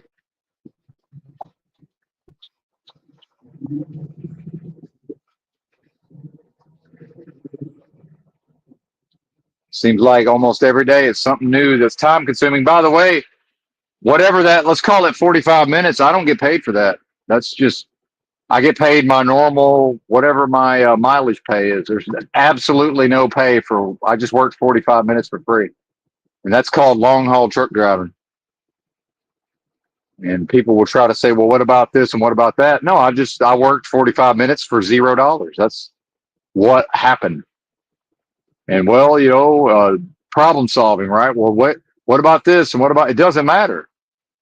Long haul truck driving is, at times I work 45 minutes and receive $0. And that's apparently legal, I guess. I don't know. As long as I at least make minimum wage overall, right? Whatever the minimum wage is. I know a couple companies got sued class action and had to do these settlements because they had, some of their drivers that they trained or whatever, maybe they ended up sitting around the truck stop and not being productive, for whatever reason. And the judge said you got to pay them minimum wage. So that's at least a minimum amount of money that the driver's got to get paid if they're out on the road. So, and I'm always making that. So yes, no pay other than just whatever I make anyway. And that's just how it is. Can't do nothing about it but quit. Maybe I will. Who knows? Maybe I will.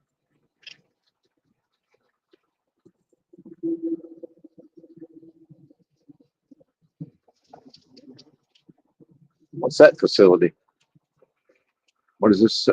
Oh, West Rock and Kimberly Clark. Aha. Wonder what year that building was built. Looks like 70s, maybe. Just guessing. Early 80s.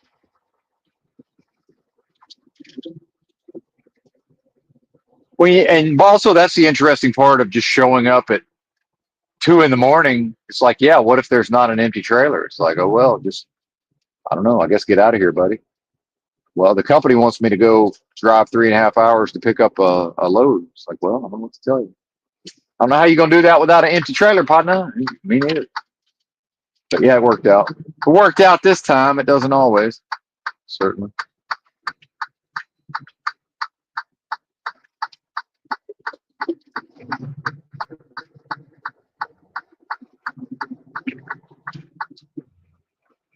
All right, where are we going? Where are we going? There's the truck stop. I'd like to have egg time, man, but egg yolk time. Yeah, I can still make this appointment, so I guess we will delay that gratification.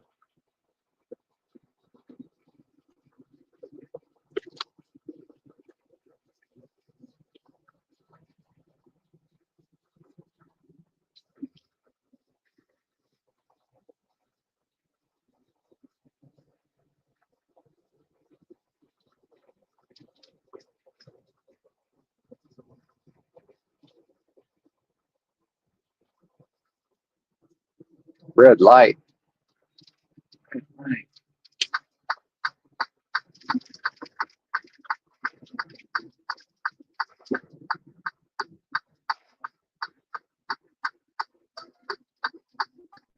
Cannabis dispensary, Delta 8 THC. And I'm pretty sure Tennessee does not have actual medical marijuana. I'm not sitting here much longer. Hang on. We got a green light here. I got a red light. There we go. Get up on them sensors.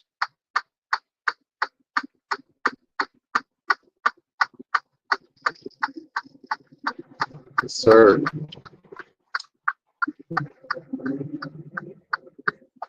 Make that light change.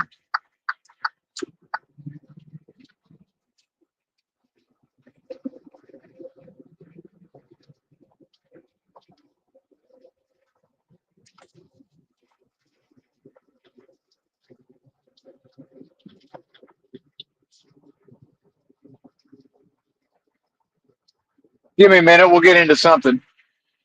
Still, my mind's kind of still in work mode, doing all that dropping. Trailer looks all right. Here's the problem I have.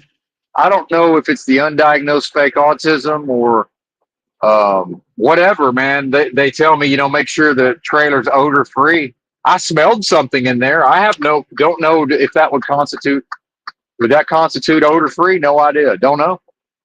I went in there and smelled something. I have no ability to assess smells. None whatsoever. Fuck you, buddy. See, this is interesting. I'm getting honked at because what they will do is they would say, "Oh, that truck cut me off." It's like, well, don't you see the sign that says exit only? Right? Oh, well, I'm not from here. I don't know that that's an extra lane. We're on 3 lanes. I look down the road. It says exit only. So I'm gonna take that to mean I need to get over. Meanwhile, why are these people just hanging out near a slow big rig in the first place? Like, what are they doing? But then, oh, now they're upset. It's like, yeah, man, get away from me. Go drive like it's 1998 or 1999.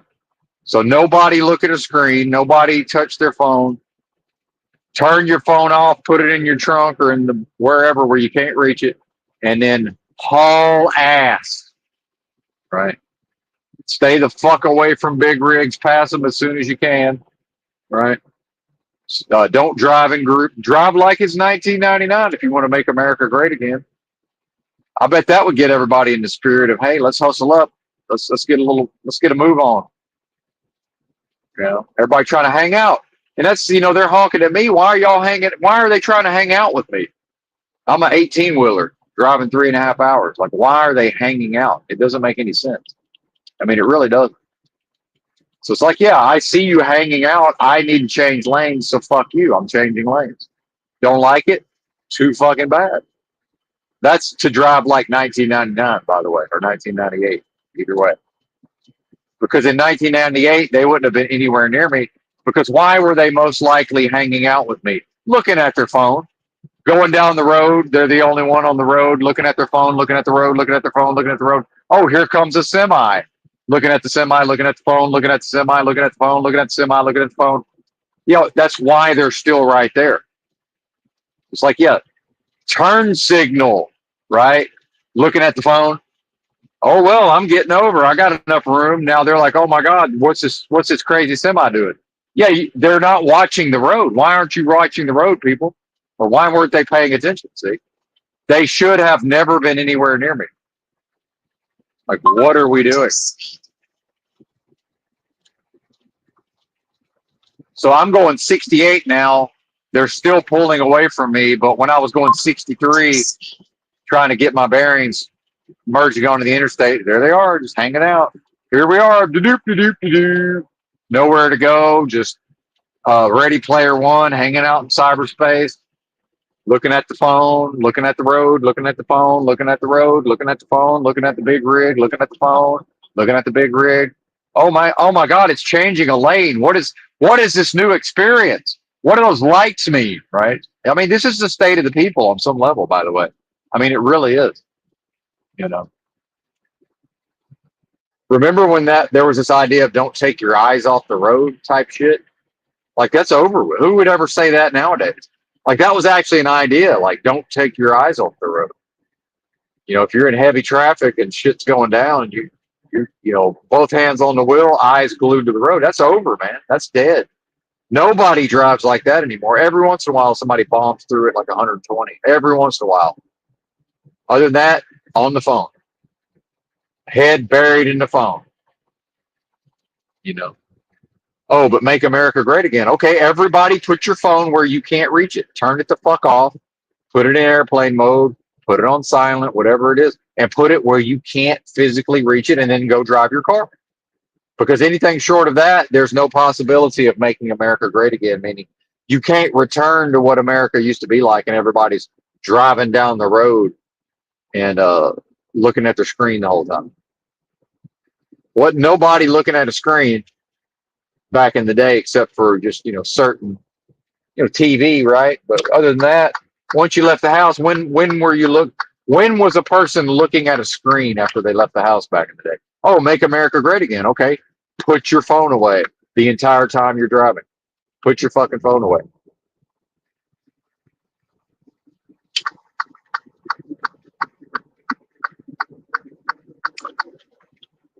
You know you can't resist. Put it somewhere you can't reach it. Because remember back in the day when everybody drove everywhere without looking at a phone and everything was just fine? Oh my God, what if there's an emergency? I don't know, man. Same thing as back in the day and you were driving your car back in the day. Same exact thing if there's an emergency.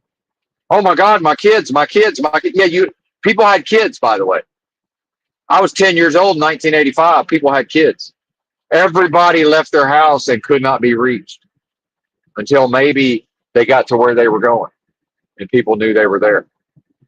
Oh my God, my kids, what if there's an emergency? Oh my God, my kid. Yeah, I understand. I was a child in 1985. People left their house and drove places. What are we talking about?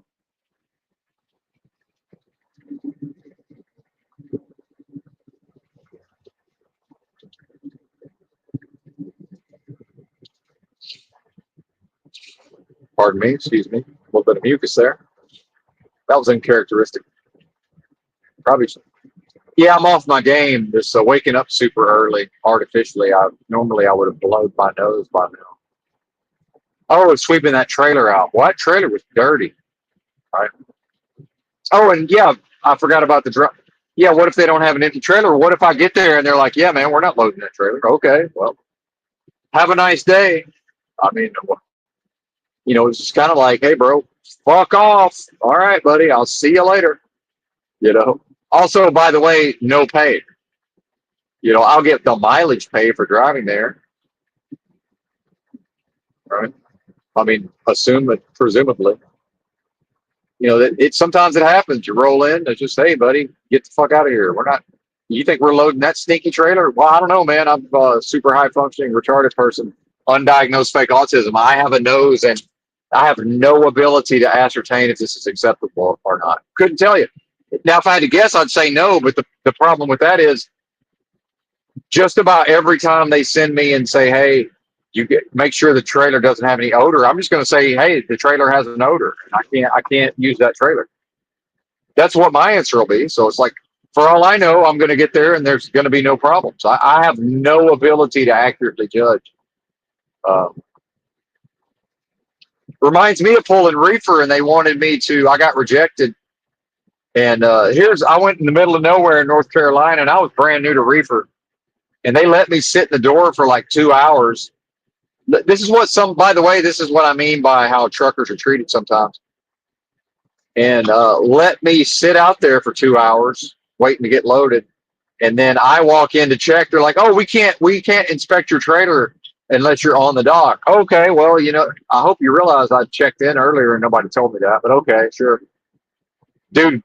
And he already knew he could tell how by the fact that I was green. And he'd already at some point asked, he came out of the trailer and was like, "Where did you deliver to?" And I was like, "Fuck, I don't even remember, or I don't know what I said, but yeah, whatever was in there before had an odor to it." And meanwhile, he knew he was going to reject it, probably just based on I told him I was new to reefer or whatever. And then some people would say, well, why'd you tell them that? I don't know, man. Is it a nation of lies? Am I supposed to in America and it's capitalism and business and my word is my bond? Am I supposed to show up and just start lying to everybody about everything? Right? Like, I don't know. I'm new. Like, I'm telling them, say, hey, I might not know. Maybe they will need to tell me something. I don't fucking know. Right? Maybe I need help. And just the fact of they knew I was out there in the dock for that period of time. It was at least an hour and a half minimum. And then wait for me to come in. Hey, I'm just wondering why what's going on. Oh yeah, we're just waiting for you to come in here onto the dock so we can inspect this. Oh, okay, great. Thanks for telling me that. And then nope, we're not loading that trailer. So how about you get the fuck out of here? And they don't say it that way, but that's basically. And so then again, new to reefer. Oh fuck, dude, am I going the wrong fucking way? Did I pass the goddamn loves already? What the hell? Oh my shit's tripping. Hang on, we might be going the exact wrong way. That's as always possible. Give me a second. Sometimes this thing starts tripping. Or did I? Hang on. So what has happened here? I passed the fucking loves. It must be way closer than I thought. God damn, man, what the hell? Let's see where's the next one. So I ain't necessarily backtracking. Fuck. Now that was not me forgetting. That was me misremembering where the damn loves was. Okay, there's another one. Good. Hang on. Hang on.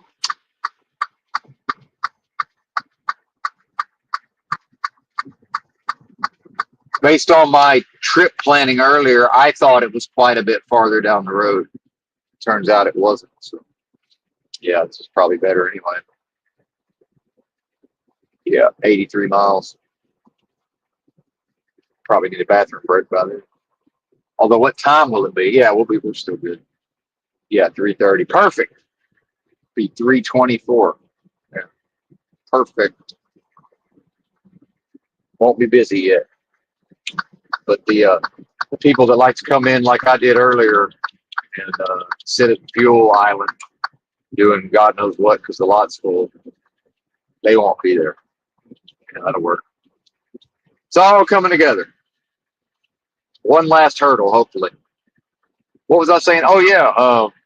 So the company, and again, this is like one of my first couple of loads with this doing refrigerated. They're wanting me to go to Dollar General down the road and buy coffee and sprinkle the coffee on the floor of the reefer unit and then like run the fan. It's got some kind of way you can run the fan or whatever. It's got this different modes or what. I don't know what the hell it's called. And to a super high functioning retarded person, undiagnosed fake autism, I can't just do this. Like, I can't just, okay, I'm going to go get a can of coffee. You know what I mean? Like, by the way, how do I know that this has gotten the smell out? And also psychology is there's 0% chance of me bringing that trailer back to this dude. Like, it has to be washed out. Like, there's no version of anything short of me taking it to a trailer wash. This guy's not accepting this with some motherfucking bullshit coffee grounds. It's never going to happen. So I just refused. I'm telling the company, I'm like, listen, first of all, I don't even know that I can drive the fucking, what am I going to drop the trailer and bobtail to the dollar? Like, what are we even talking about? And it's like, did they really think I was going to walk down there? I'm looking at the map and it's like, yeah, man, I like to walk and all, but I'm going to walk this highway into bumfuck North Carolina. Like, what are we talking about? For no pay, by the way. To buy a can of coffee to sprinkle in the trailer and then run the fucking deal and they're trying to tell me, oh, the owner, it's like now they're trying to say the owner or whatever, it's a personal favor to him. And I'm just like, number one, I'm so new, it's like, am I being punked? Like, what is, I didn't even met the owner. It's like, great. Am I supposed to, like, by the way, who cares? The owner. What, huh? Like, the owner is personally invested in this load. Like, what are you talking about? I don't even know how to process that. And meanwhile, I was unaware this guy's a total fucking bozo, nepo baby, inherited the whole business, and then almost sunk the ship right out of the gate. I think what happened was his daddy built it up and through personal relationships. And I think he retired and said, fuck it, I'm going to turn it over to my boy. And apparently, like, almost all of their business was they had direct freight with Tyson Foods. And so I almost suspect that the dad went to Tyson Foods and was like, yo, I'm retiring. I'm turning this over to my son. Wink, wink. You know, just go ahead and drop him on his fucking head because he's going to sink or swim anyway. And meanwhile, next thing I know, they had paid that mother trucker, that Asian My Show guy, to come there and do like a promo and interview him and his trophy wife, some Latina broad. Oh, the whole thing was sickening, man. It really was. And if I'd ever seen that video, and I think they did it to attract drivers. If I'd ever seen that, I would never have worked for that company if I was aware of that when I got hired. It was like, what is this? Just stumbled upon it after I was working there. He's telling the whole story of like right after he took the company over, they lost the Tyson deal and just having to figure it out on the fly, which, good on him for figuring it the fuck out. But I mean, whatever, dude. It's a creepy ass interview too. Creepy, dude. Dude's a fucking creep.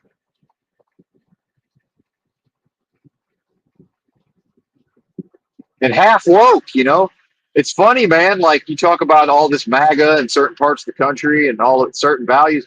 Him with his Latina wife and everything, the way they were talking, it was like halfway woke. It's like, this is a fucking Arkansas boy. Like, what is this?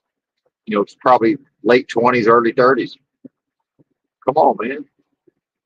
And then want to rent a brand new tractor from Penske in a down market and pay fucking however much a month with a maintenance plan. I don't know, $1,500, whatever. Who the hell knows what that costs? And want to try to tell me that I got to do things I'm not willing to do, like run all over the Northeast for 65 cents a mile. And they're like, oh, it's a down market, so you got to do this. I said, man, when it's an up market, y'all don't give me a bonus. I entered this industry and the rates were through the fucking roof to some extent. Nobody gave me a bonus other than just my new hire bonus with a different company. Like, what are you talking about? I'm a company driver. Part of the joy of a company driver is I don't even have to think about the rate. I said, that's your job. I said, you're paid to think about the rates. I'm paid to drive to haul the freight you tell me to haul. Like, why the fuck am I concerned about the rates? So I got to take a raw deal and this is America, by the way. Let me take a raw deal and be an air quotes company man. Meanwhile, the moment Penske offers them a fucking truck that drives itself, I'm out the fucking door, digging it out on his ass. If anybody knows that reference, thank you, partner. Have a nice life, right? Go enjoy some ice road truckers in the blizzards and 100-mile-an-hour winds of the Wyoming winter or whatever the self-driving trucks can't do yet, right? It's like, yeah, I'm not trying to go into heavy haul here. How to master the 18-speed transmission. It's like, yeah, not really interested. Again, this is America is Benton works 45 minutes for free, and that's just called life, right? And again, I know what I saw. I thoroughly researched this before I went into it, and I understood what was going to happen. Oh, work for free, great. Oh, by the way, the industry steals 10% of my driving, like no bullshit. The way they figure their routing is called PC Miler. And now this company, I think, actually doesn't do that, although they probably will start at some point. Once all their old hands are gone, they'll probably switch it up. But for now, they don't. But yeah, it's just normal. If I drive 3,000 miles in a week, take 10% off of that. That's what I'll be paid for on average. It's just normal, expected. Just stealing 10% of my productivity. Why not? I'm dumb enough to put up with it, right? Why wouldn't I be fleeced? Why wouldn't they? Why wouldn't I have a dunce cap and a kick me sign, right? Why would there be a kick me sign affixed to my rear end? from entering the truck driving industry. You know, why wouldn't I have to put on a dunce cap when I enter into some of these facilities? That's America, folks. Why wouldn't I? You know,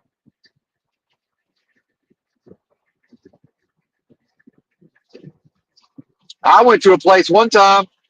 I was late. It had nothing to do with me, and I wasn't even that late. But it was outside of my control. If it was possible to be on time, I would have been on time. It's impossible. And the dude was basically like, "Hey, you're 5 minutes late, so I'm going to open the gate. You're going to do a U-turn. I'm going to open the other gate. You're going to come back the same time tomorrow. Don't be late." I'm like, all right, well, see you tomorrow. I mean, for no pay, by the way. Maybe I got layover pay. Maybe. I'm not exactly sure, but that's just okay. See you tomorrow. Then hilariously, when I came back the next day after I was loaded, they something was wrong with their printer, and I sat at their gate for like 30 minutes while they figured out how to print out my bills. And I could have like rubbed their noses in it, that look at what you're putting me through. And by the way, like, I wasn't even shitty. Y'all were shitty to me about kicking me the fuck out of here yesterday, and now your bullshit printer doesn't work. Like, what is this? Oh, I just ate it. Just sat there and ate it. Same dude too. He felt like an idiot. Not enough to apologize though. Now, whether or not they could have loaded me, and the guy said, "You're 5 minutes late. I'm going to open the gate. You're going to do a U-turn. I'm going to open the other gate. We'll see you tomorrow." Okay. Oh, but he told me where to park. Oh, there's a Burger King up the street with truck parking. Okay, thanks, man. Appreciate it. Thanks for the help. Now, I was new, so it was still like I didn't know that was a possibility yet. Right? I didn't know that could happen. How many people quit right then? 4 months into truck driving, had no idea this could even happen. In fact, I remember being homeless. I was in a Greyhound, and always in the back of my mind was that I could get a CDL and do a long haul as long as I kept my license and everything, and remained not a criminal in all of this. And I remember I met a guy who happened to strike up a conversation in a Greyhound in Texarkana, actually, Arkansas, I guess, or Texas, either way. And I think maybe he was homeless or homeless adjacent. And he had just gotten his CDL and it started with a big company. And I was interested. And somehow, we got to talking, but he was beside himself because he was quitting. And I guess the company like has to put him on a Greyhound and get him send him back wherever he came from. Or maybe he's just homeless and he just quit and said, fuck it. Maybe he just abandoned the equipment. I didn't know enough about the industry to understand abandonment and all of this, but I think he quit on the motherfucking spot because he rolled into one of these facilities like first or second load, and they treated him like human fucking garbage. And he was just like, "Hey, I'm not putting up with this. Fuck you," and just quit. Right? Like that shit happens.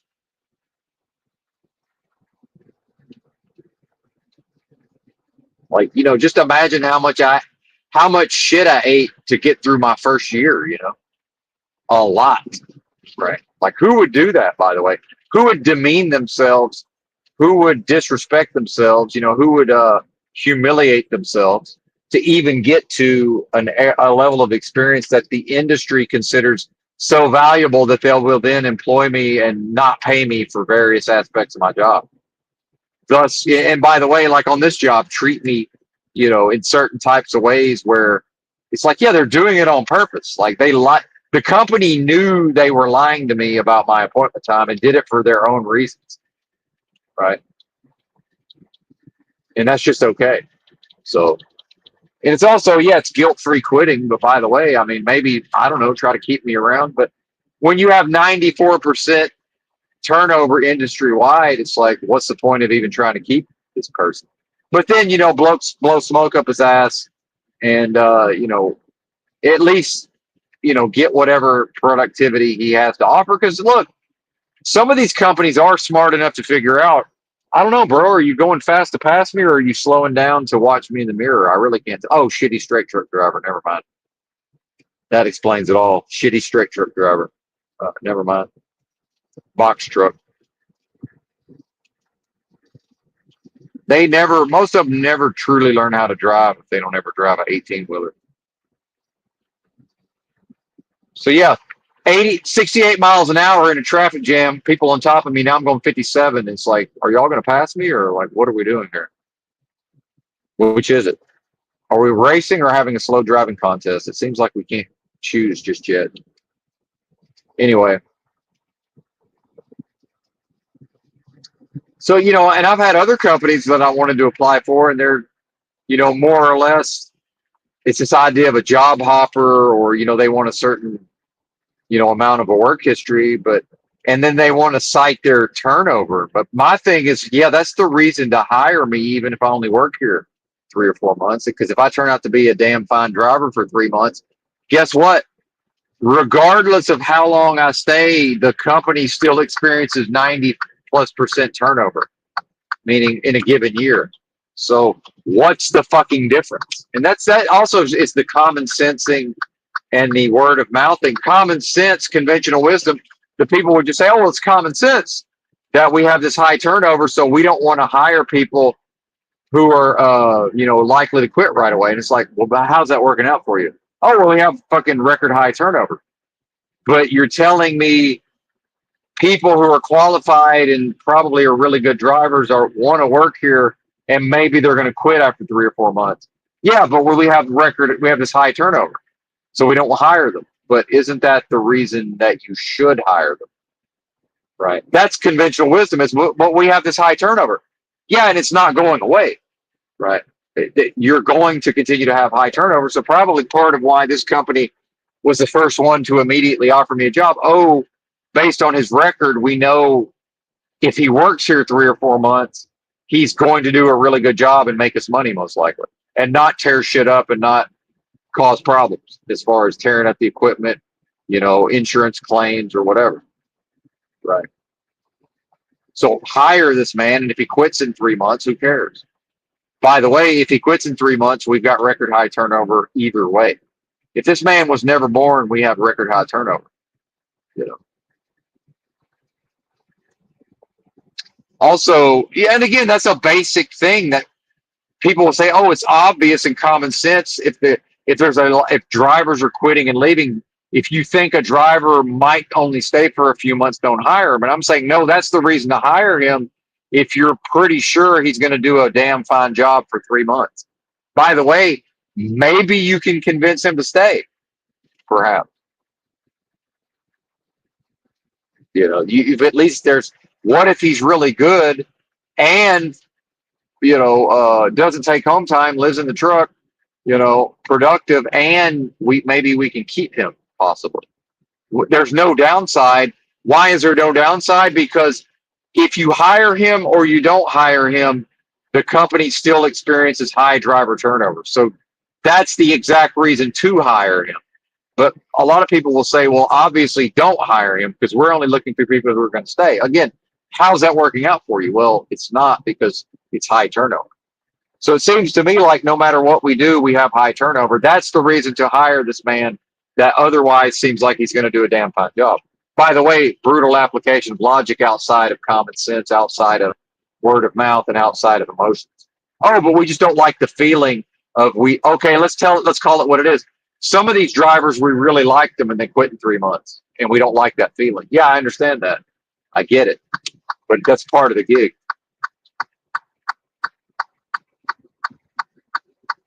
But some drivers work here 3 months, everybody likes everybody, and something happens out on the road and they get fired. And that's just what happens, right? It's kind of a two-way street. Or it is a two-way street, rather.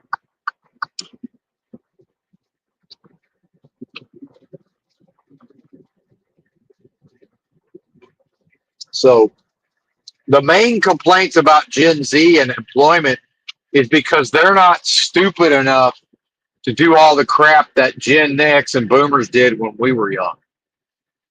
Seriously, that's what it is. Now, part of that was it was way easier to get hired if a person, had a certain appearance, took a bath, tucked their shirt in. Again, where I'm from, literally, if I tuck my shirt in, somebody would say, what are you dressed up for? Meaning the only reason anybody would tuck a shirt in would be, you know, because they have to go do something. It's like, well, actually, maybe, I don't know. I think I look good in these clothes. I don't know what to tell you. Like, no reason, right? But, so halfway presentable and like seemed like you can do the job. Back in the day, I was insulted if I went in to talk to, hey, is a manager here? Oh, what is there anything I can help you with? Well, I need to talk to the manager. That's okay. Okay, well, yeah. Hey, man, I'm looking for a job. Blah blah blah. Y'all hiring? And any version, anything other than they look me over, ask me a couple questions, and they're probably going to hire me. No, I don't want an application. No, I don't. I might accept one, but no, I want a fucking job. And more often than not, I would fill the application out after they already offered me the job, right? So, do you really expect Gen Z, by the way, to do a fucking shitty job at Blockbuster? And I mean, not for me to do it, to get a $6.10 job at Blockbuster Video in 1993 or whatever, right? So, yeah, I was willing to show up. Hey, let me talk to the manager. Hey, man, are y'all hiring? Oh, okay. When can I start? Okay, sounds good. Oh, yeah, I'll fill out the application. Sure. Like, can I take it with me? Yeah, just bring it back when Monday when you start or whatever. Okay, sure will. And then yeah, okay, I'll work here for peanuts and get humiliated in some way because I'm fucking 17 or 18 and I'm too dumb to know any better. Right. The difference is Gen Z has the internet, Gen Z has social media, that they're more savvy. They're not going, and by the way, got to jump through way more hoops. I would not have begged to work for $6.10 an hour or whatever it was back then. I would not have begged the manager of the fucking Blockbuster for a job. It was like, yeah, I'm here. You see what I'm offering you, meaning, I seem probably halfway responsible and, I'm willing to work here. I mean, what else do we need to talk about here? Now you want Gen Z to apply for 800 low-level jobs, right, on Indeed or whatever, knowing 25% of them are not even real or more. Wow, this is some weird driving going on the roads. I'm not even going to begin to try to explain what I'm witnessing. This is bizarre. I'm not sure this person's in their right mind, and because every once in a while a trucker's drunk or something. Like this could be a drunk trucker. It does happen. Yeah, this might be a drunk trucker. Oh, wait a minute. Okay, now I see. Something I was unable to see appears. Now we're going to race downhill. So I'm empty, so it's a lot of different with these driving around these loaded rigs. Now it's the downhill portion. Now we're going to race. Now it's a race.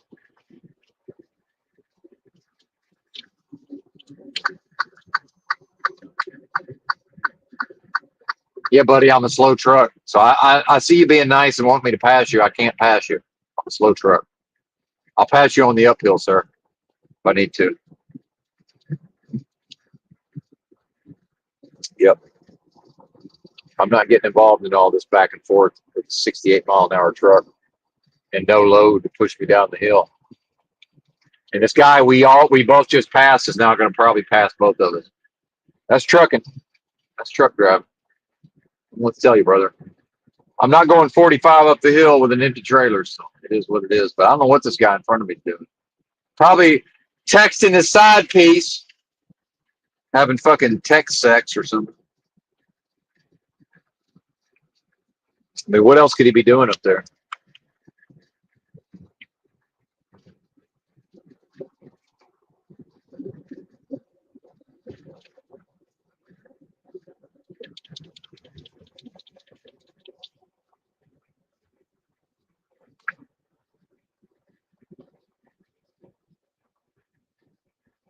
I don't know. Is this enough of a hill? I'm going to try it, but we may not be able to get around him here, but we're going to try it. Try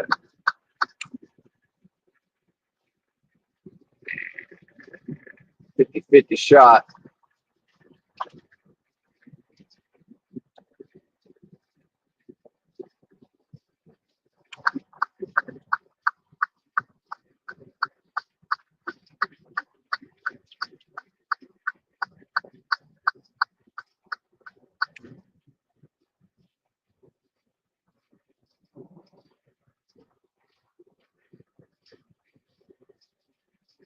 Yeah, buddy.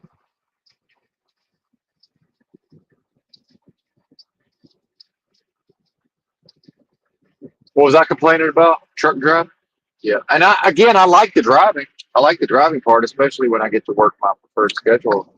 I enjoy the driving part. That's great. So it's amazing how this realm of delusion, death, destruction, depravity, decadence, it's able to take something that I would otherwise enjoy and completely ruin it. Right?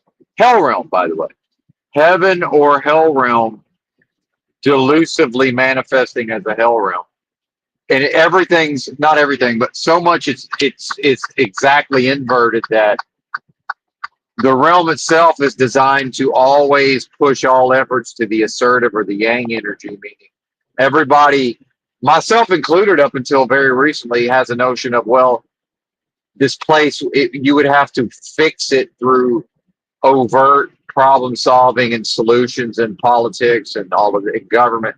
No, absolutely not. All that is required is for individuals to properly identify within themselves and uh, and then begin to behave consistent with their own natures, which, if they are what I am, would be to be one with the most super intelligent force of creation and love at the highest levels of vibrational energy. And what that means is uh, they're not capable of they would no longer be capable of creating a hell within a delusion. And what would then happen? The delusion itself would just magically disappear. And what at some point, once a certain once enough of the individuals got to that point, I suspect, again, this is a thought experiment. It seems to me like that's, and whatever is left by default would represent heaven, because then enough of the individuals would be manifesting, right, consistent with their own nature, consistent with their creative force that never lies dormant. And then whatever would be brought forth would represent heaven. That's what the heaven would be. See the inversion? Hell is what people create when when the creative force is subverted after being entering into a delusion and offered up as a sacrifice to Moloch, which is the system of industry, business, jobs, corporations, money, financial system, all of this military industrial complex, all and on and on and on, all of it. Right? There's no way to fix that. The only way to fix that is for the humans, enough individual humans, to fix themselves inside of themselves, so that humanity no longer brings forth such in each new moment. But meanwhile, antithesis would just say, well, okay, I see what happened here, but I will just wait for what?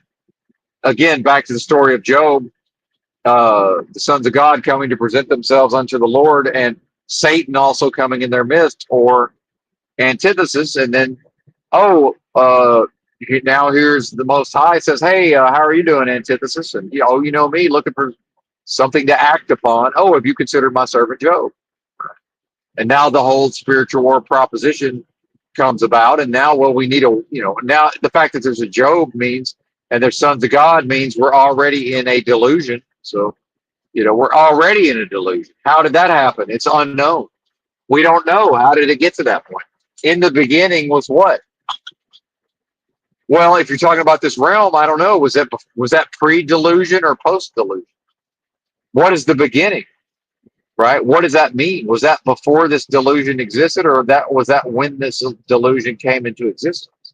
It seems to imply that would have been the moment that this delusion began to exist, where prior it didn't. Again, a waking dream, right? Surreal aspects, deja vu, unreality, right? Baked into the cake. By the way, as far as I can tell, the delusion itself contains the satanic ritual abuse, right? Wouldn't it have to be satanic ritual abuse when, I've barely been, the umbilical cord's barely cut before I'm offered up to Moloch by my parents? Oh, well, send him to fucking kindergarten, send him to kinder care, daycare, or whatever the fuck this is, child care. Send him to this, send him to that. Let's get him coached up on how to serve Moloch's, wicked system of whatever has resulted from the Industrial Revolution, right? Whatever that is, coach him up.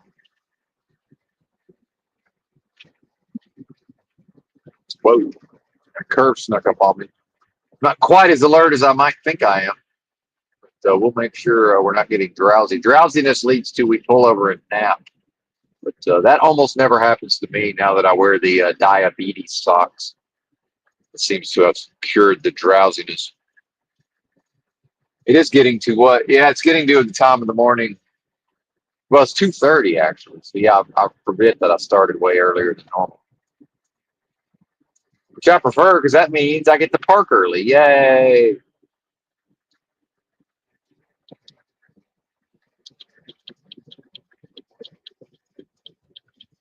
Oh. So yeah, what happened at the shipper yesterday now was temporarily I was attached to the outcome of I got bad information and it looks like I'm going to get loaded. And that's before I knew that I was swapping trailers. So for all I knew, I was going to go maybe 90 miles to the truck stop. I was going to be able to shut down by probably no later than 2:30 p.m.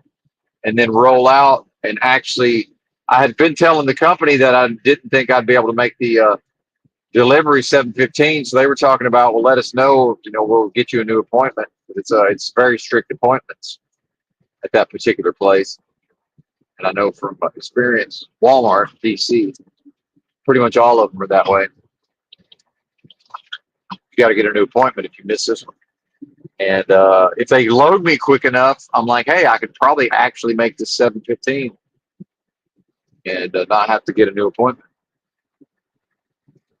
But I had no way of knowing, well, actually circumstances are conspiring so that it's going to be 5 hours before I'm loaded. Part of that was I was early, right? But part of that was I was lied to and told 11 a.m. pickup. Well, yeah, 11 a.m. if I roll in at 11 a.m. and they choose to load me early. Otherwise, it's 1 p.m., partner. Nobody told me. Liars. Liars. To be in business is to be a liar, right? And in some ways, I've already behaved as a liar in certain ways, meaning like I've absolutely behaved in certain ways that in a vacuum I never would behave, right? If I'm just living my life and somebody's like, hey, hand me my drink. Don't tell me what to do, or some version of I'll be cheeky or what. Like, I don't take orders. Like, what is this? You're fucking, where are your manners? Whatever, where that is, But, oh, I'm on a job and this guy that hired me or whatever is just giving me barking orders at me. It's just easier for me to just go along with, just do what I'm told, right? It's just easier. Do I really need to inflict my fucking, but the fact that I'm engaged in Moloch's wicked, evil, demonic system of business in the first place, that's the problem. And by the way, that's a moral hazard. I mean, it really is. So then here I am at this shipper, and actually, because I allowed myself to get attached to what? A preference of a specific outcome of, oh, I'm going to get parked, or it's not even early, but I'm going to get parked after a 12 and a half hour shift. I'm going to get parked and be done for the day and roll out early. Like, it's a preference. Well, that my mistake was I became identified with the realm itself. I became close. I allowed myself to identify with the delusion itself, to then attach to my own essence, begin to identify with, oh, I need this outcome to happen. Right. It's like, well, no, I don't. I live in a truck. Meanwhile, once it finally dawned on me, oh, they're keeping me for 5 hours. Oh, wait a minute. I'm looking at the place. There's no gates. There's plenty of fucking space. I bet they'll just let me finish my break here. Even better. I didn't really want to. I don't need to go potentially pay for parking at the truck stop. I've got my own coffee, like, bottled Starbucks coffee. Well, hell, we might be breaking into that soon. Actually, it's 47 miles to the fuel stop. Guess we'll maybe get an extra coffee there, perhaps. perhaps. And then I just believe that as a pedantic, detail oriented, we used to call it anal retentive back in the day. My memory of society back in the day was there was more of an ability for me to just sort of direct everybody's focus to whatever particular little details needed to be addressed. And yeah, they might not like the fact that I'm directing their attention there, but it was sort of seemed like a social contract that we're all kind of trying to build up America and do the right thing and defeat the fucking commies and all of this. So yeah, okay, Benton, we've managed to pretend not to notice all of this, but yeah, okay, you're okay. We'll humor you and maybe actually get the job done properly, right? That shit's over with. That is just no longer exists. Can we acknowledge that? That's not a thing, right? It's when I go up to the shipper window, if whoever's there just chooses to tell me whatever based on their own this is based on their own convenience. By the way, guess what? Listen to this shit, fellas. Not a man. Because why? A man ain't a man got a woman for a boss. And look, yeah, I'm able to work at a company. Hell, I've had female dispatchers, but who cares? I mean, that's not my boss, right? I don't have a boss. I'm the boss of me. I'm letting them employ me. But what I mean is I don't know that he's not in charge, right? I don't know he's a mama's boy. So it's guy's close to my age. He's in his 40s, a little bit of the gray hair, right? Not even a man. So he's, almost here's how society's gotten to, by the way. I just want the info. In an almost feminine way, he's in kind of catering to my feelings because I think, and by the way, he's dumb also, but let's say he had some notion of, I'm probably about to get kidnapped and have to stay there 4 to 6 hours, whatever, who cares?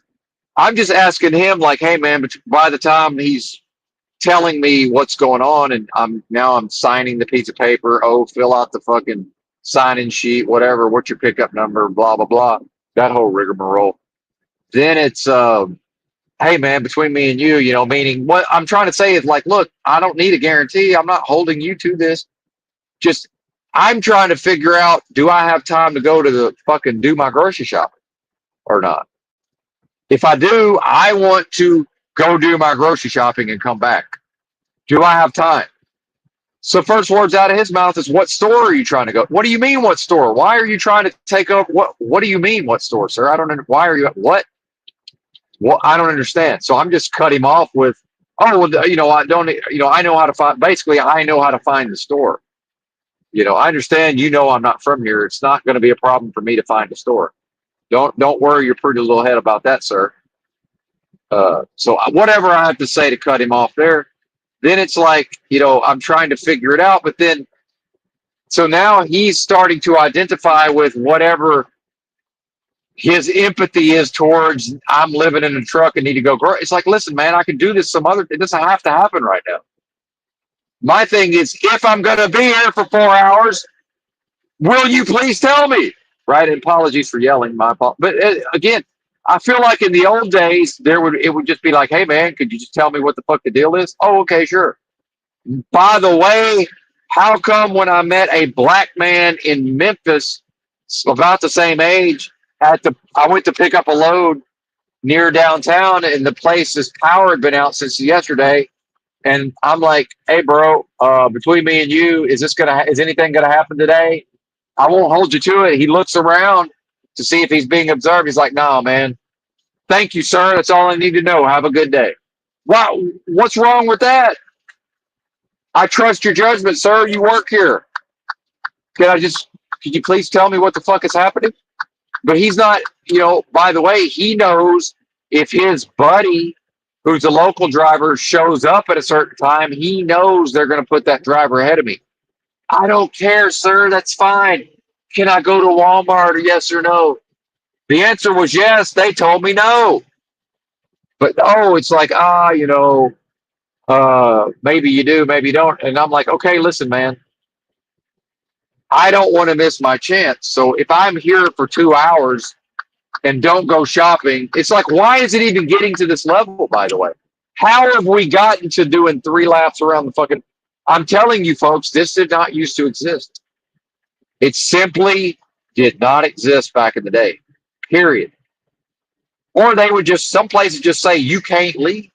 Some places just say once you're here, we don't let you leave. Fine, good, it's out of my hands. I get to go back to my truck and not even think, wow, I could be going to Walmart right now. I could be going to Walmart right now. I could be going to Walmart right now. I could be. It's part of why I'm such a great employee, by the way. If I can get shit done, I get shit done. It's the same thing in my brain that goes, could I be going to Walmart right now? What could I be getting done right now? What could I be getting done? You see what I mean? Like I'm trying to take advantage of the situation, right? I'm supposed to be that way. Why is the realm holding me back? So later on, Mama, Mama comes to work. I saw her out the window of my truck. Mama's already working. She's on the phone. She's solving 3 different grown men, babies' problems simultaneously, probably. Listen to this shit. Mama. Mama. So I see her walking by, but I don't know that's Mama yet. I'm kind of wondering who is this? Where's she going? By the way, dressed like she could be a local homeless person. Not even kidding. Like that's just how it is culturally in many parts of the country. Can't necessarily tell the difference.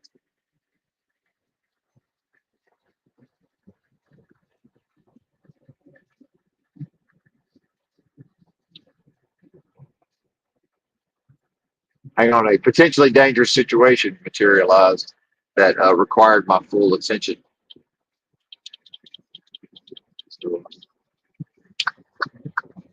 See, this guy's actually going to let us in front of him. Yeah, good deal. Thank you, sir. Much appreciated. Um,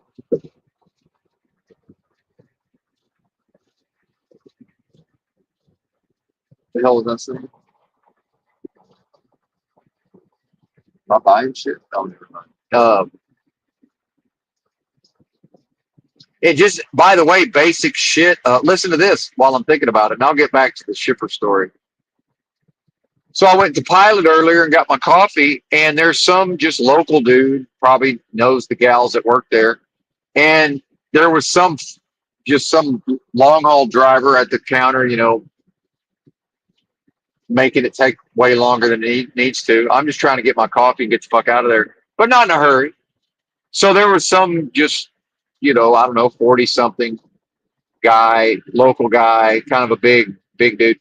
And maybe he would have been next in line, maybe, right? Maybe, except he decides to physically walk away and go look at some merchandise. Well, guess what, buddy? You're no longer in line. I hate to break it to you. Now, all he's got to say to me is, hey, bro, I'm in line. Oh, okay. I couldn't tell that you walked away from the line, but yeah, go right ahead. That's completely fine. I'm next. I'm now next in motherfucking line. You can't just physically fucking walk away and start looking at shit on the shelf and not acknowledge my presence. Now I'm next. Meanwhile, he's free to say, "Oh, hey, my bad, buddy. I didn't see you there. I was next." Okay, yeah, sure, man. Of course, absolutely, 100%, absolutely, sir. I would want to cut in line, and I wouldn't. Yes, sir. You're next. All is forgiven. But just assumes this, and he walks back up. I swear to God, and stomps his foot. Stomps his motherfucking foot. I'm just like, can you believe this motherfucker? And then I'm like, oh, hell no. I walk up to the counter and I'm just physically fucking next now. Like he's going to have to go physically try to just be like, I'm next, right? And we know they're too pussy to do that anymore. They're too, because the same type of person who would have immediately said, oh, my bad, brother, I'm next. Okay, yeah, sure. He's a fucking puss, right? That's a pussy. Right. Oh, well, he just was off in La La Land, didn't realize that because he's not minding his business. See, back in my day, we minded our business. And if God forbid we weren't paying attention enough, we wandered off, we came back. Here's a man that man knows he's next. We not gonna try to act like we're next. We were next. We left. That man's next. See what I'm saying? And you really gonna now you're going to try to punk a man, but see, you can't punk a man. Meanwhile, that looks like a man and ain't a man, but I'm a man. It don't matter that he's gigantic And by the way, this is a hilarious dynamics. The white lady clerk is like all smiling at me. Hey, how you doing? Well, sorry, Toots, I can't get into this right now because I'm having to monitor the situation with this fucking big galoot over there. I gotta see what the fuck he's gonna do. While this guy here at the counter wants to show everybody his booty for some reason, whatever that means.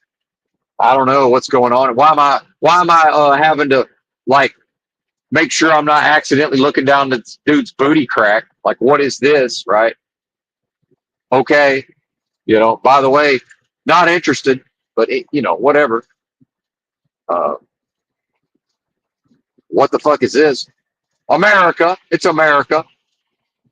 And then, but he's dressed kind of stylishly. So, I do have an eye for fashion. So it's like I'm starting to look at oh, wait a minute, booty crack. Why? It's like, oh, I'm drawn to the fucking how he's dressed, and then it's like, now I'm looking down a booty crack.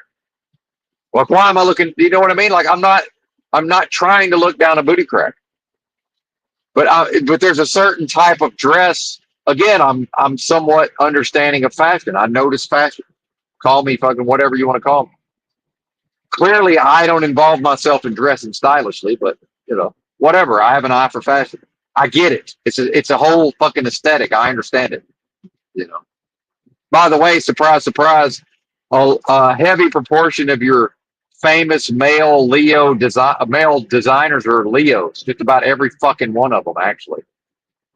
If it's some designer that's a male you've ever heard of, they're almost all Leos for whatever reason. I don't know why that is. So whatever. It's somehow somewhat masculine at the same time. Either way, but then I think Liberace might have. Hey, see, Liberace probably not a Leo, actually, now that I think about it. I have to double check. It's a little too on the nose for Liberace to be a Leo. And now I'm curious. And I mean sun in. I understand there's way more to astrology, but either way.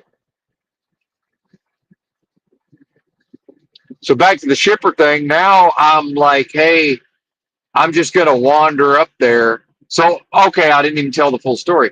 So then I had the whole back and forth with the African driver at the fucking dock, and he's sort of trying to punk me based on certain things having to do with he's so strongly identified with the riches of this realm, and I'm just basically at a certain point he's trying to insinuate that I'm some kind of a version of a loser or whatever, and basically like what the fuck's based on his own principles, and I'm like, no, let me show you what I am. And I'm actually fucking brought up Grandpappy on my phone. Like, that's my grandfather, man. One of the greatest players of all time in the NFL. Like, national news when he passed away. It's basically like, that's my value, is that it's whatever I can bring forth into the realm. It's not who can I get pregnant? Like, what house can I live in?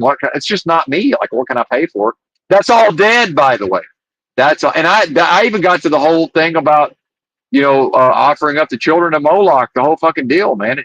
Here's what the key point of that is. He did not disagree. He just counterpointed me. And by the way, I tried to gaslight and tried to get me to internalize. I refused. But he wasn't like, you're crazy, like that's not what's happening.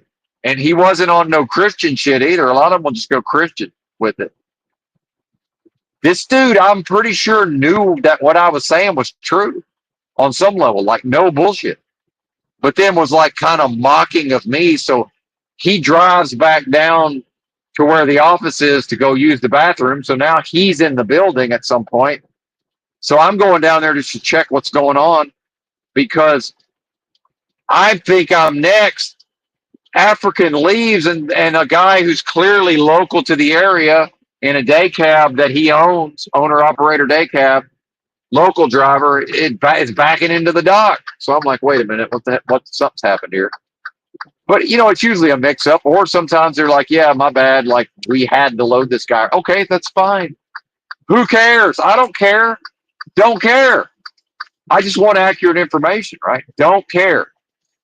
Never, you can't upset me. Sometimes I go to places they're trying to upset me. And then you know what I tell them? Hey, man, I live in a truck. Like, no matter what you do to me, I'm in that truck, which on some level means you can't really do nothing to me. Whatever you do, sir or madam, I'm in that truck. I live in that motherfucker. Doesn't matter what you do, right? So now I'm in there, and I'll admit, because I had allowed myself to get attached to an outcome, I got a little shitty. I whine just ever a little tiny little bit. And I'm sure the African got a kick out of watching all of this. Who cares? Fuck him. And I apologize. I was like, you know what? I'm actually not. It's my company. Clearly, my company has lied. So I said, I took it out on you a little bit, sir. But he's mama's boy. You know, man to man, he should have just gave me a look, like, all right, But man to man, a man never would have done none of that to me. A man to man would have been like, yeah, bro, it is what it is. You're gonna be here for a minute. Okay, good. I'm going to Wally World. See you in a bit. Thank you. Right, man to man. And he's even doing this thing like, listen to what this bozo told me, because he was placating my feelings. By the way, I don't have them. By the way, buddy, whatever I'm feeling right now, I think it's fucking stupid. Right. Part of that is, yes, an actual socialized to be a man. Part of that is the autism, right? It's like, yeah, who cares what I'm feeling? Dude is tending to my feelings because he's used to dealing with mama. He's got to make sure mama is placated. Mama. Mama. By the way, loves me some women, but I've never spent one day as a mama's boy. Never been my experience. Never been a daddy's boy. Never either one. Right? The minute I got to just mob around doing my own thing, guess what I did? I mobbed around and did my own thing. And I was in the house with mama to the least amount as possible. And my father was at work. If my father could conceivably be at work, my father was at work. Then he came home, went to sleep. That's what my dad did. And was just there to whatever he had to do at the house, he was there for that. And sometimes he's at the counter, at the table doing fucking bookwork or whatever on the 10 key, right? And then, and by the way, now it's time to get ready for church or whatever, because we went to Kingdom Hall. That was about it. It's fine. He did right by me, as I say.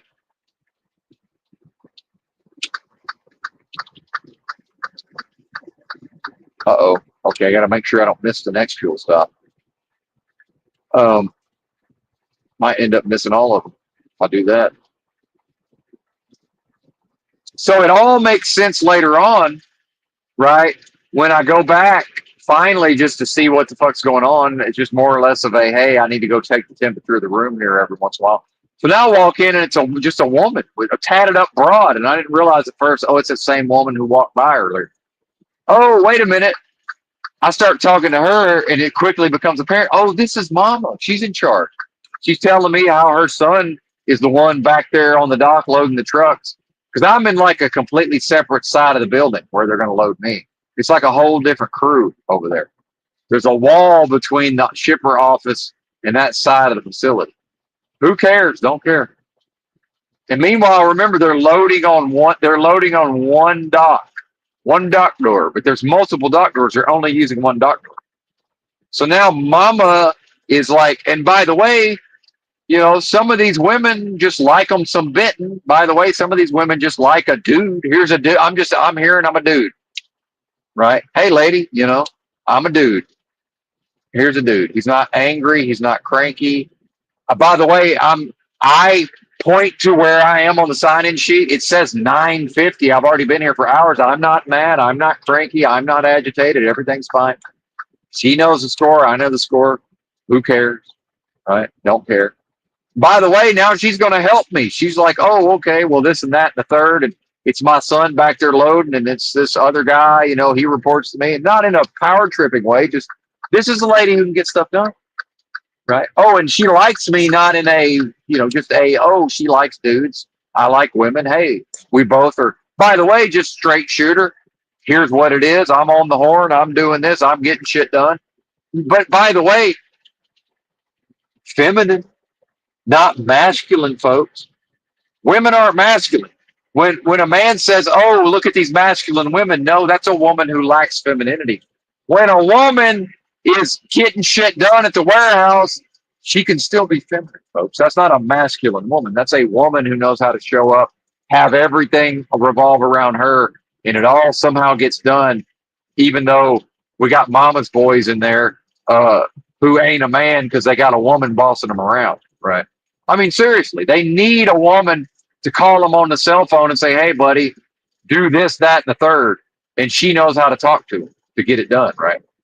And she knows when I come back and check later that she's got to get contacted, right? And by the way, why is it 4 different people working in the shipper office? Every single time I go back to shipper office, it's a different person trying to run the show. I'm like, what the fuck is this? What the fuck is this, man? This is crazy. Some level. What even is this? And out of the 3 guys that I encountered, you had 1 woman, 3 guys. She was the only competent one out of the bunch. The other 3 might have added up to 1 competent person. Seriously, this is what it is, fellas. But I know, by the way, when her name was Missy, whatever she tells me, it's going to happen. I just got to make sure these bozos don't fuck up. So now Missy's like, oh, okay, how about you go to door 38? And I'm like, well, wait a minute. I'm already like, hey, wait a minute. It's door 37 is the one door they're loading. I trust Missy. I don't trust these other bozos. So it's like, wait a minute. So it's like, okay, I know I can trust Missy, but I'm going to have to stay on top of this. All right. Because I know at a certain point, whoever's in 37 is going to leave. And at some point, somebody's going to say, okay, hey, other driver, go to door 37. And now if they haven't started loading me, now maybe they're going to get confused. And it's like, oh, okay, we didn't realize there's somebody in 38. Well, I don't know. Missy told you. Oh, but that's right. You need mama to call you on the phone and remind you, hey, don't forget about that truck in door 38. That ain't a man. A man might fuck up and forget, and he will be like, oh, fuck, dude, my bad. I totally forgot you were in door 38. I'm going to get you loaded as soon as possible. It's on me. That's a man, right? The boy needs mama who already told him that we're going to load old Benton here in door 38. He can't start loading in door 38 till mama calls him up and reminds him. See, this is MAGA on some level, by the way, folks. MAGA's mama's boys, y'all. Most of MAGA's mama's boys, right? Well, guess who? Guess how Benton gets treated by mama when he shows up? Mama just says, hey, here's a dude. I can just tell this dude what it is. And he'll say, yep, you're right. Absolutely. I agree 100%. Meanwhile, where do you want me to do the thing? Okay, thank you. I appreciate you. What's your name? Because I can tell you're the one. I need to know one person's name and it's your name. I didn't ask these bozos what their name is. I need to know your name if I need to get shit done. See? Do you think I care that person has a vagina? Don't give a fuck. This is America, folks. And by the way, it's fine. A lot of women are badasses. Great. Get her done. Love it.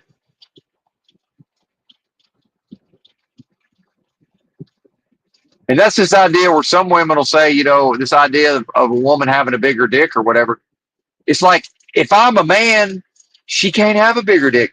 That's the connotation of if these guys are here and they're emasculated and they allow themselves to be emasculated, therefore they have no metaphorical penis.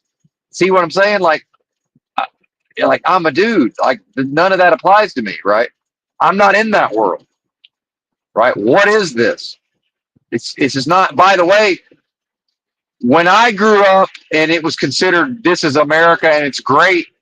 What I grew up in, it made every one of them mama's boys turn into men if they wanted, whether they wanted to or not.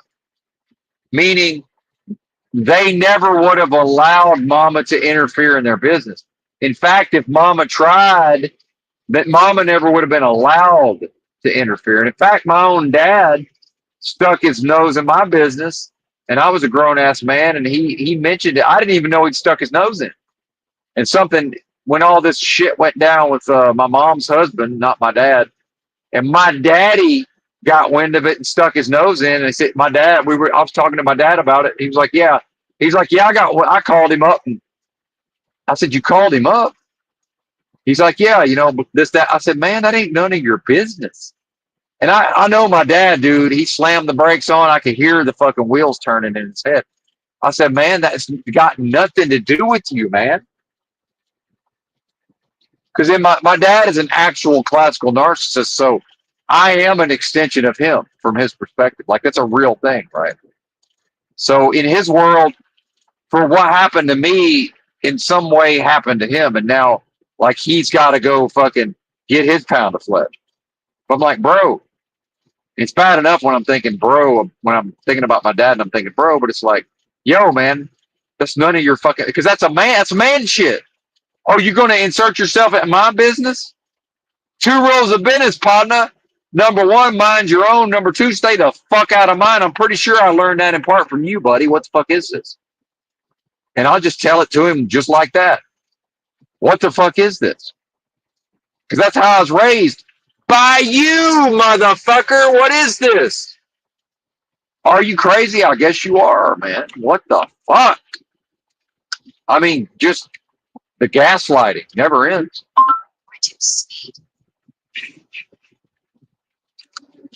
Happening right now. Actually, it went down to 55 for trucks. So yeah, thank you for reminding me. AI, disembodied AI voice. Appreciate it.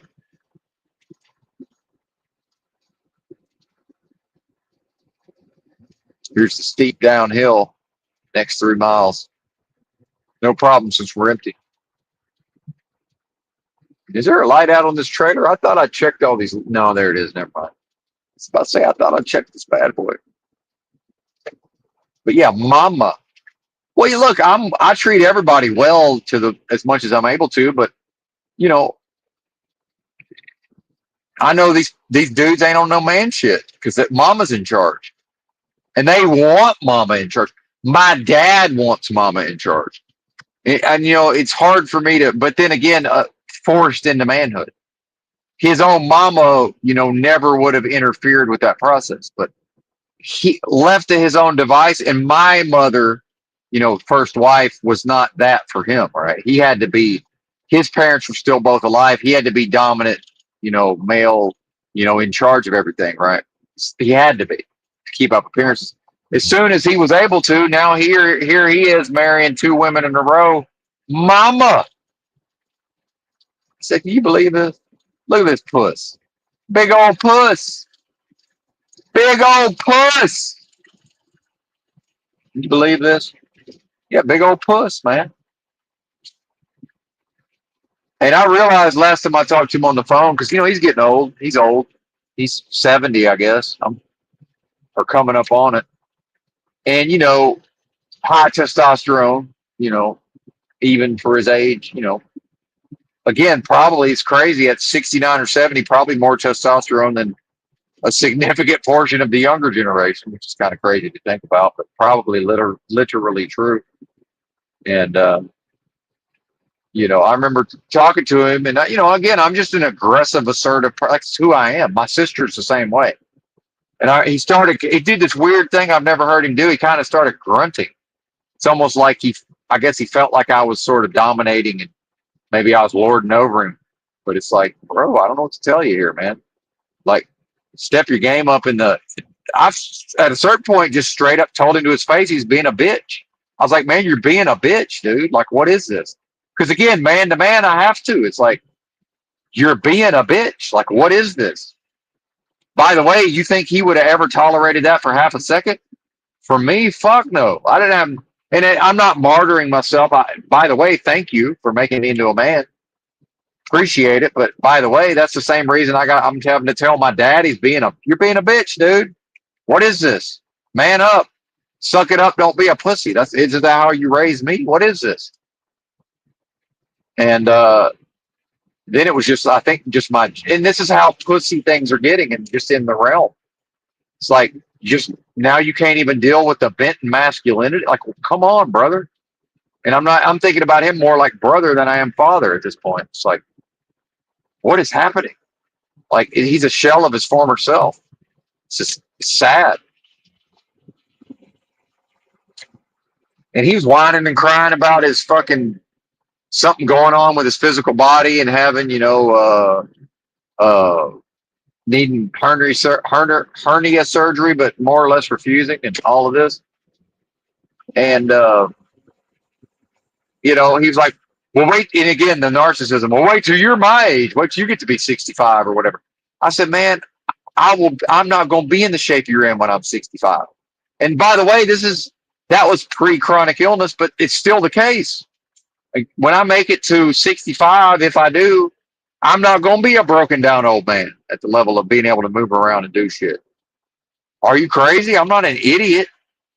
Like, what the fuck? Wait till you. And by the way, that's a curse. Oh, now my own father's cursing me with, oh, wait till you get to be 60. What do you mean, wait till I'm 65? So I can have bad health like you? Like what? So my body, it can ache and my joints can hurt or whatever? Why is it a given? By the way, right now, my joints feel pretty fucking good. Overall, I'm a little stiff getting out of the seat sometimes and it goes away. Like, why do I gotta feel like shit? That's just baked into the cake. Oh, it's common sense that just people are, when you're 62, you feel like shit. What do you mean? You've never been to, oh, that's right. You've really spent no time in California because I've had friends, that were sort of de facto acquaintances or whatever that I've had, interactions with because I was homeless, like a 62-year-old in like great health in California. The guy looked like he was 50 in his early 50s, still like playing sports and shit to some extent, like whatever sport he was into. By the way, with a hairpiece, like 6'2". By the way, my dad could be this guy, 6'2", trim, ate a good diet, took care of himself, exercise. It's like, yeah, man, just because we're from Arkansas doesn't mean I got to be broken down physically when I'm 65 like you, moron. Not you, the listener, but like, again, what is this? What are we doing? This does not compute.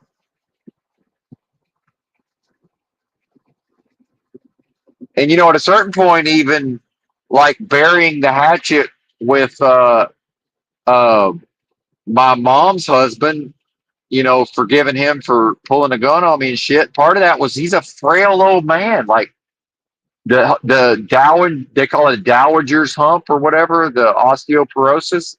Like, you know, even now I could fucking manhandle this dude.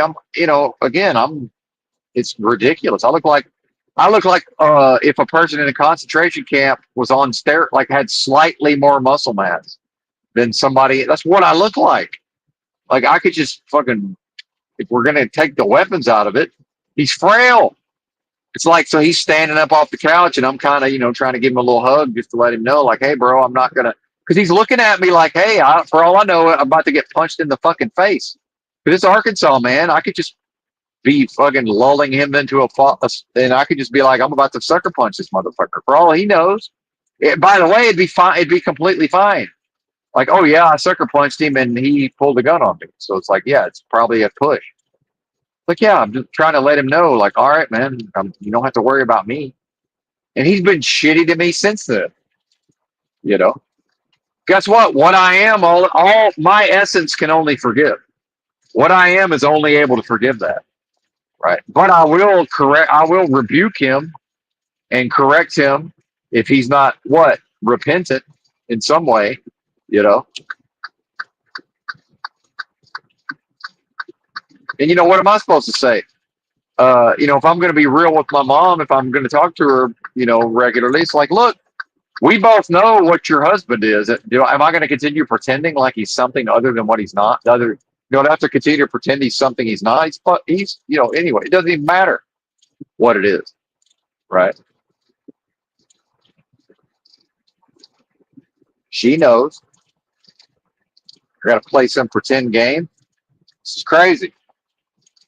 Anyway, let me get off of that.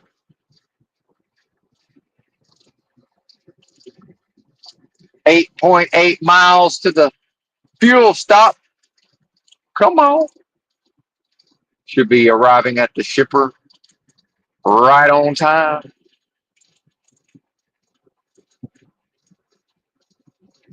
Now, whether or not the message gets down the line, I suspect my company has probably checked with where I'm picking up to try to see, hey, this guy might show up. He's really reliable. He's on time. He drives all night. Like he's never late. But through no fault of his own, it's possible he's going to be late for this. They probably have done whatever they can do, but who knows whether or not that gets filtered down. And sometimes they're just like, yeah, we don't even do appointments. It's first come, first served. Okay, fine with me. Don't care. It's all good in the hood. I'm going to go make my egg yolk drink. See you in a bit. Camp, dude.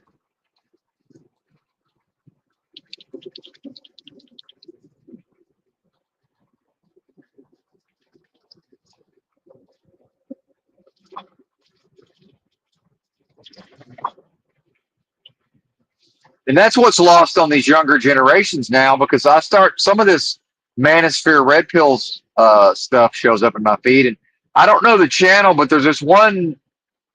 I don't know if he's one of the younger millennials. I guess he's probably an older Gen Z. I guess it's hard to tell. I'm going to say late 20s, maybe. Hard to tell. Could be early 30s or right at 30, if I had to guess. And he's internalized a lot of this alpha male, what to do to get chicks and all of this, right? And so I watched just enough of this video to get the gist of it, because remember, I used to do, I used to was involved in all this ridiculous pickup artist nonsense to some extent back in the day, and without rehashing all of that, because I think it's silly and a bunch of silly nonsense now. But by the way, it absolutely works. But that's a prison of one's own making, I can assure you. But yeah, it air quotes works, whatever the fuck that means. All right, we're going to let this guy pass us. He's hell bent on passing us no matter what happens. So we'll just let him have it. We're about to go get fuel anyway, Bubba. So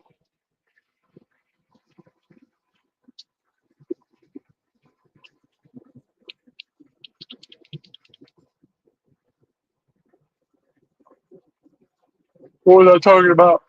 Shit, I forgot.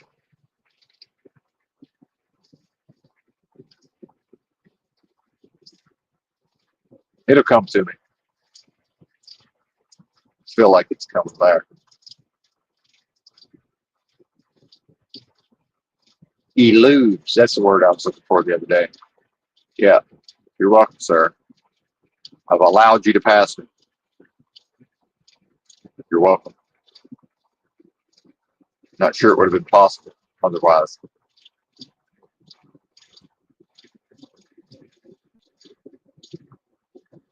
Anyway, it'll come back to me shortly.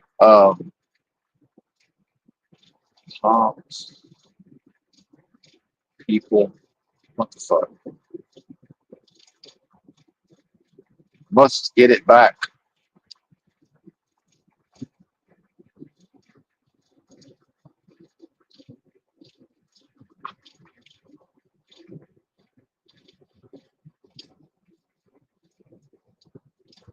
Oh, something about picking this load up. The company, maybe communicating ahead of time. Oh, women. My bad, women. So this, younger folks, from my perspective, talking about women, and so these guys have internalized all of this. But here's the problem for all this red pill manosphere. So all of these ideas around getting women and all of this, it's all based. So what his video is about is how he's identifying that the problem is that males are conveying all this to each other in the context of attempting to please the women. But all this pickup artist, so-called, but even before there was a concept of a red pill, none of it was based on pleasing the woman, meaning to give her what she thinks she wants. It was to observe what the women respond to that the men the women are the most attracted to are doing, and then imitate those behaviors. Whether that's dominant body language, whether that's a certain vocal tone, whether that's slowing down one's speech, whatever that is, and then imitating it, right? So, but it's coming from the frame of I'm actually a man, right? Even that mystery bozo and all of this Neil Strauss, like as ridiculous as he comes across, those are probably actually men, most likely, right? So now we've got this modern 30-year-old. He's not a man; he's a male, right? So he's actually unable to pull off uh, what the it's what it is. It's actually not an imitation of an alpha male. And I recognize this when I started learning all of this is actually to learn not what does she respond to, by the way, it's to learn what she doesn't respond to at the base. So by the way, if I am an actual man with high testosterone, I was good at sports. When I compete against my male peers, I do very well typically type shit. But maybe, and some women are just naturally attracted. But then if I want to not have to just choose from whichever of the three broads that are crazy enough to let me know overtly they want me, if I'm not just going to pick from the three that will let me know, hey, green light to Benton, without me doing anything, by the way, that's been my whole life. So now I realized at a certain point it was a series of I'm just choosing whichever one I'm most attracted to from these three crazy broads. And again, they're all crazy to some extent, but crazy in a particular way that I may not be that interested in. Oh, almost missed my exit. Thankfully, I don't think I did. Oh, let's see. Aha, it's this exit. Might have to put a pin in this, but I am on a bit of a time crunch. Probably have to pause briefly and come back. So he's beginning to recognize, oh, we're putting the cart before the horse. And so the thing is, he needs somebody like me to say, hey, listen, it's all this gym bro, get a job, get an education, like the idea of doing all of the things that the women say they want. No, brother, no. All of it is for nothing if you're not a man. Meaning, man's a status.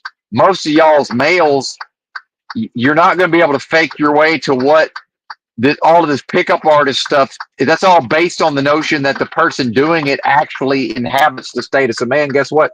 Going to the gym can't make you a man.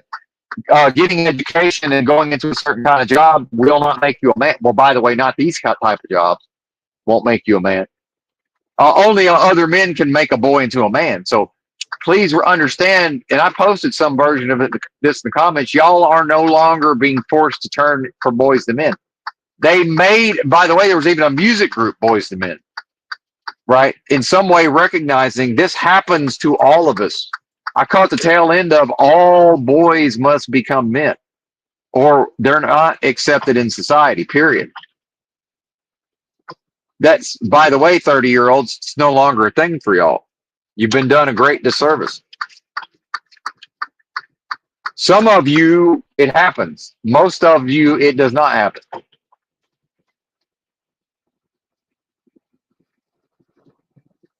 All right, I have to come back. We're almost, well, I'll wrap up on a little point. Hang on, I'm having it focus on where is the fucking fuel. This is one of those that everybody's parked all over. Yep, see, I could have snuck in to I can't see where, I've done this before on a live stream from this truck stop, so I'm not even going to rehash it. It is what it is. Literally pulled in here and just, oh yeah, I can't see the fuel because people have, it doesn't even matter. They've done what truckers do in the middle of the night. Oh, fuck. And now, anyway. All right, I'll be back.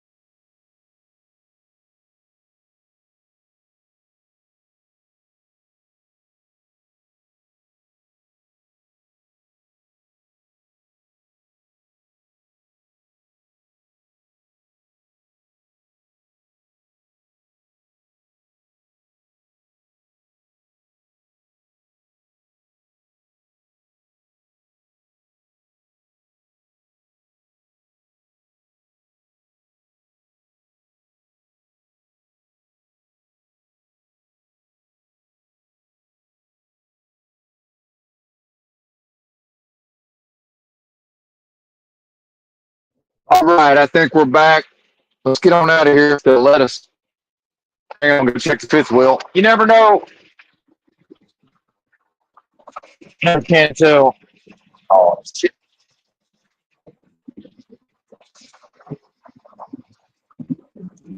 I ain't trying to be on bonehead truckers looking dumb because somebody didn't release the fifth wheel. So. All right, all right. Are we good to go? Where's the lights? Let's get this. Let's get to egg time. That's my motivation. Let's make it to egg time. Oh, I forgot to put up the "Be Right Back" banner. I was annoyed. I was identified, improperly identified with the realm. Damn it! What was wrong with me? That's some Brazilian. They got this new Brazilian, some kind of who the hell knows? I mean, it's a big bag of beans, but whatever. It's all marketing, right? Either way, we're gonna have more than the normal amount of coffee today because we've decided we have a reason.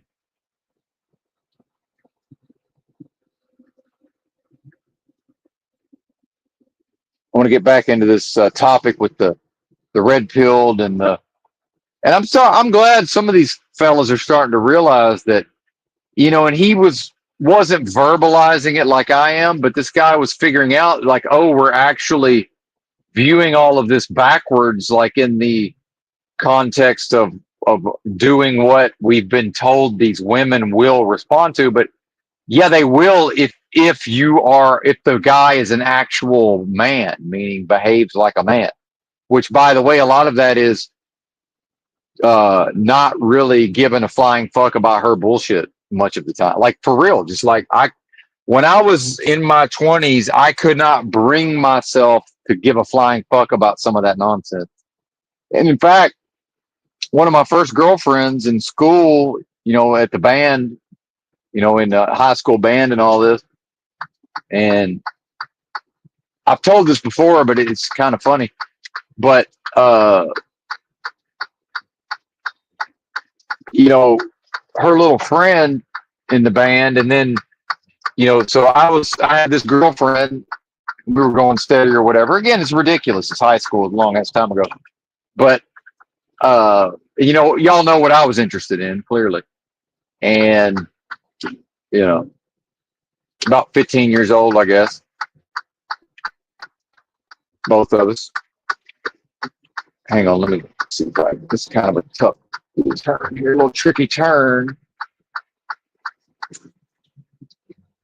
and so somehow these gals got up the idea of like making crafts or whatever, where they got these sweatshirts, and then it was like some version of, and hell, I paid so little attention to it, I can't even really remember, but it was like at some point somebody, like the other couple, was each wearing a sweatshirt with the other one's name and like custom iron on or stitched on lettering, and then apparently one had been made for me with her name, and I wouldn't even, I was unwilling to even entertain the notion of this. Like while the other couple standing, like I was just basically took one look at the whole thing, was like, oh, I don't know what you're talking about. Like I'm not, like this does not compute. Like however that would have been, that is, who cares? Like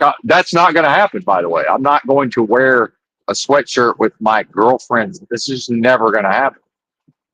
0%. And so it was like, she probably was embarrassed because I just looked at the situation and was like, yo, what the fuck is, just, I'm out. See you later. Whatever that was, it's been a long time. It's kind of the same thing. Like an actual man cannot, there's a limit to the amount of nonsense a man can tolerate from a woman until he actually he begins to lose his own status, right? And then some of that is based on if there's an actual relation. So in the beginning, it's not to be picky. It's just like, am I really going to put up with anything that, and I don't like the simp term, but, this idea of simp like behavior. The couple of times I accidentally stepped on my dick and simped. I felt so ashamed of myself. And again, there wasn't even a word. Nobody noticed. Nobody said anything. I noticed. I felt so ashamed within myself. I just never did that type shit again. Right? It's just like, this can't happen.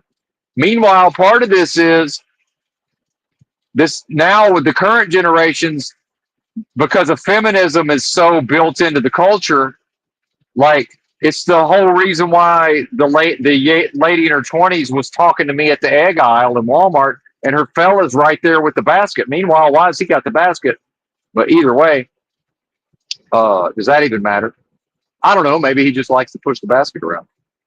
I don't follow women around grocery stores, by the way. At least following this woman around the grocery store. Never have, never will. Oh, I shouldn't say never. Now it's going to happen. Some mighty fine coffee right here. And hang on, we got to slow our roll a little bit. Creeping up on this truck. Not going to be able to pass him.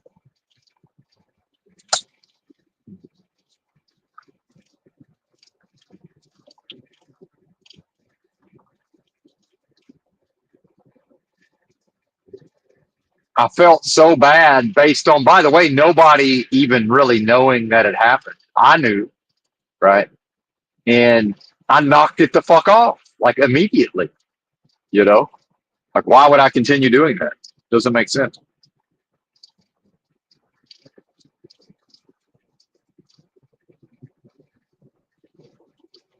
And so the problem for these males is they don't realize they're males, so they all call each other men.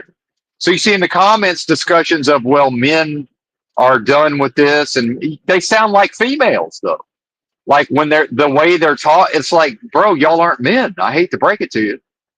Y'all aren't men, most of you. And the ones you see that this idea of the alpha male, no, those are the guys who actually are men. And guess what? Every single one of them has a woman in their life. Surprise, surprise. You know, it's funny how that works.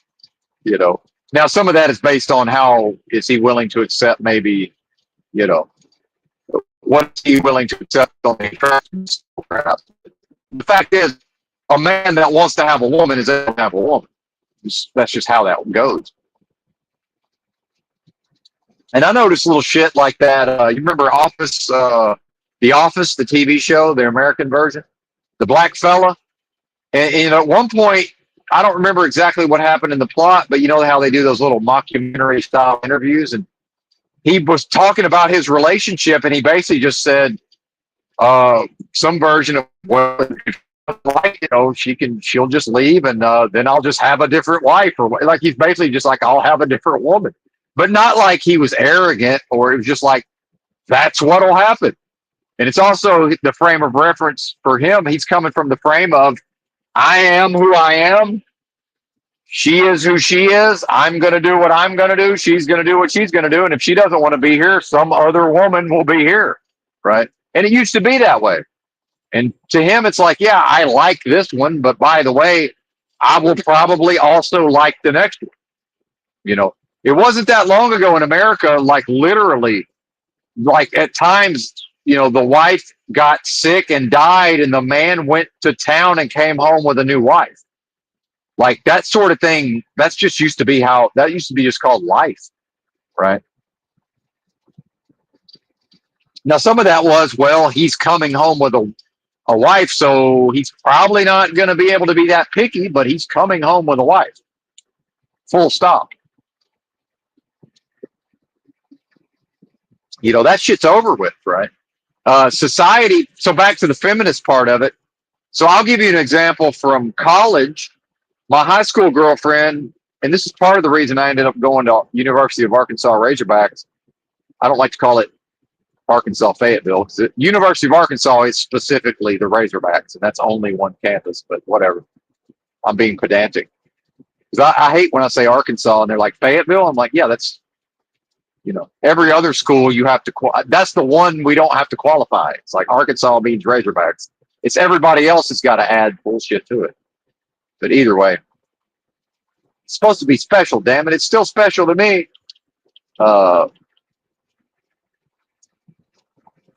So there was some kind of party at my high school girlfriend. We went to college not together, but we were dating, right? So there was some kind of party at her apartment, and everybody was drinking and all this. Well, some dude kept getting handsy with her and putting his arm around her and stuff, which that was right about the time she decided she was going to, pledge a sorority and all of this in her sophomore year. How ridiculous. Or go through rush, whatever they call it. By the way, here's another thing, fellas. Here's what I told her. She knew I was against it. I believe in freedom. All I said was, if you think I'm coming to any of those functions, you're crazy. Don't even ask. But again, not being a dick, just like we both know that shit ain't happening. So I'm just more or less verbalizing a thing that I'm pretty sure we both understand, which is I'm not going to have anything to do with any of that, because we both knew that my grandfather went to that school. He was famous. If for some reason I wasn't GDI, goddamn independent, it's like now I'm a legacy Sigma Chi. It's kind of a big deal in a way. Yeah, I'm not. I don't join a fraternity. Benton don't join a fraternity. Like, what is this? So yeah, go for it, lady. But you think I'm just understand? I'm not having anything to do with this. So I think she probably had met him. Maybe he's a frat bro or whatever. So at a certain point, finally, I'm just like, hey man, that's my girlfriend. Like, you're gonna have to knock it the fuck off here, buddy. And then like, I can't worry about like, oh, now the party's vibes are coming down or whatever. It's like, no, bro. Like, what is this? And by the way, I blame her too. It's like, yo, what are you doing? You understand, like, we could break up tomorrow. That's fine. But like, you understand, like, there's a cultural thing here. He's supposed to know that I might not even care if he puts his arm around you. He's got to come talk to me first. Right? For real. Like, I might not even care that he has his arm around her. Think about that. Probably didn't care. It's the part where, oh, now I'm just a punk. Now I'm just a punk who will stand here and watch a dude fucking paw at my woman. Yeah, at least come over here and introduce yourself first. If you're gonna start pawing at my broad, like, what is this? And alcohol only explains so. But that's a man, by the way. A man is like, yo. And again, I've come to understand just how ridiculous it is. The idea of being possessive over a woman. This is just fucking nonsense. It's not even possible to possess another human. But within that, framework, it's like, yo, man. And I think I actually walked over and like, my memory is I like grabbed his fucking wrist and like gently like moved his arm. Was like, yo, man, how about we don't have our arms around my girlfriend type shit. And then was probably like, yo, I don't know if we've officially met. I'm pretty sure you understand this is my girlfriend, but whatever I had to do to smooth it over, whatever I felt like. But then he's also going to be some version of, oh, my bad, blah, blah, blah. Because again, Southern culture of honor, it's like, are we going to have a fist fight? It was like, I'm not interested in a fist fight. However, he doesn't know that. It's like, yeah, I'm probably not going to fist fight you, brother. But you're also not going to be pawing at my woman here. Meanwhile, if he just was like, yo, man, Holly's cool. We met at this and such function, and good to meet you, shaking hands. And where are you from? Dude, give me 5 minutes. Treat me like a human. If I look across the room and he's got his beer in his hand and he's got his arm around, who cares? I don't care. Honestly, don't care. Always been that way. Don't really give a fuck. It's the part where, oh, I just fuck me now, right? Oh, just fuck me. What? Like, why I got to be disrespected? That's that man shit.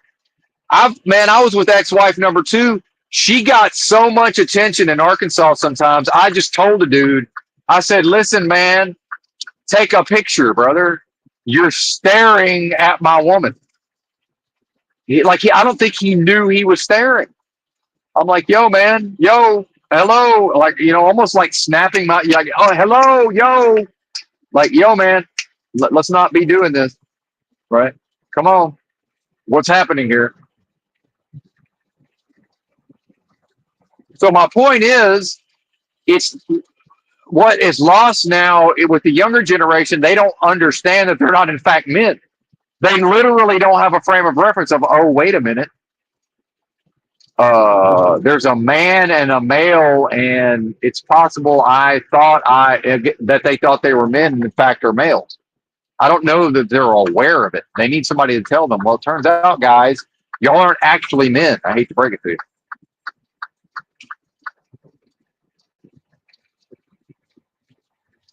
You know, again, I'm not putting myself up as some paragon of the, all things masculine. It's like, yeah, I meet the standard. That's all I have to do. That's it.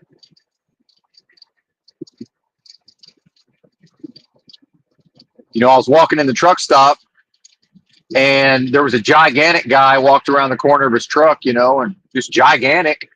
And I saw some other tall ass person out there like stretching and doing like little drills or something. I never figured out who they were. Maybe somebody on a road trip just stretching their legs or whatever. And then I go in the store, and there's like just some giant in there. And I just made a comment. And after I talked to the lady, hey, how you doing? Oh, she greeted me. Hello. That hello, the corporate, they make them say hello. I'll tell you why they started that, by the way, here in a minute. But, so I'm just like, how are you? Blah, blah, blah. Thanks for asking. It's a back and forth. And I'm like, might as well be doing good. It's a nightmare dystopia. And she just was like, yeah, kind of agreed. A little bit of humanity in the store, an acknowledgement of our respective plights, right? Lot in life, as it were. And then just here comes this just gigantic human giant, right? Not near as broad through the shoulders as my people, though. And so I'm like, hey, man, what's going on with all these gigantic people everywhere? Hey, brother, how are you doing? And then when I got to the counter to pay for my coffee, that's what I told her. I said, yeah, on my dad's side of the family, just everybody, just gigantic. And here I am, just all normal sized. She's just kind of thought it's funny or whatever. And just, again, Mr. Personality. And I said, oh, yeah, I got a baby sister taller than me. It's like, yeah, never bothered me. Any who cares? So, all right, man, have a good night, We'll see. That's what I'm talking about. Just a dude. Just be a dude and keep it moving. Every once in a while, the signs will be there. Oh, look, this particular woman might be looking for a dude. Because as dudes, like some of us, especially the Leo talking here, it's like, yeah, oh, mom, I'm awesome. It's like, no, a woman is looking for a dude, and you will do, sir. Right? Yeah, a woman's looking for a dude, and you're here, and you will do. That's really what it is in a lot of cases. Right? You're here. She's decided, again, a woman needs a man like a fish needs a bicycle. That's true. It's even worse. A lot of them want a man. It's even worse. I feel bad for them. And it's not lost on me, just the idea of performance delusion as a man. It's fucking ridiculous on its face. Like, and I'd like to think some of that Mr. Personality is I'm sort of bringing that spirit to the whole performance. I'm like, this is obviously ridiculous, and the women are certainly aware of it. And so maybe I can, again, subtly communicate that to women who are very, able to read subtext well, way more than men are, right? Oh, well, now here's a dude who actually knows how to sub-communicate certain things and picks up on new. Well, now the interest is peaked, see? So it's the first thing is let's just meet the minimum standard of we're an actual man or here's a dude. So now at least she's not turned off, right, or tuned out. So, and then, maybe the signs are there that maybe in a vacuum we might enjoy each other's company, perhaps. Except it's a nightmare dystopia, and society no longer really even allows it. So have a nice life, right? See you later. I mean, and that's what it is. Like I say, in a vacuum, yeah, I could put, we could embrace, and she might like a little pat on the butt here and there, and I might be down for grabbing having a little. The whole thing, man. Y'all don't need me to explain it. It comes naturally, right? It's an equal thing. She enjoys it as much as I do. It's not lecherous. It's not. I've been watching fucking porno and I'm trying to do certain things. It's just I'm a dude. Here's a chick. We're sharing a moment. See you later, right? Who cares? That's called flirting, by the way. It's just flirting. And she decides if I begin the flirting, it's up to her how much of that to play into. and it either continues or it ends. Like, just do you think these 30-year-olds have any concept of that? They've not been allowed to social. By the way, I, for whatever reason, in spite of my undiagnosed fake autism, probably was able to just be a little bit more of that, a little more sophisticated than my peers for whatever reason. I don't know why. Maybe it's because I had to teach myself certain shit because of my autism. I don't know. I know I taught myself how to read facial expressions, and yeah, it sounds insane, but I did. I still have memories of not being able to, that I was unaware of what people's facial expressions meant. And I have memories of just a specific memory of just going on and on and on and on about something when the person that was I was talking to had a face like like, what do I got to do to get out of here? It's probably an adult, and I was probably like playing like little kid baseball, and I had a good game or whatever, and I just wouldn't shut the fuck up about whatever. And they're like trying to get away from me, and I had no fucking clue that like this person's trying to get away from me. And people will excuse it and be like, yeah, you were a kid, but yeah, I'm pretty sure the other kids weren't doing what I was doing at that time. Whatever that means. But looking back on it, I can visually see that they were trying to communicate to me, hey, can I go now, please? And I just was completely oblivious. Right. And so for men, a lot of it is them not understanding. And again, number one, they may not in fact be a man. How about figure out what the fuck that means first?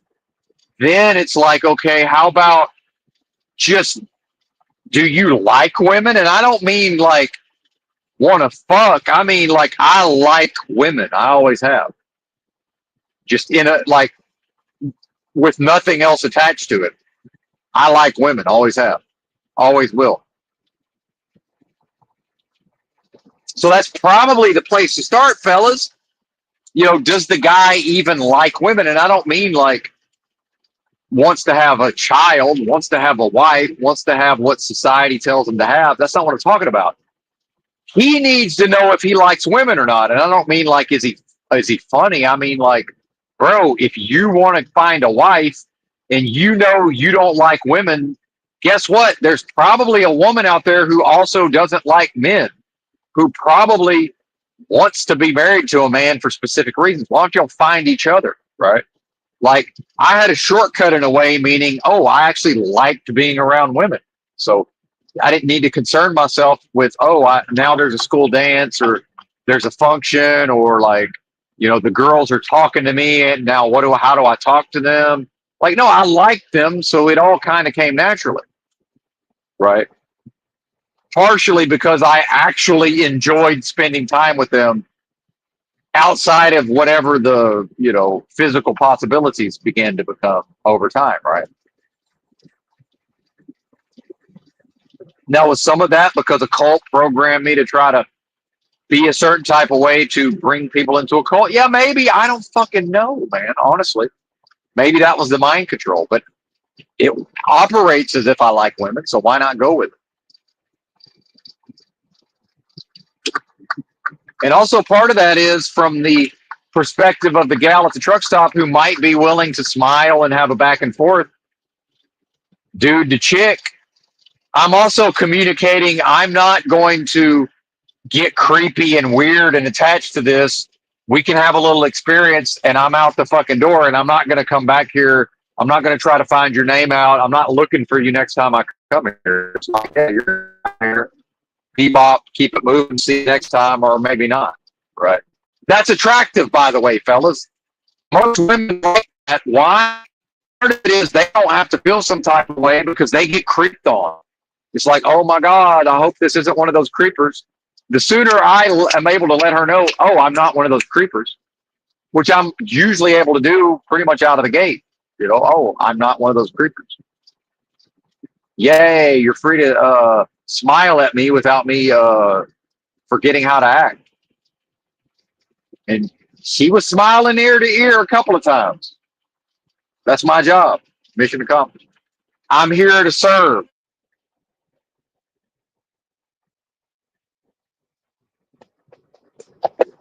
And that's what these males are lacking. They're just completely ignorant of these dynamics. It's not their fault, right? They've been done a disservice. So, and again, I can't fix them, right? Short of starting a Benton school to turn these boys into men, right? Is the music group going to sue me if I try to do that? I don't know. Maybe. Boys to men. Is that even worth the aggravation? It's more or less just we're just going to run them through whatever the drills are and just tell them to suck it up and don't be a pussy. I mean, it's really all it would be to some extent. An actual man telling them that they're being pussies and they need to knock it the fuck off. How about y'all act like men instead of, and by the way, won't even say women. I'll say, how about y'all act like actual men here? Or do I need to get some women in here to show y'all how it's done?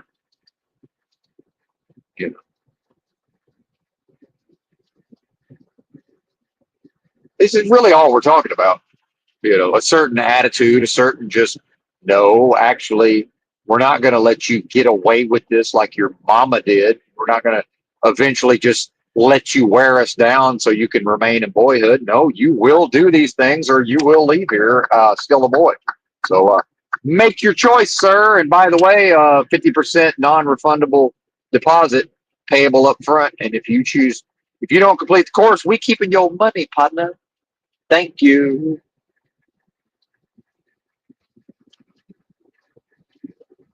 I don't know, maybe make everybody pay up front, and then whoever makes it to the end, we give them half the money. How about that? That sounds even better. Starting to sound like a business to me.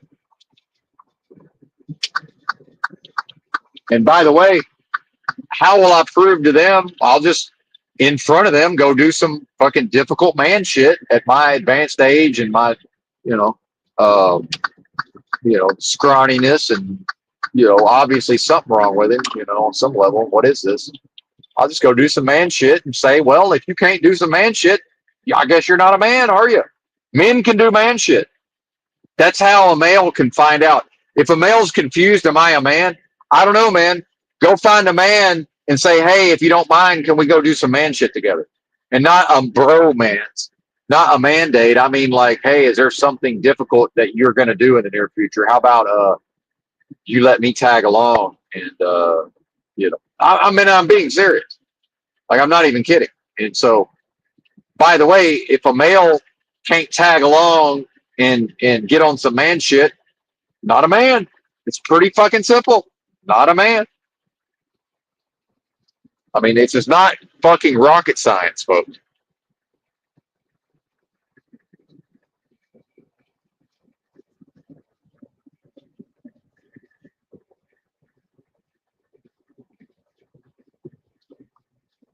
That's what Richard Pryor said about his dad. Was somewhat in awe of his dad's masculinity because he referred to it, Illinois winter, fucking crazy, crazy below freezing. And the motherfucking car had to be worked. Like somebody had to go out there and fix the fucking car. And he's out there with his fucking bare hands or whatever, fixing a car and it's 17 below or whatever, whatever that is, situationally. And obviously it becomes less and less. By the way, it's an easier hurdle to clear over time. That's the idea that each subsequent generation is, somewhat less manly than the one before it, right? Which probably is true on some level.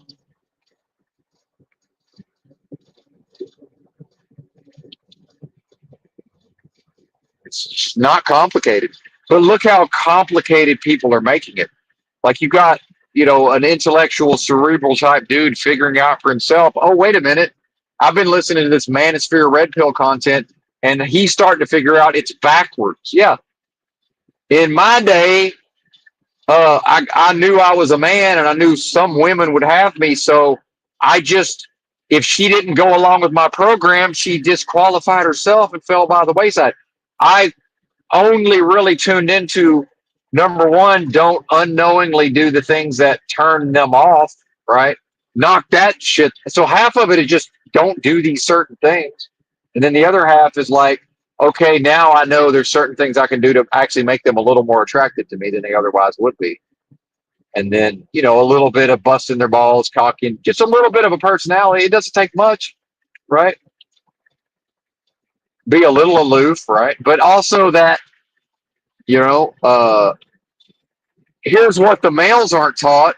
And under feminism, a man can't just tell them, hey, man, these broads require a minimum level of abuse, meaning if you don't abuse them, and I mean actual abuse, not physical abuse, I mean, if you're not something of a jerk to her on a regular basis, she's not, she can't feel comfortable. I know you want to be nice to her. I get it. She can't handle it if you're not kind of a jerk to her every once in a while. She needs it. I don't ask me. I don't know why it's that way. That's how they are, bro. And yeah, pretty much all of them. Yeah, also your mom, also your fucking sisters. I don't fucking know. My own sister, who's probably some version of a sociopath, the middle one, right? I'm not gonna pass this guy. I think this guy passed me earlier. I think I remember this guy. He looks like the one from earlier. Yeah. Anyway, I don't want to get involved in all this. Whatever this is going to shake out to be. Could be a different driver though with the same company. But my sister, and I think it's probably when I started formally studying this material, she straight up told me that she's so cerebral and intellectual and analytical. She was like, yeah, and this is when texting was first coming about, when I meet these guys, they text me something like, what's up, trick? And she said, I understand, you know, intellectually that this shouldn't work, but it still works. She means that she still can see that she responds to that because she's a female. That puts something about that way of where he's treating her like, hey, you ain't really nothing to me on some level. What's up, trick? Now, is that somebody who learned some game, or is that somebody who just that's how they talk, right? Does it even matter, right? Maybe he's got a sister that said, hey, talk to him this way. I don't fucking know, right? Don't know, don't care. They need a minimum level of abuse, or they don't know. Again, don't kill the messenger. I didn't make it this way. It's what they respond to. So the early versions of pickup artists was like, let's figure out what turns them off. Number one, knock that the fuck off. Just stop doing all of that. And it's basically anything that communicates neediness or seeking her approval, right? That's all that is. To seek anything like needing her to validate us, right? Because the men she's attracted to don't need her validation. So even if I'm not coming from that intention, if I accidentally communicate something that she interprets as neediness, I'm probably disqualified, even though I may, in fact, correctly speaking, should be qualified, if that makes sense. So it's me like not stepping on my own dick. And then at a certain level, it's just, okay, well, we can watch the more successful guys and they will show what women are likely to respond to positively, like initially. So looking for certain signals of interest. And it does get into peacocking, right? It's like to go into an environment, strut my stuff, and then to read the subtle signals that, oh, that woman might want me to come talk to her. Okay. I'll immediately, when I see the signal, what's my job, fellas? Walk my happy ass over there and talk to her immediately. That's the 3-second rule. So I'm in here strutting my stuff. Oh, that chick gave me a signal of interest. I immediately walk over and just start talking to her. Now, here's what men will say, or sorry, males will say. But what am I going to say? I don't fucking know. Why are you asking me what to say? You don't have a personality? Now, by the way, I can tell you what to say if you really need. Here's what I do. I've trained myself when I enter a new environment, I'm going to be observant of my environment. And in fact, as a 49-year-old, I'm observant of the environment no matter what. So I already have observed something in the environment that I can comment to her that's happening right here, and I can see how she reacts to me observing something that's happening and comment on it, and then shut the fuck up and watch what she does. Is this complicated, fellas? Oh, but I feel some type of way. Yeah, so do I. You think I didn't feel some type of way when I walked my happy ass over there and talked to these broads? Of course. So what? Who cares? Are we a man or are we a mouse? Are we a fucking pussy? Are you telling me we lack the ability to walk over and talk to them? I don't understand. What are you talking about? By the way, if my brain just completely can't figure out what to say, hi, I'm Jason. How are you? And then shut the fuck up. And then watch her. And based on her response, okay, well, it was nice talking to you. I got to be going. And fucking leave. Who cares? What does it matter? Get the fuck out of there if she's giving you some kind of crazy look. By the way, and again, this is all very dated game, fellas, if you're listening. Part of it was, oh, what if she's a bitch? All the better. I wander over, I say whatever I'm going to say, but remember, she gave me a signal of interest. By the way, women, that doesn't mean she likes me. That maybe she just, who knows? Don't even try to figure it out. So yeah, she might still be a bitch. Also, they almost all default to playing hard to get. So they are going to bust your chops to some extent, just out of the gate. Now, it's probably nowadays the level of desperation, they're probably not even going to bust your chops anymore. Some of them. I don't fucking know. So I wander over, whatever I say, and now she's being a bitch. Better, even better. Oh, you know what? I knew this was a bad idea, and just start to fucking leave. Half the time they want the attention, and they will start falling all over themselves to try to get your attention. Now they're trying to get your attention, right? It flips in an instant. By the way, they like that type of shit. They like it. I don't know. I'm not a woman. I have no idea. And what I mean by like it, they respond to it. What do they want? Don't know, don't care. Not my business. What do they respond to? That's the key. What do they respond to? Whatever she responds to, isn't that what she's asking for? If you think that's demeaning, is that really your place to make that? Is that for you to determine that? Because by the way, the same chick that the guy pushing the buggy around Walmart and he's 25, she's 25, and he's worried about demeaning her. She's not concerned with if he's demeaned when she sidles up to me at the egg fucking section and starts talking to me right in front of him. Is she worried about it? Does that demean him? No. Why is he worried about if she's demeaned? Isn't she mature? Isn't she capable? I'm an actual feminist in a way. Isn't she capable of deciding for herself? Is this demeaning? Meaning she's free to fuck right off. She's free to say, hey, buddy, you're being a jerk. She's free to say, well, fuck you, I'm out. Isn't she a big girl who can make her own damn decisions? Free to leave at any moment? Maybe just treat her like, I don't know, a capable human being, right? An actual person. Call me nuts. Call me crazy. Pretty sure she can decide to stick around for my brand of foolishness or not. Isn't she capable of that?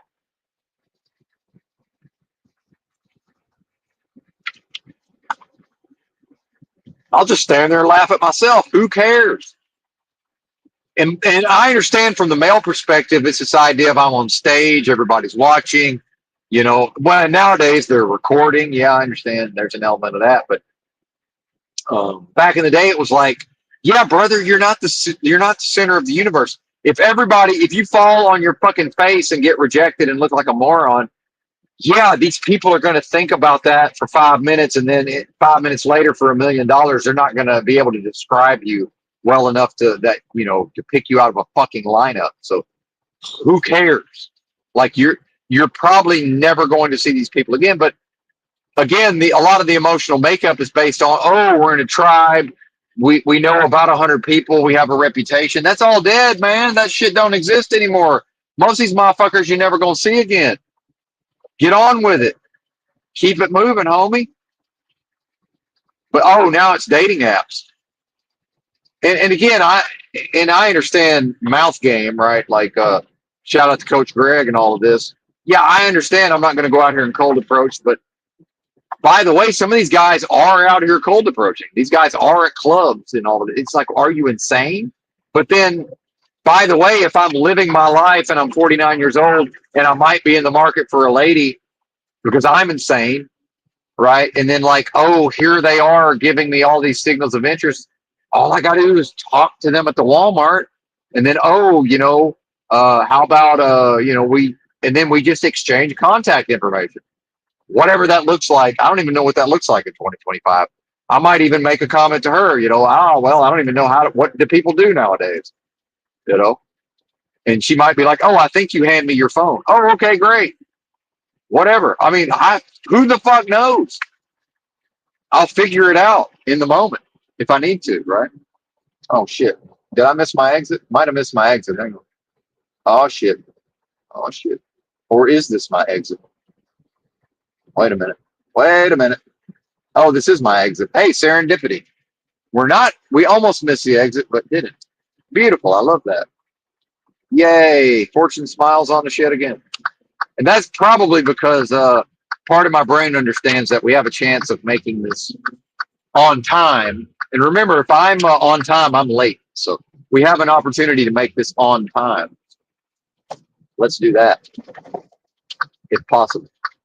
And missing our exits, although it turns out there is an alternate route if we were to miss the exit, that will be on the alternate route. So we're probably okay either way. But I don't know how much time that adds. Maybe enough to make us not on time and therefore late, by the way. Oh, I'm sorry. Yeah, either way, late, technically late. Either way. And that's, by the way, a man has a code.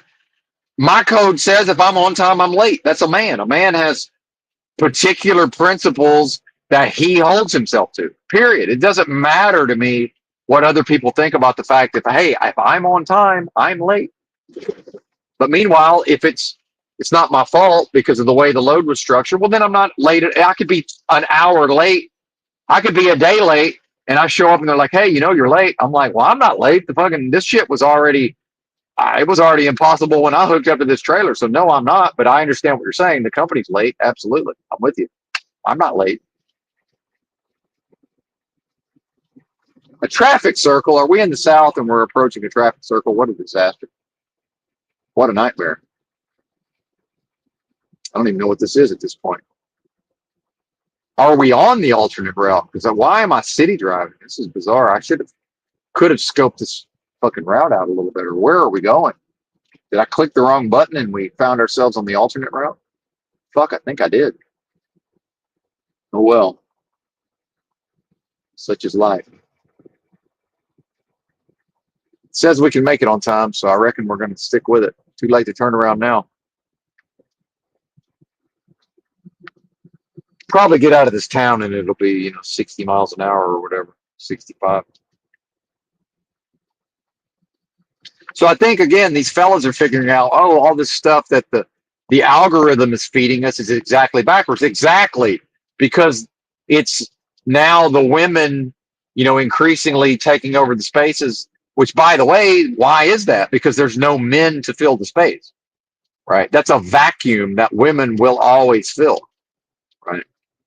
A woman can't just come in and take over if there's actual men around, right? By the way, a lot of those spaces, there's not actual men in them because actual men are out doing actual man shit, right? Most of the time.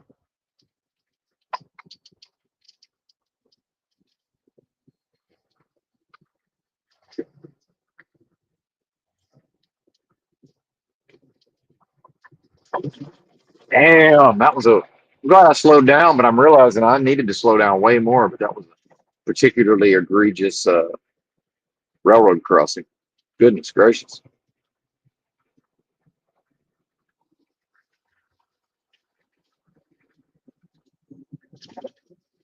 Right lane must turn right. Well, we're not doing any of that. I don't think we are anyway.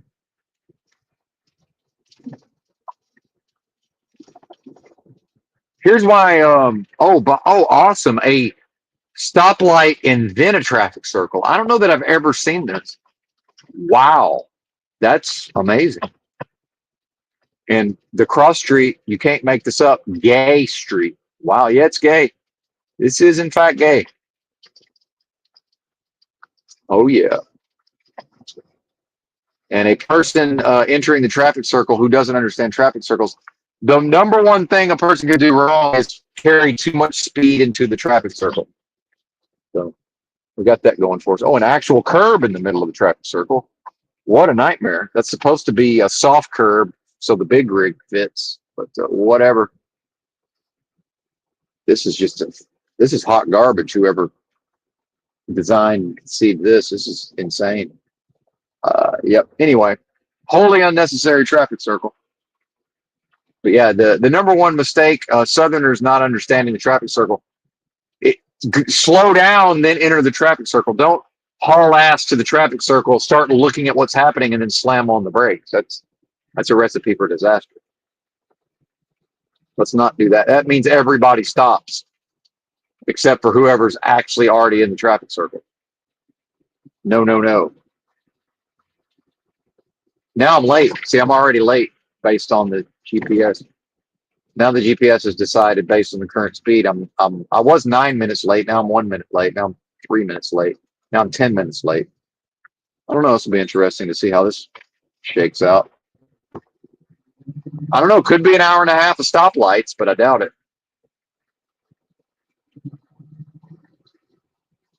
I wonder. Maybe later I'll look at the map and say, did I accidentally click a button and didn't realize it put me on the alternate route, or is this just the best way to get there? I don't know. Which is possible, by the way.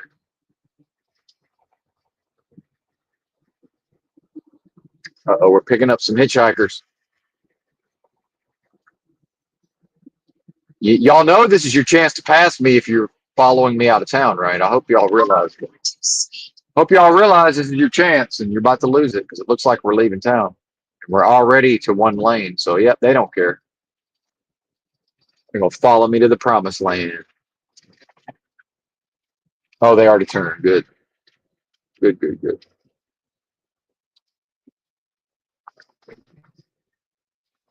You can't be too careful, fella.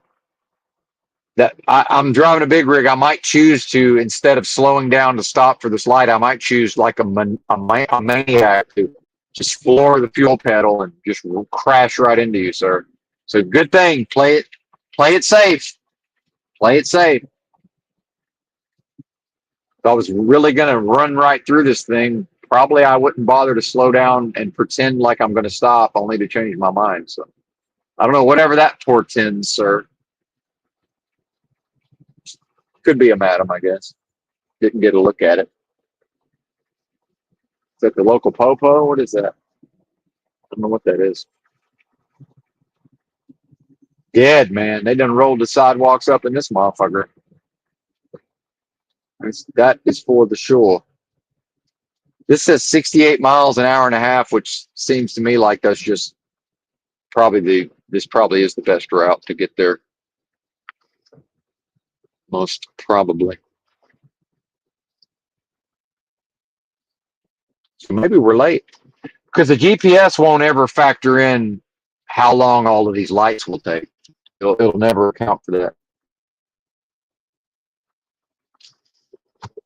I'm about to run this, except I can't, based on the design of the cross street, I'm not able to just safely run the light. But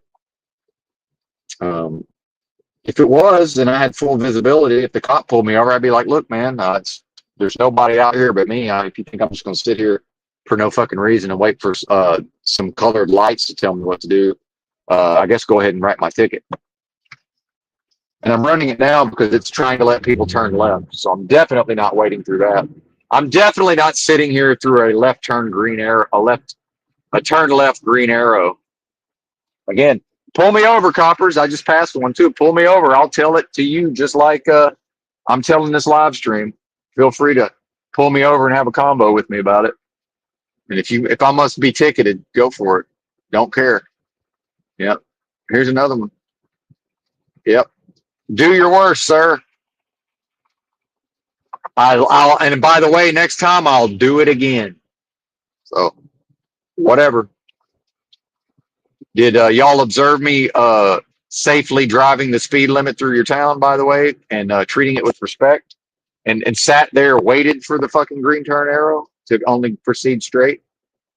Hopefully, y'all noticed all of that, right? So, if you must ticket me, go for it. And some of these guys won't even pull over big rigs if they're not like DOT certified. So we got that going for us too. 45. All right. But yeah, I've never actually been pulled over for a traffic infraction in a commercial motor vehicle. And the fact is, if I continue to drive one long enough, it will happen at some point. It's unavoidable. Got pulled over one time for an inspection. Actually, that's not true. I rarely get into a back and forth, but I actually got into a back and forth one time with a four-wheeler, and he called the cops on me and lied and said I scraped his mirror, which absolutely did not happen with my trailer. And they pulled me over and asked me about it, and I was like, "Yeah, man." But I just fell on my sword and was like, "Yeah, if I damaged his property," but there was no damage because I didn't hit his fucking mirror. But it was basically, and then I just got a lecture from the cop. It's like, okay, bro, whatever, that's fine. I'll accept the lecture. No problem. No problemo.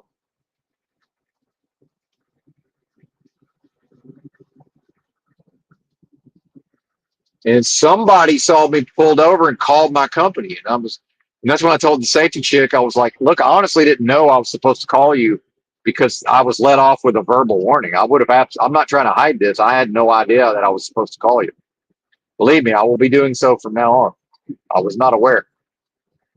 But whoever called my company, I don't know who that was. Could have been the cops, I guess. And wanted to hear my side of the story. I'm like, I don't know, man. Whatever. I guess whatever. And here's what I like to do. When people act like I'm in trouble, and now they want me to give their side. You know what I say? I say I don't know. It's probably pretty close to whatever they said I did. I mean, whatever they told. I don't know what they told you, but whatever they told you is probably fairly close to what happened. But also I know people, so there's probably some embellishment. But I don't know, more or less, probably whatever they told you. Now what? Like, oh, I'm gonna try to worm my way out of what I know I did.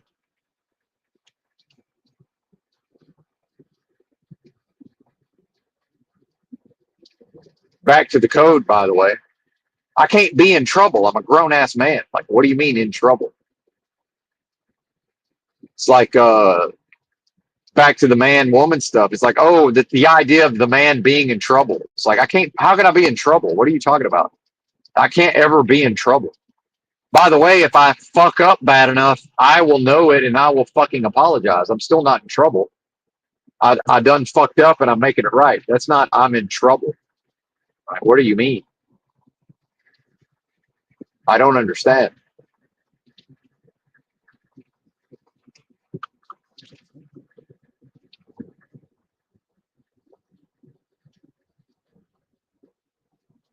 And I don't even have to worry about the cops. They're all on their phones waiting for the radar to beep because somebody was going way too high, too much over the speed limit.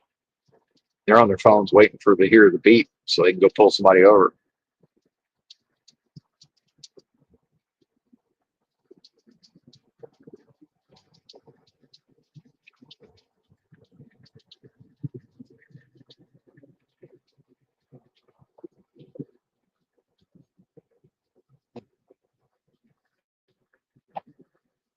So, and a lot of what I see is just, why are people unable to think for themselves, right? Because this guy on this channel I was talking about earlier, like he's clearly thinking for himself in some respects.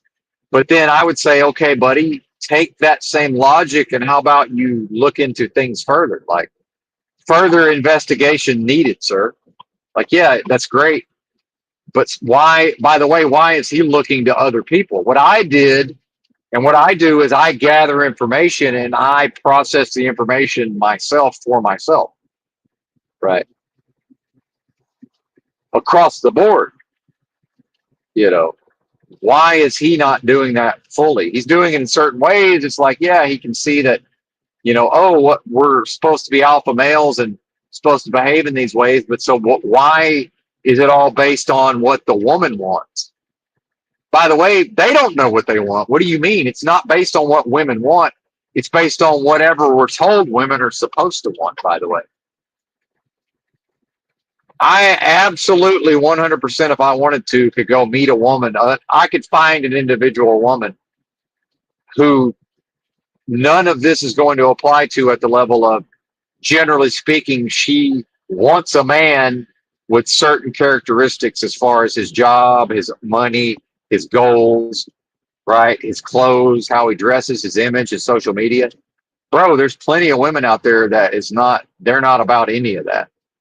It's now we're back to, do you like women, or are you looking for a particular thing to add to your life? See, this is the idea that, oh, well, men are logical and women are emotional. I don't know, man. Maybe men are delusional, because many of them are males, because if I own the fact that I know exactly what I'm trying to get out of a romantic relationship, and furthermore, this is what I'm willing to provide, at least initially, right? And now I can set about maneuvering things as much as possible to get what I'm trying to get. By the way, that's her job also. It's also her job initially to set out to, it's like a negotiations almost, right? It's both of our jobs to do all of that. It's not my job to not offend her, to not oppress her. None of that has anything to do with me. She votes with her feet. She chooses the level of whatever my dickheadishness and douchebaggery is. And by the way, the concept of ick, the ladies, and by the way, this guy who's saying all of this 30-year-old or whatever, probably not a man at the level of his status, bro. And again, what do women want? And the idea of, oh, they're saying that all these things give them the ick. Yeah, who cares, brother? There's not a man alive who's going to be around a woman for 30 consecutive days and she's not going to feel the ick. There's not a single man, and I don't mean single, but there's no man anywhere that if he spends every day for 30 straight days with a woman, he will absolutely give her the ick at some point. It means nothing. Doesn't mean anything. It just means, yeah, that's a man, and there's enough of a ridiculous performance built into what a man is that eventually she's just like, I can't take this no more. That's what the ick is. Eventually it's just she just can't. She could love every other thing about him. Eventually it's just like she has to tap out at a certain point. That's the ick. By the way, if she's around a bunch of males, yeah, of course the males give her the ick right out of the gate. Meanwhile, when they meet me, they don't understand. Ladies, the same lady that's been talking about these males gave her the ick doesn't understand when she runs across me in the Mexican grocery store, and she's some Hispanic lady in her, early to mid 40s, wanting a little bit of attention from old Benton here. It ain't about the ick, lady. It's about, can you get through the first 5 minutes without annoying the fuck out of me? No, you cannot. The women need somebody to teach them, hey, ladies, eventually a man's going to show up. It might be a man who would actually consider having something to do with you.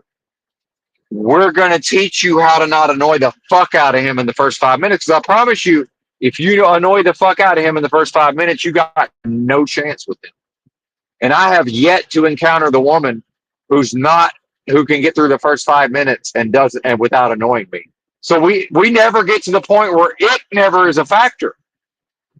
Meanwhile, I promise you, lady, if we spend 30 consecutive days together, I promise you, I could probably predict what it's going to look like.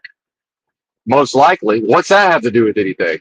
Meanwhile, every man there is in the history of all of time will absolutely do the same thing. So what? Can you get through the first 5 minutes without annoying the fuck out of me? Because that's all you got to do. Because I know you're going to annoy the fuck out of me, by the way. I fully accept that she's going to annoy the fuck out of me. I can't have it in the first 5 minutes. We got to get through the first 5 to 10 minutes, maybe hopefully through the first interaction. Just pretty please with sugar on top. Get through the first 5 minutes. If not, can't deal with it. Because if she annoys me in the first 5 minutes, we're not compatible. We're not compatible. Because whatever she's doing to annoy the fuck out of me, I'm not gonna be able to stand that on a regular. It's just whatever that is, can't stand it. Can't have it.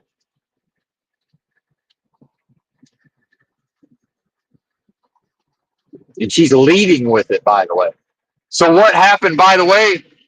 So I have to, it's a part of my own autism or whatever. I'm highly competent and I need to, like, I can't be treated as if I might be incompetent. Like I'm not able to do this. The lady saw that she noticed that I was spending a great deal of time looking over the lines, and she wanted to talk to me, and she then decided, oh, this is how I'm going to talk to him. She tried to lead me over to the lines while I was in line at the Mexican grocery store. Number one, I can't accept her leadership. Number two, I can't do that. Number two, I can't have somebody treating me like I might be incompetent, even under a ruse. Now, if she was really fucking banging, I don't know. Maybe some of that I could look beyond, probably not, but I can't be led. She almost took me by the fucking arm and led me over. And maybe it's a cultural thing. I have no idea. Maybe in the Hispanic culture, the man knows to just let the woman lead him around and he still gets to be macho and keep his man. I don't know. In my culture, I'm not able to do that for whatever reason. I don't fucking know. I'm not going to find out. But by the way, the autism says, well, I can't also, like, I'm capable of picking out my own lines, lady. And so and then it got weird and she tried to make it my weirdness. And I refused that's not my weirdness, lady. I refuse to accept it. I just finally said, I don't want any advice. Thank you.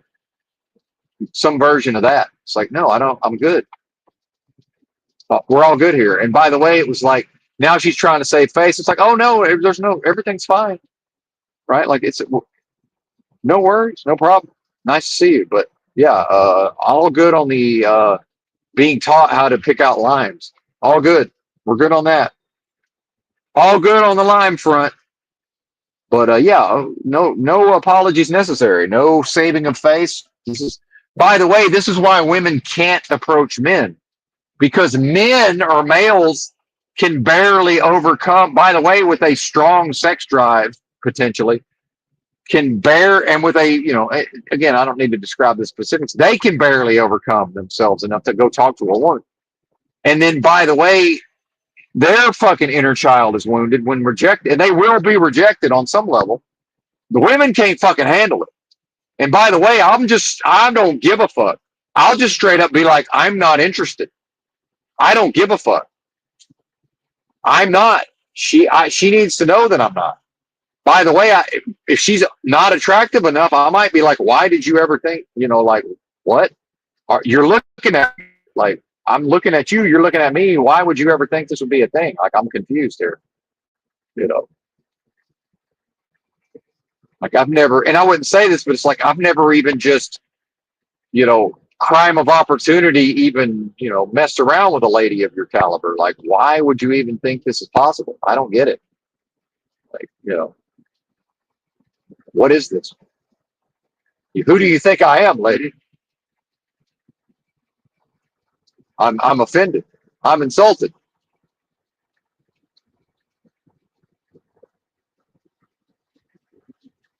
Do you really think you could get me? Like, what?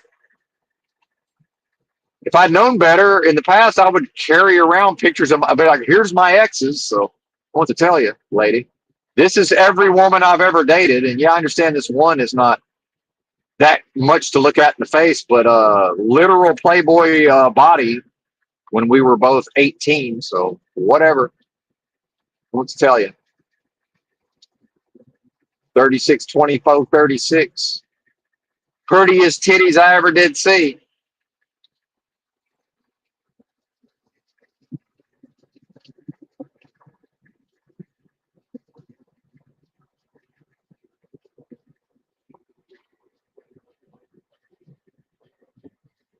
perfect.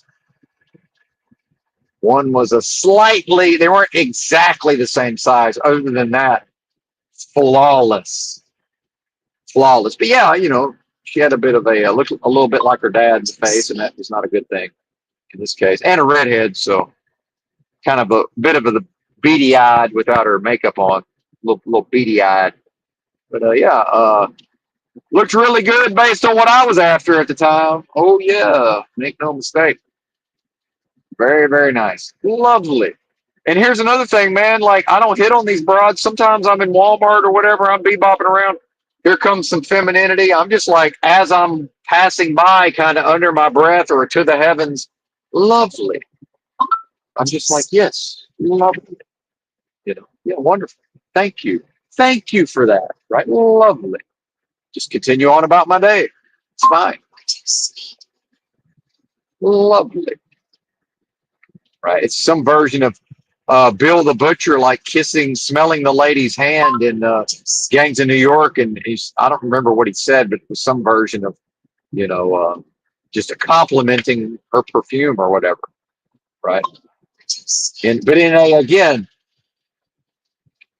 a way where it's obvious he's a brutish masculine man. It's not. He's so in touch with his masculinity, it can't be diminished by him being willing to engage with the feminine, and to where somebody could plausibly, again, it's like that doesn't make Bill the Butcher less of what he is. It's just like he's able to smell a beautiful flower, right? Of course he is. He's a man of culture on some level, right? He's a man of he's a man of distinguishment. By the way, also attractive traits, fellas. Hate to break it to you. So the last woman I ever got her number, and I told her to her face, I'm old fashioned. I'm going to call you on the phone and ask you on a date. She still fucked it up. But when I finally got her on the phone and we got through the weird, she made it weird, by the way. I was like, yo, I'm going to there's an art museum I want to check out. And it's like, you're invited, or type shit. And whether I'm actually going to go alone or not, or if I'm going to invite someone else, the date is made by, hey, I'm doing this thing. You're welcome to come along. But I don't even give a fuck if you come along because, and by the way, back in the day, the way to not care was I've got 10 numbers. And if she says anything other than an enthusiastic yes, I'm like, okay, well, maybe another time. I hang up the phone, I call the next number. And if I get too far down that list, I've got problems to address. Probably we're never going to get past one or two or three, right? Calling and again, old days before all this social media nonsense, calling based on who I'm the most interested in, which is probably based on what? Physical attractiveness, of course. How could it not be? How could it not be? Again, very dated game. Again, is this workable? Yeah, if I was for some insane reason was interested in women my own age, absolutely. But by the way, as soon as I meet her, it's going to be as soon as I know I need her to not be on psych meds, not be on social media, and no dogs. So probably it's impossible just based on that, right? This probably can never happen solely based on all of that. So why even bother? I'm retired on that basis. A woman would have to do all the work while simultaneous for me, she'd have to almost throw herself at me while simultaneously. By the way, if she's not a virgin, I'm not interested. So it's just really can't even happen while simultaneously not being on social media, not being on psych meds, and not having a dog. Sorry, no dogs, lady. They say, what do you mean? That's crazy. I don't know. Two ex-wives and a long-term high school girlfriend. No dogs, not a dog to be found anywhere. So I don't know what to tell you.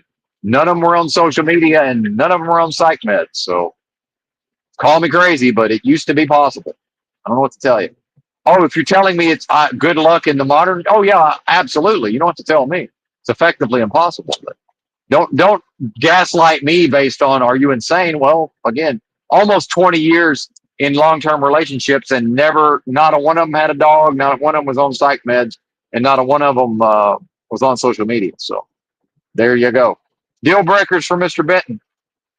Don't care what she thinks, by the way. So what the males don't understand is when it comes to what women want, well, they want to be on social media. Who cares? I don't care what she wants. Don't I? That's a deal breaker for me. Why am I concerning myself with? It's a deal breaker. Therefore, what she wants around social media, it doesn't play a part. We don't get that far. I'm not going to be with a woman who's on social media. Therefore, what she wants, it has no bearing. It doesn't enter into the picture, fellas. Who cares? That's her problem.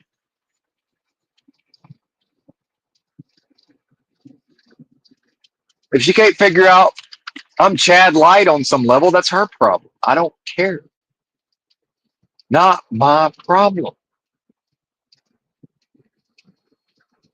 By the way, that's part of the attitude where I always had broads growing up. Because part of me legitimately did not give a fuck. Okay. I've been getting female attention since I turned 12. I'm pretty sure if this one uh, turns her nose up at me, the next one probably will like me on some level.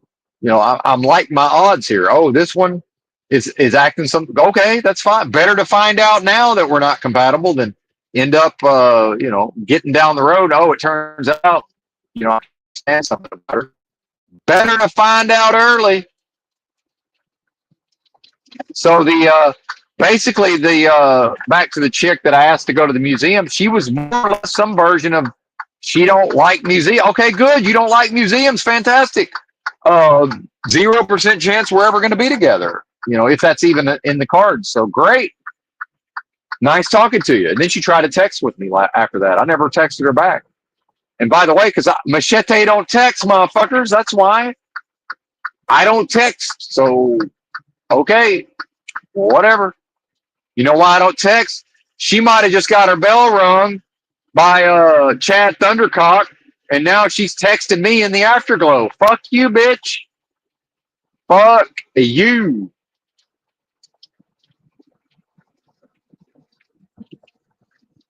We ain't having that. I can't guarantee I'm Chad Thundercock next to her that done hit in places, but I probably can.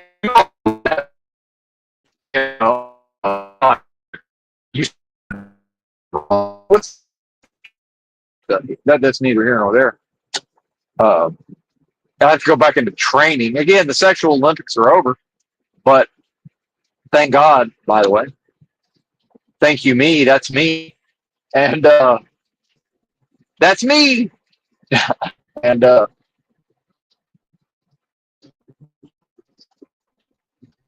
yeah, she doesn't want to go on a first date in an art museum. Okay, well, I number one, that ended. Number two, it legitimately does museums. I don't need her to like art museum. I need her to not be compelled by the art museum and looking at art. She isn't to me. Lots of opportunities, kind of, the physical, seeing how we interact. Like, oh, she's standing there looking at the picture. I kind of stand. Blah, blah, blah, It's just like dynamic, right? Very quickly. It's a thing. It's not really about admiring the art. By the way, I'll actually do things. I'll probably do myself if I'm interested in that particular art museum to go to, because I wasn't that interested in that art museum. I was coming up with things that I enjoy. So back in my day, all of this was, hey, what do they do? Oh, I got to take this broad on a date. Oh, take her to dinner. It's like, what are you talking about? So we each other for a meal and have an awkward fucking forced interview style conversation. It's crazy. What are you talking about? The date is anything that you like enough to go do by yourself, fellas. I used to actually go bowling by myself, or I would at times go play a few rounds of mini golf. I'm not even kidding. I had a friend in college who really got me into mini golf, and he loved it way more than I did, but we used to play a lot of mini golf. I enjoyed mini golf. So there you go. First date, I like walking around downtown and looking at shit. A stroll. Yeah, I'll go around by myself at times. Sounds insane, but yeah, I will actually do that of my own. Hey, I'm going to downtown. I'm going to wander around Friday night. Are you coming? By the way, if she's interested in me, yeah, she's coming. And that's not a euphemism, although I guess it operate on more than one level. But yeah, if she really is interested based on the first meeting, she's coming on the date, sir. It's not about me designing a date so a woman is half-ass interested in me. Oh, well, I'm going to convince her to come on a date. No, you don't want her on the date. If she's only half-ass interested, you want her to fall by the wayside, sir. It's all about only going on dates with the most interested women. This is what guys don't realize. I want her to already like the cut of my jib on some level. If she doesn't like the cut of my jib, I need her screened out already. By the way, part of that is I ain't got a pot to piss in, and I don't have money. So she cannot be a gold digger if she's going on a date with me. Or it's some version of, Alabama from True Romance. Like, yeah, she's kind of in that world, but I'm not a John. I'm not viewed as a John. So okay, that's fine. If she is a gold digger, who cares? That I'm not in that realm. So by the way, still going to treat her like a human, not like horrified that, oh my God, a gold digger. Yeah, they're people, bro. A gold digger's a person. Might not be the person for me in the long run, but whatever. It's a person. Some of them are gold diggers. Some of them have like good personalities, right? Some of them are sexy, like the lady in that played Alabama in the movie, Alabama Worley, after they got married.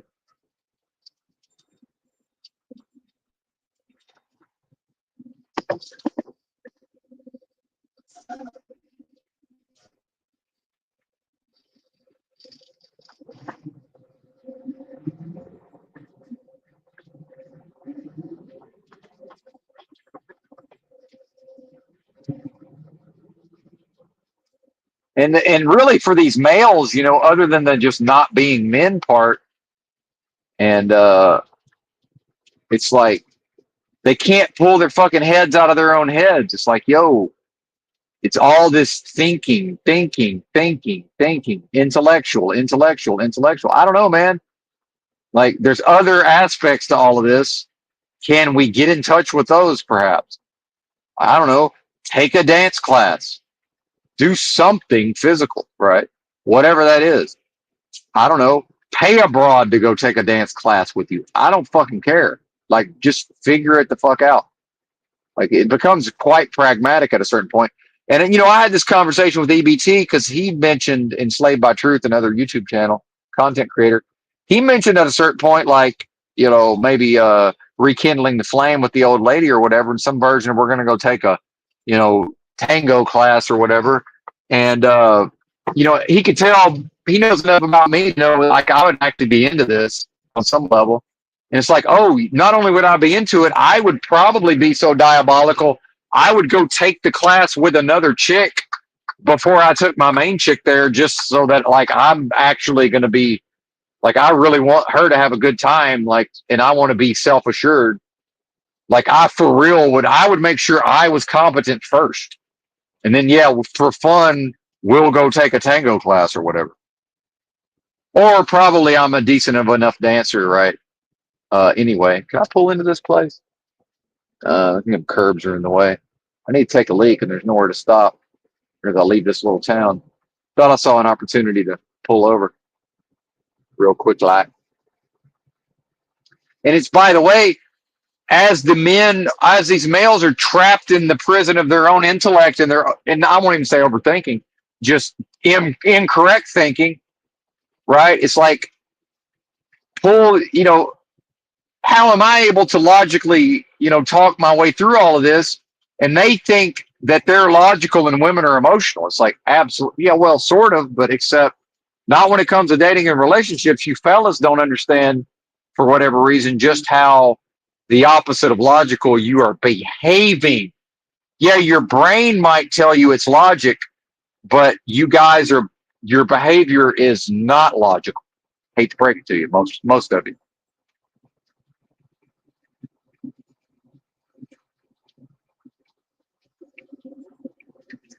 But yeah, blame the women.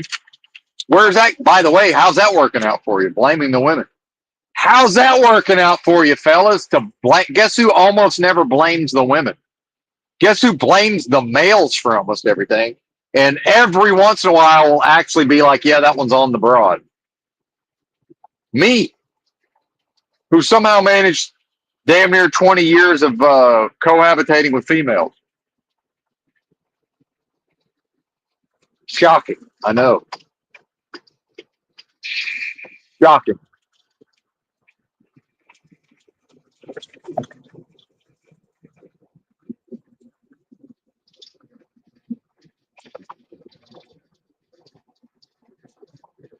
And by the way, this is another example of everything I'm talking about. I know some people would want to, oh, now, this could be a topic. We're going to get involved in these topics. It's like, absolutely not.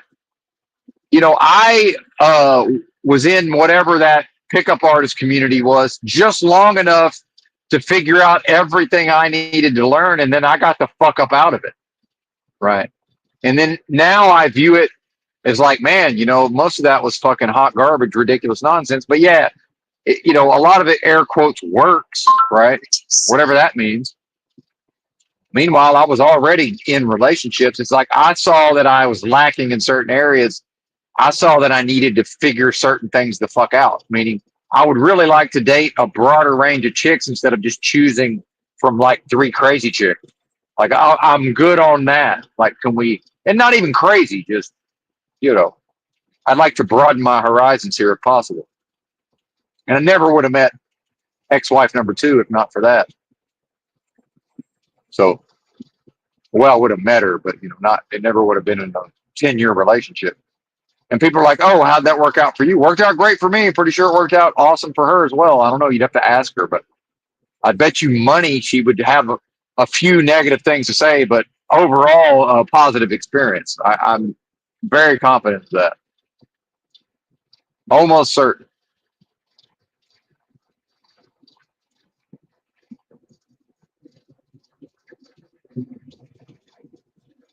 Well, whoever's in front of me is driving like they might be drunk because they're like perfectly driving to not get pulled over. But then, like, I remember me at times doing the exact same thing, just absolutely too perfect, right? It's like I'm driving perfect, but it's too perfect. It's like, why are you driving so perfectly, sir? It's suspicious in this context. It's a little suspicious. What is it? Saturday morning? Still Friday night for many folks, I guess. Yeah, Saturday morning, Friday night. It's a little suspicious, don't you think? It's your perfect driving.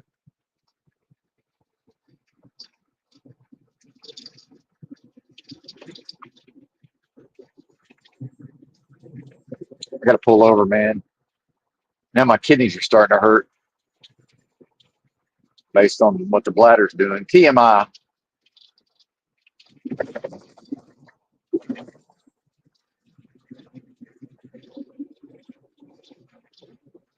So I would say for the males, it's like, number one, the shit is already fraught with peril. You're absolutely going to be damaged, not even damaged. There's going to be pain, heartache. Like, for a male to go into a relationship with a woman, that's already signing up for something. It can't ever fully go, there. Yeah, you're signing up for pain and agony and misery on some level, sir. Can we do this in the most pragmatic, least painful way possible, please? Like, how about that? It's not that complicated. I promise you. So, number one, can we pretty please with sugar on top get the male half of this equation to stop overcomplicating? Because I promise you, the female part is absolutely going to that's chaos, brothers. You're going into a chaotic storm in some way. We can we not make it worse, please? Can we go ahead and whatever's under our control, by the way, order out of chaos? If you think you're too logical, if you think you're logical and you're the male part of this, part of that is you're going to need to have as much order as possible on your side of the equation, by the way, whether you want to or not. Now we're back to boy versus man, mama's boy, and all of this. Mama's boy needs mama to call him and say, hey, don't forget Benton's down there in door 38. And I know I'm mama, and I know if I don't call you, you're going to just go ahead and start loading whoever's in door 37 because that's what you normally do. And now we've deviated from the plan, right? Welcome to Kentucky, by the way. Am I ever going to get to pull over and go to the bathroom? Maybe not. I don't know. Maybe. Maybe in 8 miles when we make this left turn, perhaps. I feel like I've been through here before, but I don't know if I have or not. We're going to have to acquire the shoulder pretty soon if it does. This is almost as long as I'm going to be able to go without go. Oh, a temporary wide spot. Oh, we're missing it. Oh, we almost missed it. We sort of caught it, but I don't know if I can back up. But, oh, well. We're sort of on it. We're definitely, oh, fuck. Son of a bitch.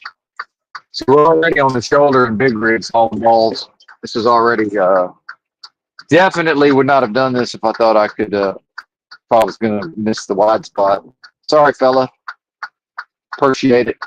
Not crashing into us. Thanks. Now the tablet software's crashed, so. Now, the big company that I worked for to start out truck driving, their logging software that they designed themselves on some level, or at least modified, if I turned the truck off, it would immediately stop. It would immediately tell the software he's no longer driving. It would go to on duty. Now I'm sitting here waiting, technically using up my drive time, watching a tablet try to open an app so I can tell it at some point, oh, I'm not actually driving the truck. Why doesn't it know I'm not driving the truck, by the way? He doesn't even know I'm driving yet. He thinks I'm on duty. Come on, man. Okay, now it thinks I'm driving. Okay, good.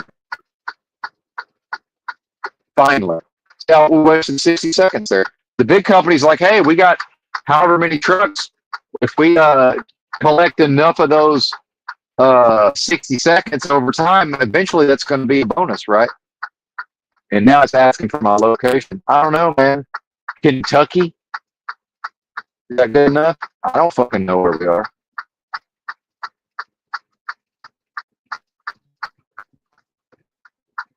I know from experience the ELD is going to go back and put in the actual location later. So, whatever.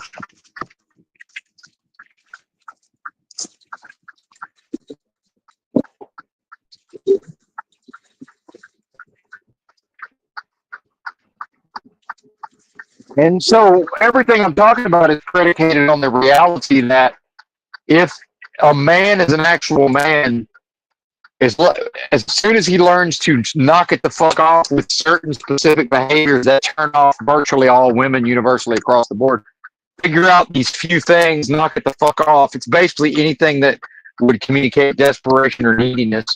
Knock it the fuck off. And then the next step is, wow, I have way less drive time than I realized, but that's okay. Have I already driven 8 hours today? I guess I have. Awesome. And then, by the way, just by virtue of being a man and learning how to read her signals of interest, now there's at least a few women to go talk to. Now, I don't know, are you picky, fella? Do you like women? Because I like women and I've never been that picky historically. So, like, we need to know, by the way, that's particular to each fella. Like, better figure it out. Right. I waited on Miss Arkansas one time and had people pressuring me to fall all over myself to treat her like she was a big deal. It's like, number one, I've never dated a blonde. Number two, yeah, she's pretty, but guess what? I'm a waiter who works with 36 women, and like 20 of them are pretty damn attractive on some level. And I don't know, man. Yeah, it's Miss Arkansas. Okay. Like, do I really need to fall over myself? By the way, I mean, by the end of it, to some extent, she's probably maybe attracted to me on some level. Who knows? I don't know.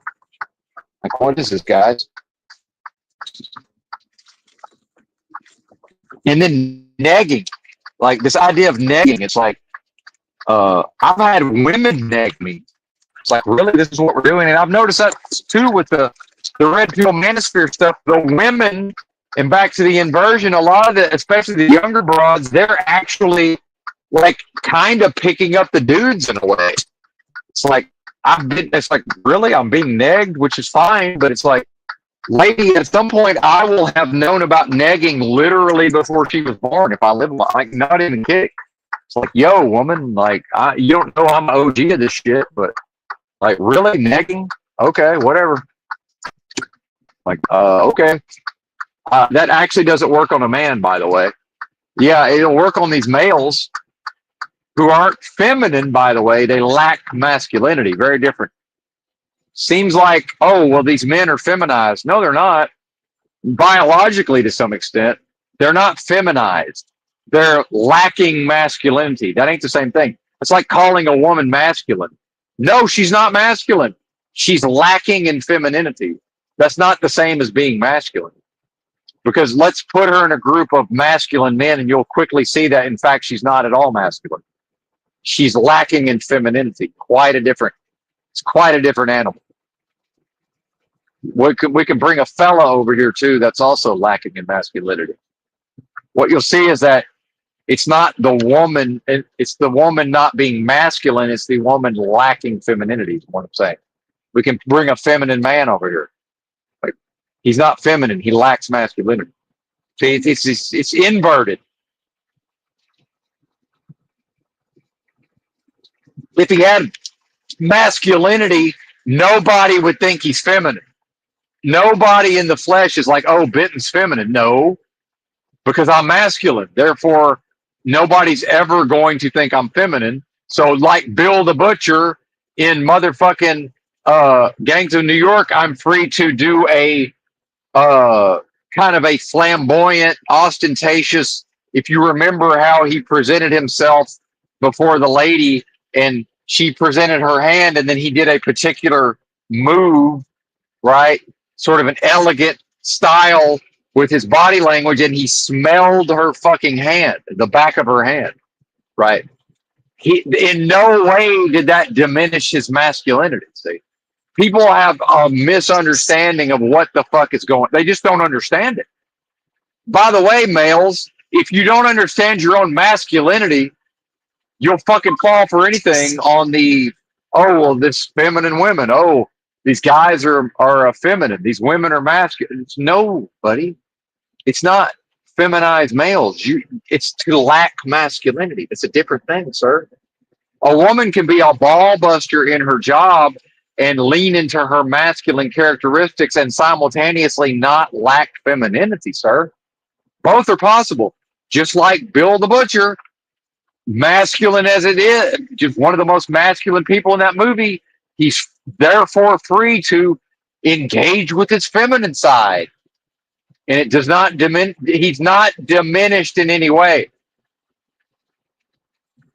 But by the way, we watch Rudy Galindo or whoever fucking spinning through the air solo. Well, he lacks masculinity in a way, right?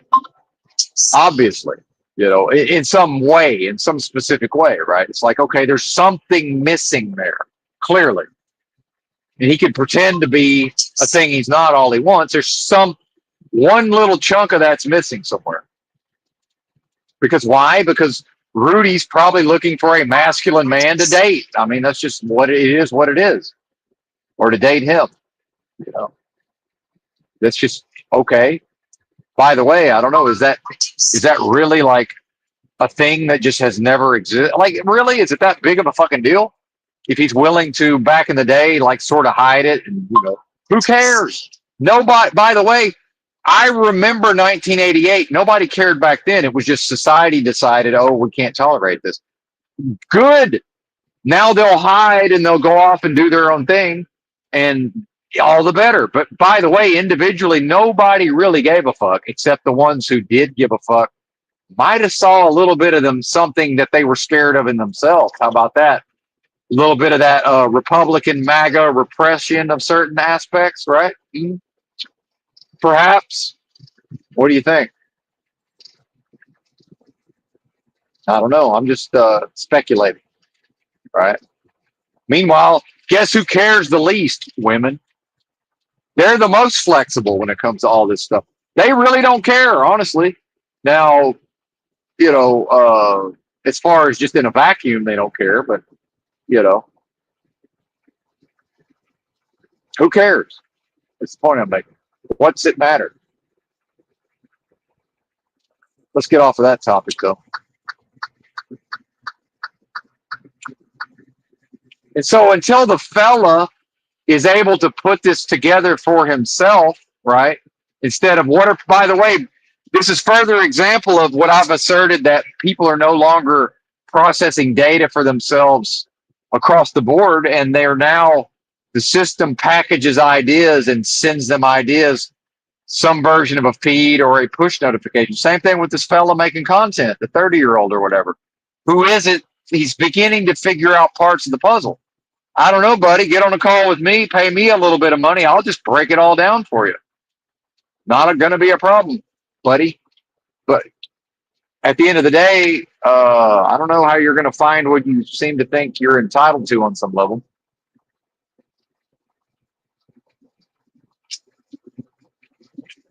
Also, you're not.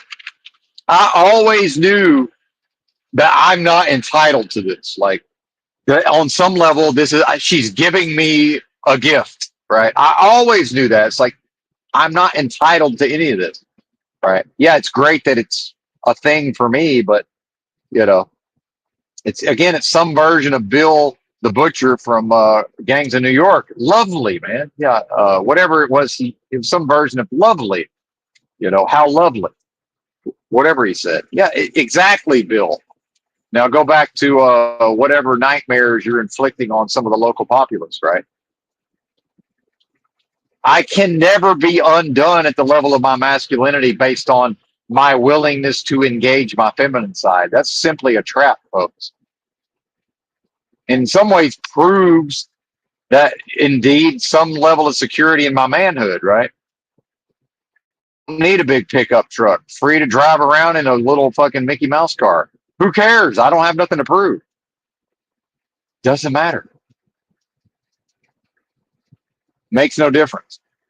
Because I know when the shit hits the fan and it's really time to show who the real men are, I'm never found lacking. That's confidence, by the way, fellas. That's actual confidence. And yeah, if I need to, I'll act more confident than I otherwise am. That's fine. Anybody will do that if they're able to. I'm talking about actual, like, I know I can do whatever the fuck I need to do. If the shit really goes down. So what's there to worry about? But these males have never attained that status. They're unproven. They don't know what they're capable of or not capable of, right? If they don't know how they stack up as men, how are they men? That's a hierarchy. They have to know where they rank on that hierarchy, right?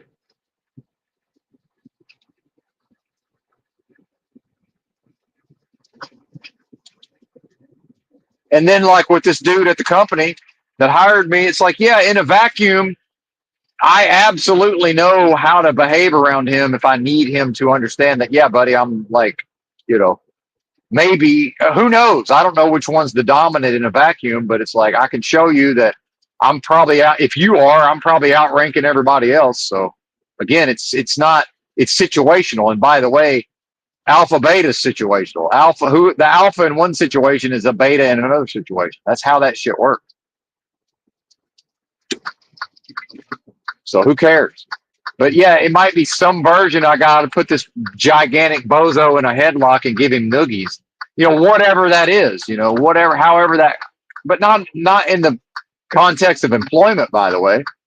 Like in interpersonal relations in a vacuum, it's like, yeah, I know what to do because I'm a man. I know what to do to let him know, like, hey, buddy, like, yeah, I got the testosterone too, and let's go ahead and figure it the fuck out if you don't mind. Pretty please with sugar on top. Can we figure this out real quick? And by the way, if what we figure out is that you're slightly more dominant, but I'm not a fucking puss, then okay, fine. I don't care. We're almost 50, bro. Can we just can we snip each other's butts metaphorically and get on with it? Like, and again, I don't even like thinking that way, but that is what that is on some level. Like, can we just figure it the fuck out? Pretty please with sugar on top? Or do I have to like assert my fucking masculine? Like, I shouldn't have to, right? Right? Why? I got to Bill the Butcher your ass? I mean, come on, man. Just because you caught me smelling some lady's the back of some lady's hand in the middle of town, right? I mean, what is this, bro? Knock it off. Like, yeah, I'm in my whatever they call it. I'm in a particular phase. I'm in a particular phase right now. I'm if anything, de-emphasizing some of this macho bullshit. I'm done with it, man. Why I gotta be macho till the end of time? I grew up in a hyper masculine macho culture. I'm good. I'm good on the macho. Right? It's just like, okay, yeah, now this bozo, I pretty much he's making me, he's I can't be punked by this bozo was next in line, except now he's wandered off to the other side of the store. Now I'm next. It's like, yeah, I'm willing to engage in some of this, but I mean, good God, I'm over it.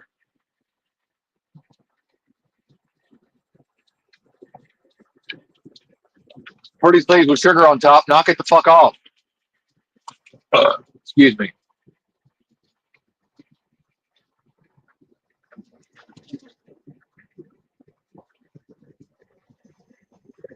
And again, by the way, I've considered for years as I've gotten older, the idea of older people dating, it's fucking ridiculous. But both ways, by the way. A 45-year-old woman on the dating market, well, it's kind of sad. And if there's women listening, look, I mean, I got to tell it like I see it. But it's just, I'm so old timey. 45-year-olds ain't supposed to date now. Not in a way where we're young, like acting like we're young. And again, Gen X is forever young on some level, meaning Gen X will never fully understand, hey, you're no longer young. They'll never fully understand or accept that. But it's like, yeah, I don't know. What about some old timey, like, my wife died or whatever. And it's like, I found a widder woman in town, like a widder woman. And it's like, yeah, we both kind of like each other. So we're just sort of mutually agreeing to spend time together because we enjoy. That's what I'm talking about. Like, we just like each other's company. Not all of this, like, we're going to have to pretend like we're young and we got to go to concerts. I'm old, bitch.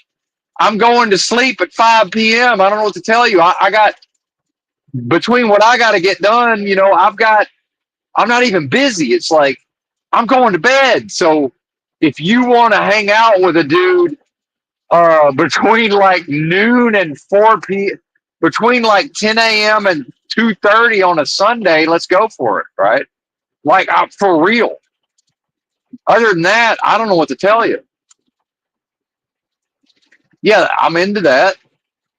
By the way, guess who started going to bed early when I started going to bed early? Ex-wife number 2.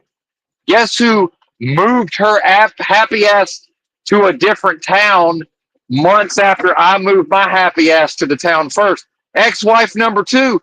Fellas, you want to talk about traditional family values? You want to talk about old-timey?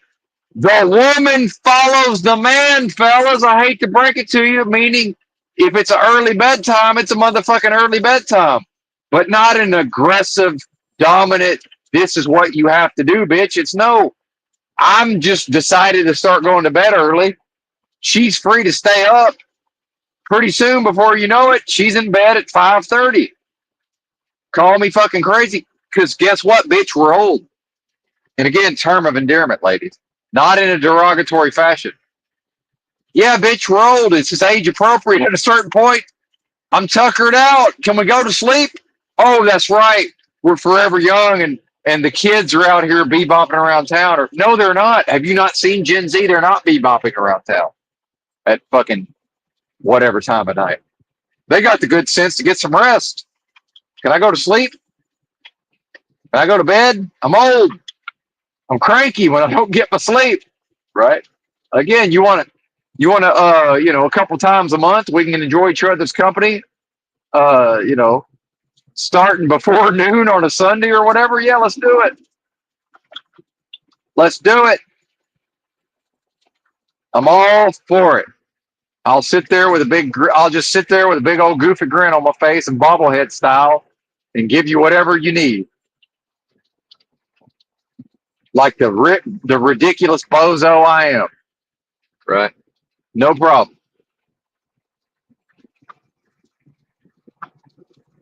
And you can he and blush all you want. It's really all we need from each other. I mean, in the final analysis, just let her be a feminine woman and let me be, whatever it is she needs me to be, to allow her, by the way, to provide the space for her femininity to manifest fully. I mean, that's what that is, fellas. Just hold the space. I know it sounds feminist, but to hold the space where her femininity can fucking feel comfortable enough to just, here it is. That's your gift, guys. That's your gift that she's giving to you. If you can give her whatever she needs so that will express. It ain't that complicated. Don't talk about it. Shut the fuck up and do it. By the way, if it doesn't happen, you're not entitled to it anyway. When Bill the Butcher wanders by and the lovely, well-to-do society woman just happens to be touring the fucking slums of the 5 Points, and here's Bill the Butcher, and he's cultured on some level, like he ain't entitled to that, right? But he's a man and she's a lady, and there you go. So it just takes its course, right? And she blushes, and he's feels however he feels about it, and then on to the next episode. That's what the thing is, man. Can we just stop overcomplicating it and just do the thing, please? Pretty please and sugar on top, and then go back to whatever the fuck we were going to do otherwise. Back to the fucking serving Moloch's machine and the nightmare dystopia. By the way, what else is there to enjoy here on some level? Forget about the sex. Forget about sex. I don't need a woman to have sex, by the way. And I'm not talking fag shit. I'm talking like I don't need her for that. Actually, strictly speaking, I'm able to sort of do whatever I need to do on some level, which is less and less. I'll have less and less need of that, right? Thank God. But what are we doing here? And some of the young folks, by the way, are starting to figure out, oh, it is on some level like masturbating using another person's body. Exactly. My generation and the boomers haven't quite figured that out for some reason. I think I'm early to figure this out. Oh, like it's actually the things I value it's not that. It's the other things, right? I'm happy to just, at a certain point, based on what I know, if I got to know a woman over time, I think at a certain point she's basically gonna be like, "Hey, are we ever going to sleep together?" And I'll be like, you know what? I hadn't really thought about it. And for real, I don't know. You know what? Really hadn't occurred to me, honestly. But yeah, by then she will have sort of snuggled up to me a little bit. Maybe I've had my arm around her to some extent, right? Whatever that is, that comes naturally.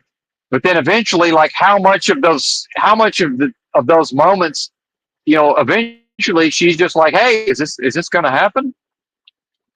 Yeah, I don't know. Is it? And then I could get into, I don't know. Are you a virgin?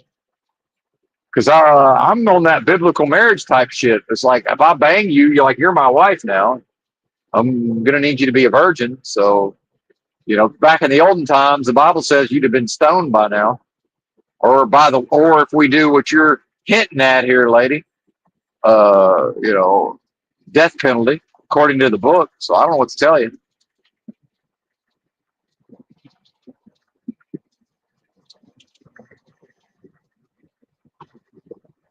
I mean, by the way, Christians, what happened to that death penalty for immoral behavior, adultery? Oh, well, the new covenant. Okay. Oh, the new covenant. So there's no more stone. Or is it that society at a certain point said, we're not going to legally allow the killing of the women? If that was ever a thing in the first place, we're going to The locals are gonna. I mean, is that the local people? Every once in a while, we all got to go somewhere and throw rocks at some woman's head till she dies. I don't know, man. I'm not sure that ever happened. Did it? I don't know. I'm gonna want some kind of proof. Doesn't sound right to me. Like now, I'm just in town and I'm looking at these people, and we threw rocks at some woman's head till she died together. Like I don't. I just don't think so. I'm doubtful. Like what? Did this really happen? Because Christians, by the way, that's what the book says. Oh, the new covenant. Okay, I guess you're off the hook there. Whatever that means. Yeah, intellectually, I understand what that's supposed to mean. I'm dubious. Color me dubious, right? I'm skeptical. Pardon me, excuse me.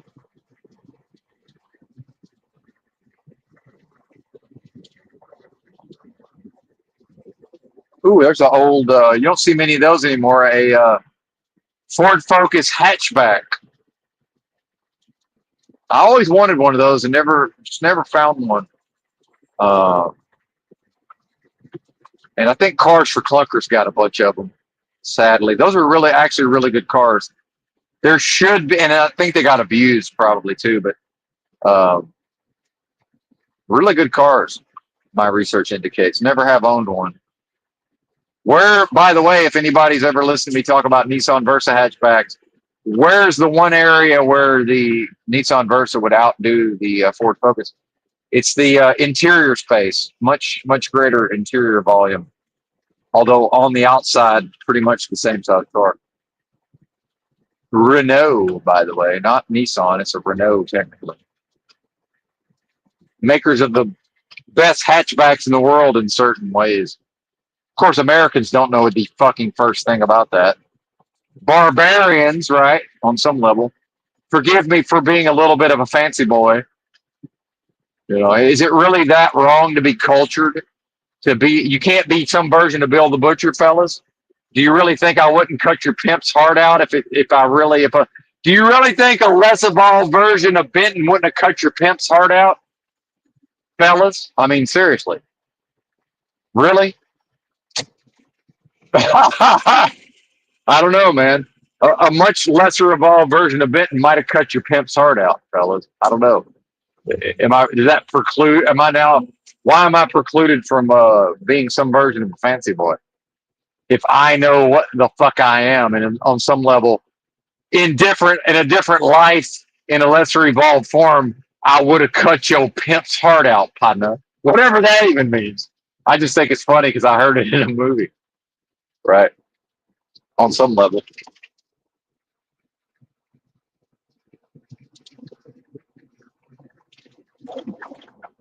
And go eat a sandwich. If I get to the point logically where that's the course of action, it's like, yeah, but I'm not really going to be that concerned with, whatever. I'd prefer not to, but yeah, if it has to go that way, it wasn't my choice. It wasn't my doing. So I reckon we can cut the conscience part. But by the way, at this point, I'm probably just unwilling. I've probably reached the point where, I'm not engaging in that behavior. Are you kidding me? And by the way, this idea of the Christian cross it might be some version of, at some point, I might just spread my arms out, make the sign of the cross and be like, I don't know, man. I just, whatever's about to happen, whatever's about to happen, whatever's about to happen. Because I'm not resisting any of this in this moment. So whatever, I'm certainly not. It appears to be you or me, and I'm no longer willing to still be here without you, and you're gone. So I don't need that as part of whatever this is spiritually, even within a delusion. I'm not going full Grand Theft Auto, Clockwork Orange, Mickey and Mallory or whatever from Natural Born Killers. That's not going to happen. Real life Grand Theft Auto. I'd have probably been really good at it, whatever good would entail in this. More of a. I have a part of me that actually would want there to be an actual Mad Max. So, oh, really? while recognizing I might get fragged 5 minutes into the Mad Max, but it's like, oh, goody. This looks like fun and fully capable of just whatever I need to do fearlessly. Okay, well, this is happening. Guess, gonna just go ahead and handle whatever this is about to be. Okie dokie. Okie dokie. And then, oh, look, I got fragged. Well, that happens, unfortunately, in a Mad Max. So sometimes it's just like poker. Sometimes you do everything right and, just they drew out on you on the river. It happens. You played your cards right, buddy, and look what happened to you anyway. Shit, I need groceries, maybe. Is that a Kroger? No, that's an Albertsons. Oh, no, it's not. It's the exact same color, though, of their neon. Huh. Interesting.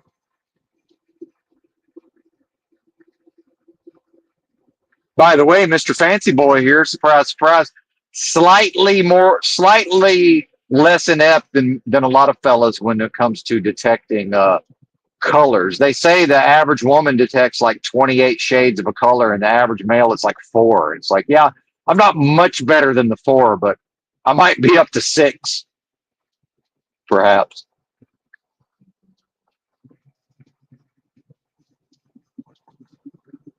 People try to tell me it's this color. I'm like, no, that's purple. And they're trying to tell me it's this or that. It's like, no, that's lavender, sir. It's a shade of purple. I don't know what to tell you. It ain't pink. That's lavender.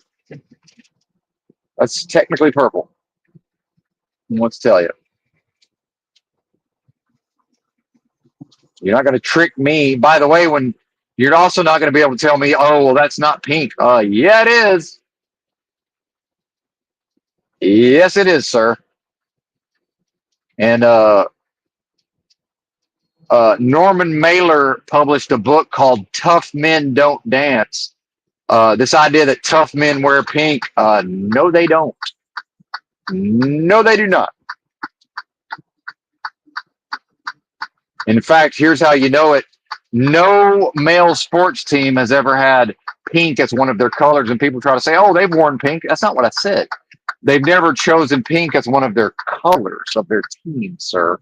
I'm not talking about the wide receivers having breast awareness, pink gloves, or pink shoes, or whatever. I'm talking about the colors of the team, sir.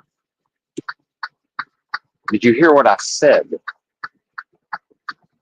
Pink is a bitch color, full stop. It is what it is. Don't kill the messenger. I didn't make it that way. So no, Machete don't text and Benton don't wear pink.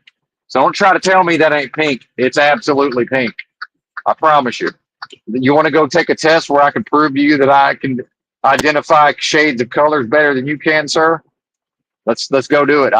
By the way, high school girlfriend she studied interior design in college. I tested the fact that I'm pretty sure I'm a little bit better. I'm a little less bad at determining the shades of colors than the average fella. A little less bad.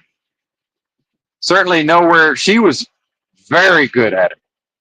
It was if it hadn't been does anybody remember when Hunter Green was quite popular and it was in often in conjunction with burgundy? I hated that. It's terrible. I hated that aesthetic. Awful. Ugh. Disgusting. Vomitous. But yeah, she was in the Hunter Green boy shorts at a certain point. It's like, yeah, I'm liking what I'm seeing, but not a fan of the Hunter Green, I must say. Not a fan. But yeah, I see what's going on here. And yeah, lovely. We'll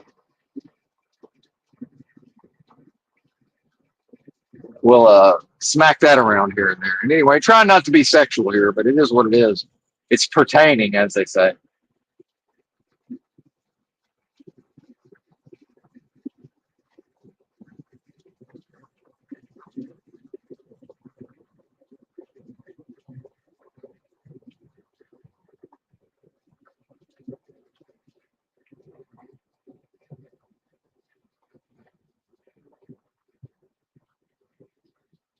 So, with my understanding of all of these dynamics, ultimately I'm not in the market. Like I've priced myself out of the market, which is fine. Like, I enjoyed my time. And what I would say to people is, why do I need to continue? I have no need to continue doing that, to continue to have a relationship. Right. It was great. I enjoyed it. It was very, very painful at times, heartache and all these things. But overall, yeah, great, wonderful. Not interested in going back to that necessarily. Perhaps only under certain circumstances. So, by the way, when people don't understand me liking Nissan Versas, there's a Pontiac Vibe, which is the same as a Toyota Matrix. Excellent cars, some of the best cars ever built. Unfortunately, designed in a time when the interior space based on the size of the car is poorly utilized. So I'm not interested. So a big part of why old Benton likes him a Nissan Versa, excellent utilization of the interior space. Very important. Very important. Very important. Pragmatic, sir. By the way, a pickup truck, for the way it's driven the vast majority of the time, is one of the worst choices of a vehicle possible. One of the worst. So actually, in a way, it's like, okay, tell me who you are without telling me who you are, sir. That worked, the safety guy at the company. It's like, yeah, man, you understand. I reckon I know from you about you right off the bat. Probably you are prone to peer pressure. You're susceptible to peer pressure. So when all the fellas are driving up to the country store or whatever that is, you can't be seen pulling up in anything less than a pickup truck. Okay, well, whatever that is, that does not compute in my world. Oh, Benton is awesome, even if he drives up in a Nissan Versa. It doesn't matter. I'm still awesome, right? What are you talking about? Huh? Like, I'm not less awesome. So I'm beginning to suspect that these people and they in fact know that they may not be awesome. It's like, yeah, but I know I'm awesome. So, like, why would I concern myself about? By the way, I also know a pickup truck is one of the worst choices for a vehicle based on the majority of how it's used the majority of the time. I didn't make it that way. That's the fucking facts. Don't kill the messenger. Is this my exit? No, it's not, but we're getting there. I've been to this area. This is one of my first loads in trucking, either picked up or delivered somewhere in this general area. Don't remember the customer, but I remember this area. Bowling Green, Kentucky, by the way. Almost certain I came to Bowling Green when I worked for the textbook wholesaler in their IT department back in the day. I'm almost certain. Is this where Western Kentucky University is? I'm almost certain I came here and did something or other that I can no longer remember in Bowling Green at a college bookstore. Can't remember whatever that would have been, but almost certain that was this town. In a former life, as I like to say. Now, was this the town where I went by myself and did not understand that I needed to tell the company to rent me a car? And at a certain point, I wanted to go watch a movie because I had the weekend off. I believe this might be the town. It could have been in Evansville, Indiana, but I think it was here. And I was left to my own devices, and I hailed a cab, and I was wet behind the ears. And he took me to the wrong movie theater that was, in fact, some version of No Longer in Business. Whether or not he did this on purpose, I have no idea. And then also was like, I don't have change for your 20. I'll bring it back to you, which is like, oh, well, yeah, he kept my 20, which is whatever, bro. You beat me. Like, it was some version of, should I even call this cab? It's like, what do I do here? And thinking it through, it's like, oh, I'm almost certain he did this on purpose, right? So, okay. What does that mean? That means you fell for a scam, sir. Okay, well, I guess he beat me out of $20 then. Well played, sir. And if I see him again, I don't know what I'll do, but okay, now call another cab, go back to the hotel. All right. And at a certain point, walking, and no shit, a carload of local hookers slash dancing girls or whatever we're calling them, strippers, escorts, pulled over, slightly older than me, and I don't know what they were on about. Probably attracted to my innocence on some level, and like chatted me up. And if I had not been so oblivious, I don't know, they might have adopted me in some way, and probably somebody would have gave me some. I don't know, but I was just more or less just like, yeehaw, here we go. I don't know nothing about strippers, but just more, I guess, anthropologically, like I think I was just interested more or less in like, what's that like? What's that entail, ladies? And they probably were detecting the high testosterone, perhaps the dominant features. I don't know, but they went on their merry way. Like literally pulled over and started talking to me. Not even kidding. And I was walking the fucking street. Just I don't know where I was. Maybe just going to the corner store. I don't fucking know. Don't remember. Like, yeah, I had it like that back in the day, fellas. Like, under the right circumstances, a carload of escorts slash, whatever that is, strippers would pull over and talk to me. I don't know. I don't know what their purpose was. Couldn't tell you. Don't really care.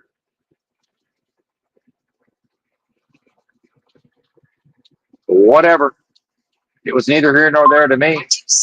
And at a certain point in that same job, I was like in a motel room with this married chick, I guess, that I worked with, who was almost kind of, she's a little too old for me, I guess.